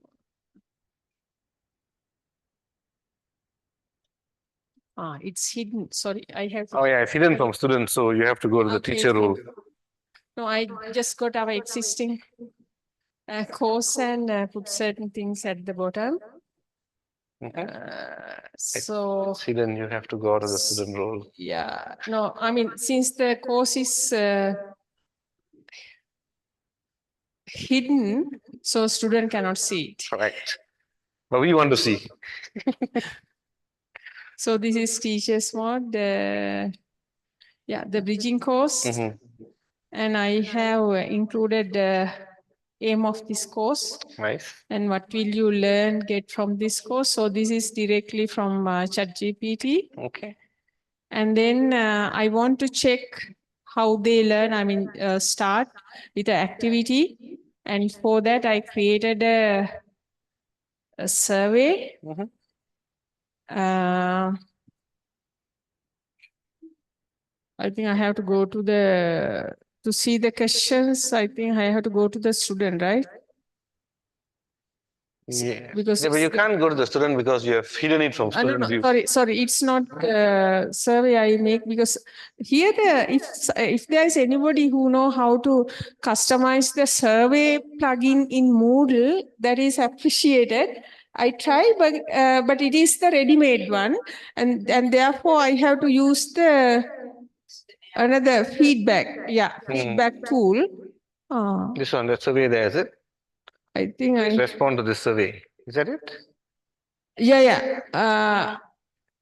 In fact, I have deleted the wrong item, and this didn't work, and then I used the feedback option. So where I can customize the questions.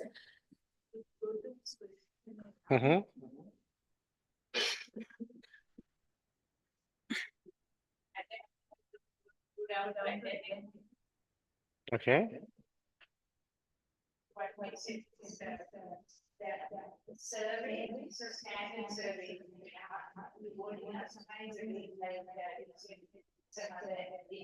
But this one has a. You can go to the questionnaire, is it? Yeah, this is a pre-made one. Yeah, it's and also feedback is possible. I'm asking the survey plugin. Because the advantage is you can also see the numerical responses and all that in the chart format. So you get a summary of what it is and all that.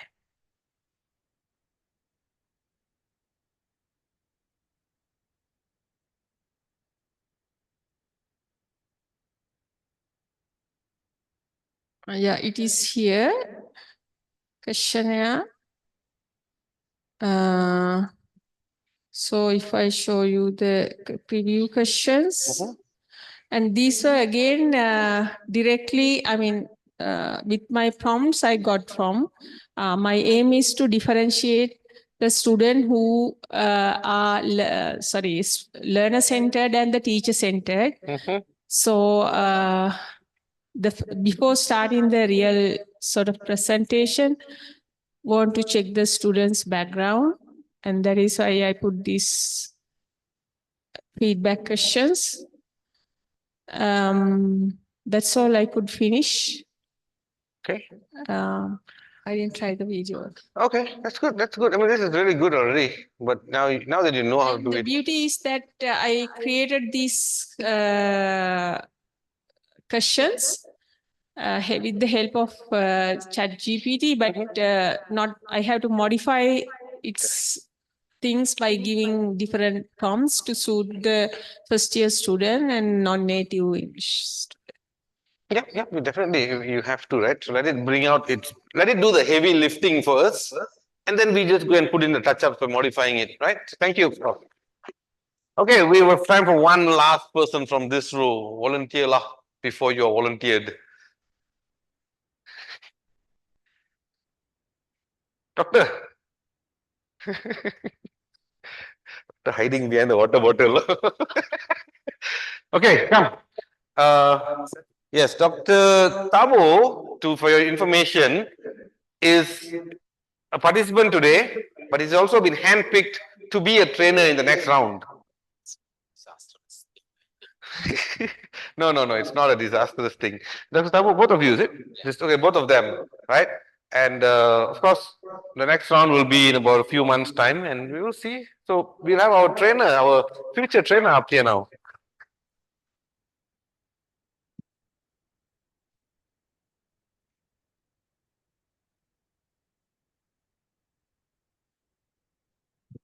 Today, actually. So.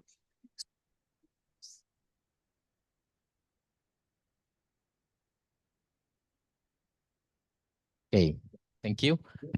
So this is one of the course that I have been teaching at a master's degree level, because unfortunately today my undergraduate LMS is under maintenance. That's very bad time setting. So I had to log into UCSC communications and technology, advanced data communications and networking lecture LMS. So this was about the course material I have prepared. It's very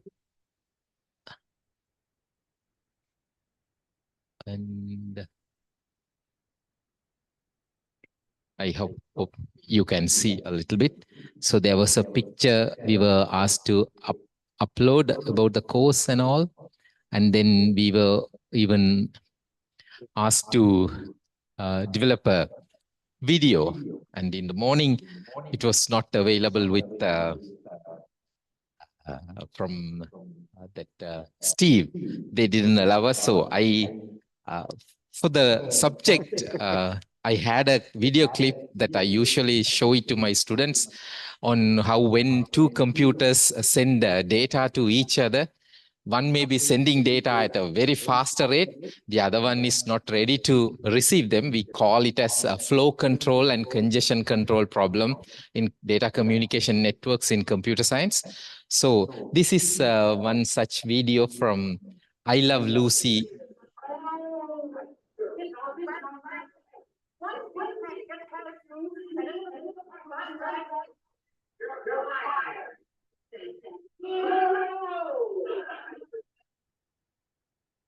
Computer networking also sometimes happen, and we used to show this video to our students on how when two different computer systems sending data between each other at different speeds, then the other one could not receive everything and keep them updated. So that was some video to support. And then I also created 2 MCQ questions for this module.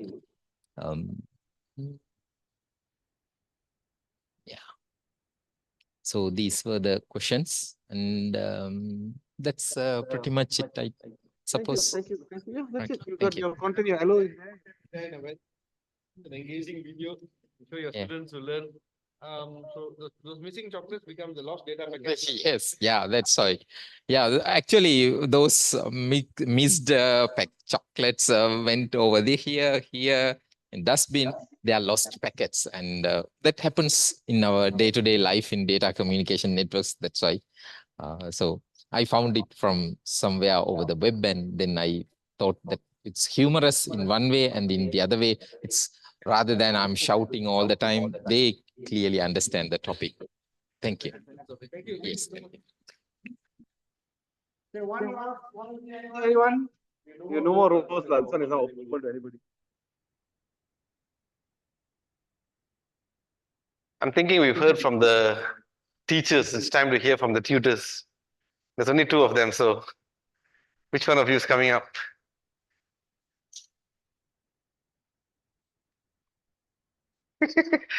They need encouragement, one of them. Come. And then we will wrap up after that.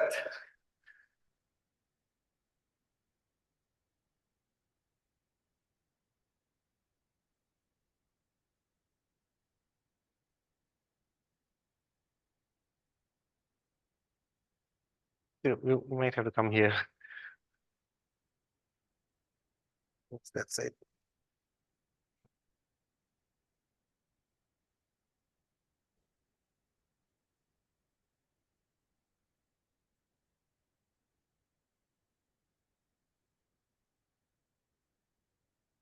Okay.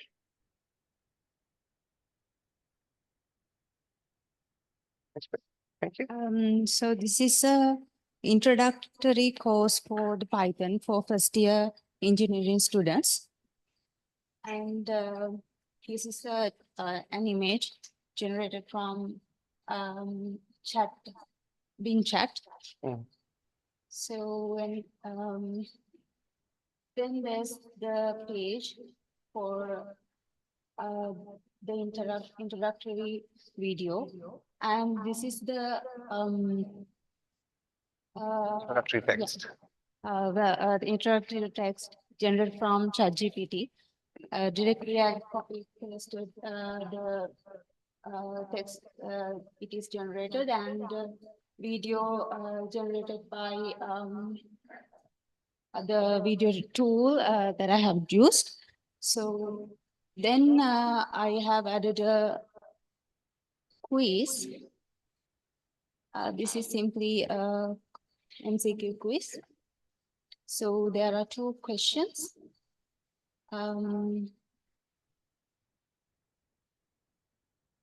So 2 questions I have added, MCQ questions.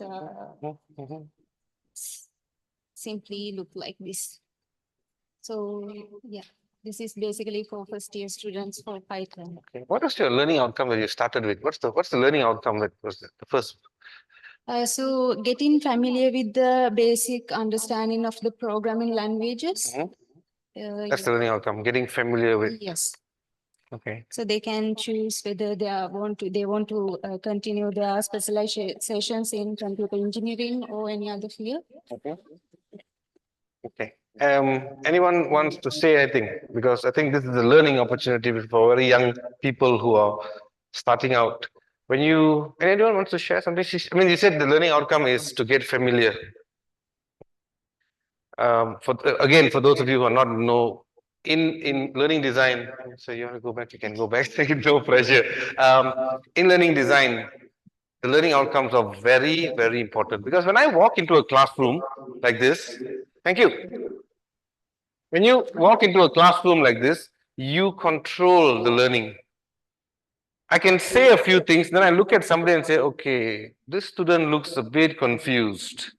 I can go back and say, Mr. Tabu, I can do that. I can engage with the students that way. But in an asynchronous learning, when you're putting things in the LMS and students are doing it on their own, we don't get that chance.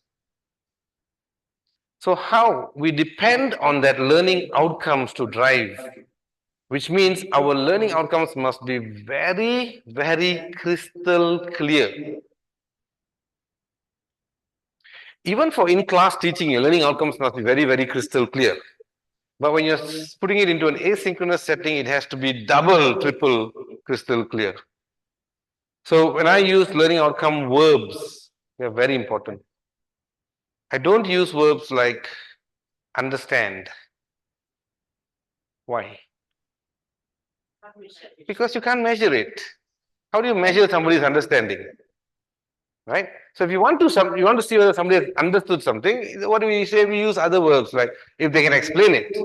So the learning outcome will be you will be able to explain.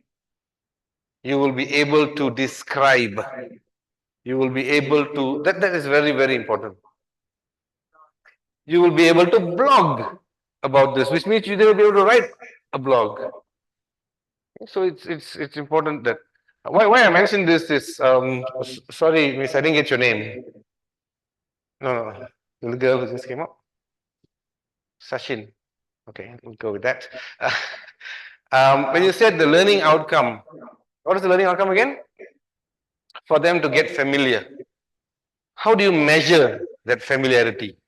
How do you measure that this person at the end, oh my God, sorry, at the end of this lesson has become familiar or not? So that learning outcome may need to be tweaked a little bit. So that is where Bloom's or Bloom's is really useful. Bloom's has now got an updated version called Bloom's Digital Taxonomy, which you guys may want to just have a look at. But important is the learning outcome must be very clear. And if you want to know whether your learning outcome is okay or not okay to be used, always ask yourself, how will I test this person to check whether they have achieved this? So if I say you will be able to explain, then my testing of them can be a question that says explain. If they can, learning outcome achieved. If they cannot, learning outcome not achieved. We'll be able to differentiate. Differentiate is the learning outcome verb. So my question to you will be differentiate between male and female. If you can, learning outcome achieved. If you cannot, learning outcome not achieved. So if you want to know if your learning outcome is usable, good, the simplest way is to ask yourself, how will I test these people? How will I test my student in this? Okay. Okay, thank you. Before you leave, I have to put you back on the screen one last time. Not put you back on the screen. Put the screen back on.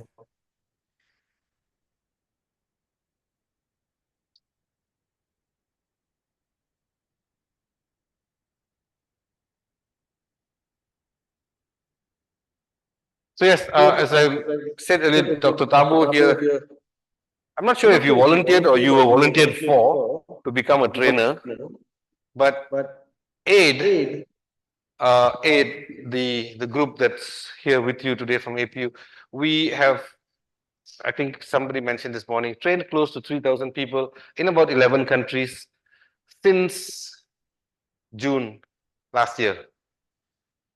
Long story short, we're tired. No, just kidding. We're not tired, but we know that this is expanding. Like today, this week, there were 4 of us supposed to be here. One person couldn't make it.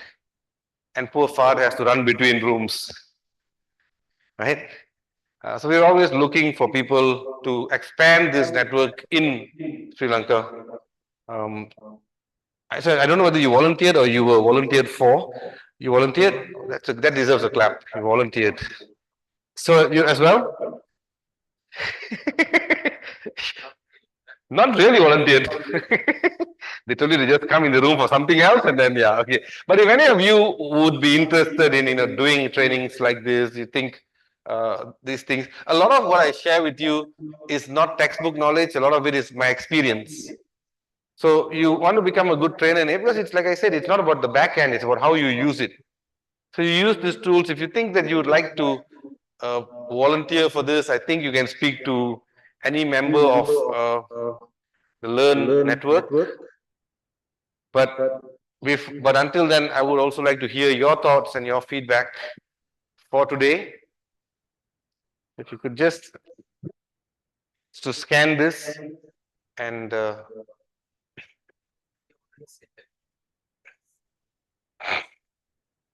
I am not sure if it's the same survey form, but is it the same survey form?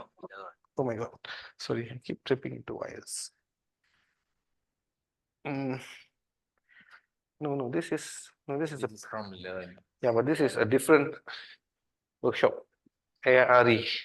So the one that you have, some of you may have got an email about a workshop, pre-workshop survey. That is the workshop for tomorrow. Pre-workshop for AI research workshop tomorrow. If that concerns you, you have signed up for the AIRE workshop tomorrow, you would have received an email from Learn to provide some info of feedback pre-workshop. Pre-workshop surveys help us because it tells us where you're coming from.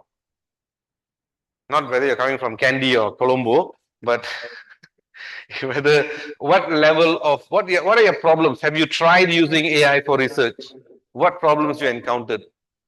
Would you have any ethical issues using AI for research? Those kind of questions. So it helps us to tailor the session for the audience. So that's in the email if you have registered for tomorrow's session. This one is more of a feedback of how this session has or has not been helpful to you today. Right?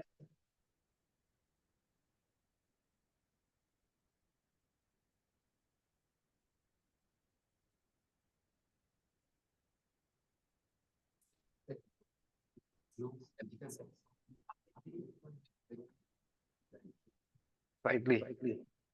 They just added verbs to it.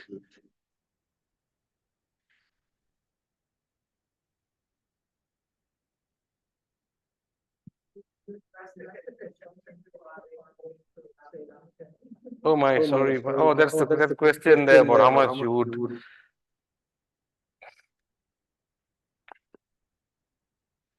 I'm gonna remove that question. Don't worry anyway. So just put whatever amount because I'm gonna remove that question.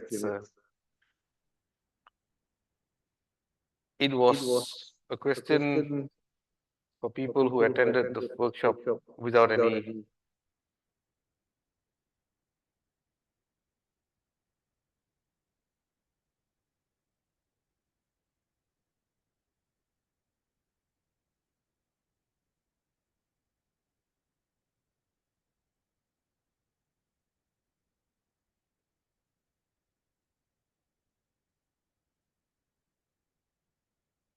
Yeah, you can, but I just wanted to show you this. Dr. Dabu just asked me a question on the Bloom's digital taxonomy, so I just thought I'll show you. So yeah, it's a bit more because it's basically called the digital taxonomy for the 21st century student. Yeah, so a lot of learning is happening online. Like you just mentioned, a learning outcome could be blog. Blog, when Bloom's wrote his initial taxonomy, would not have existed.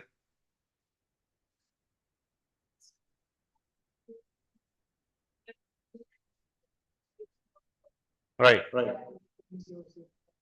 Okay, so you see the different verbs are a lot of verbs here that you can use to. So just search for Bloom's digital taxonomy and you'll be given with a lot of information.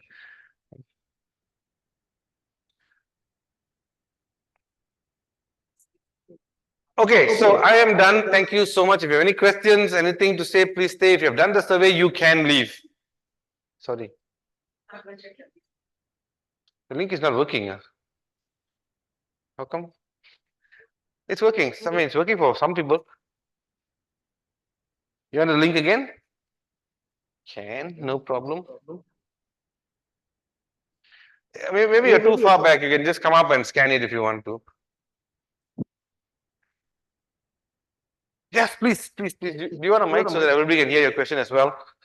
So that. Okay, it's on.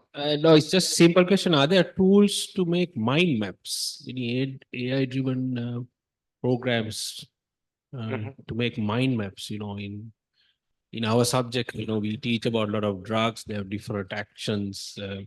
So Sorry? Schedule is there, but not. Schedule. Well, the thing is this, with AI tools, you can actually create, there are so many tools coming out every day for different, there it is, came already. You just needed me to come here. Okay, so there are many different tools, sir. There are many different tools, AI tools for different functions. Like I said, every day, if you get on LinkedIn, you get on Instagram, somebody is posting something with 25 new tools. Okay, so I stopped following and keeping track of all that. So, and I don't really use mind maps. I'm not very sure how to tell you exactly this tool, but I'm pretty sure that if you go and search AI tool for mind maps, you will find a list.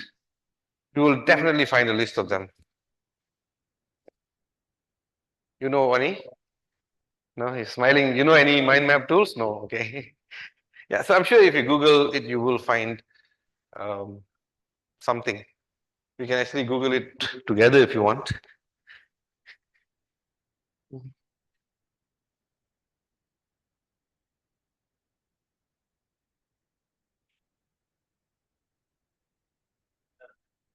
Yeah, that's a few. There will be a few. But my keyword will be this, free.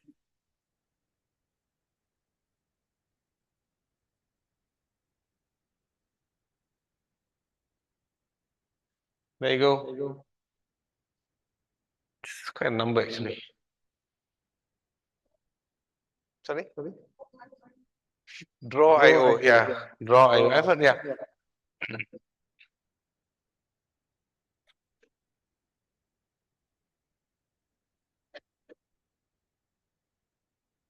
Explore. The key word is explore. Don't subscribe to every damn thing. Okay. Try the free versions first.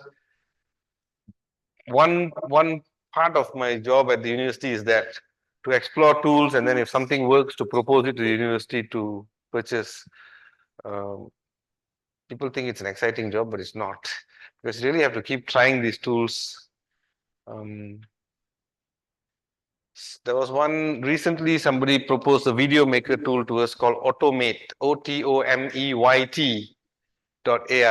Now this tool is slightly better than the one I showed you, Pictory, and this is just using the text to create. Automate actually allows you to build, you just need a photograph of yourself. You just need a photo of yourself, half body, full length, whichever you prefer, upload it into Automate, put the script, and the software will make it like you are speaking and presenting that text. And then you can modify the background to suit whatever you want it to be, a whiteboard where you can write or things come up. It's really nice. And similarly, there will be more tools coming out. So the key word is just that, explore. Explore, explore, explore.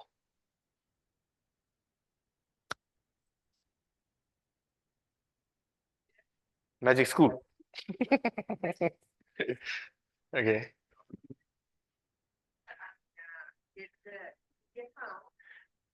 So it's the data privacy policy. Again, it says they collect ID, addresses, and some data from our company. Since I don't know anything about computer design stuff, then Short answer, no. When they ask you for things, because your IP is basically wherever you're logging in from, your computer's got a unique address, your computer is now connected to this network, so there is the networking people may be able to explain this better, but in plain, simple layman's term, your computer has got an address, it connects to this network, so there is always a trail. So you cannot simply do something online and say, it wasn't me, okay? There's always a trail, so that's IP. If you're putting in your credit card details, those details as well. But I'm pretty sure PDPA laws apply in Sri Lanka. So a company collecting your data cannot use it for any and every purpose without your authorized permission. So when they say that they will collect this data, that is part of PDPA, so they are telling you that they will use your data. But it's all data that is pretty generic. Yeah, but it's relatively safe. There's no harm with that.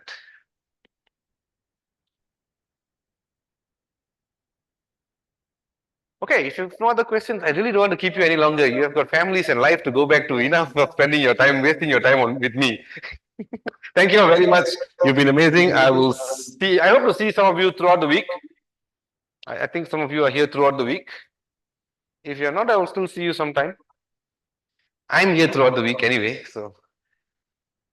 And on behalf of Fahd as well, I'll say bye. I'm saying bye for you, Fahd. All right, thank you guys. I'll see you all soon.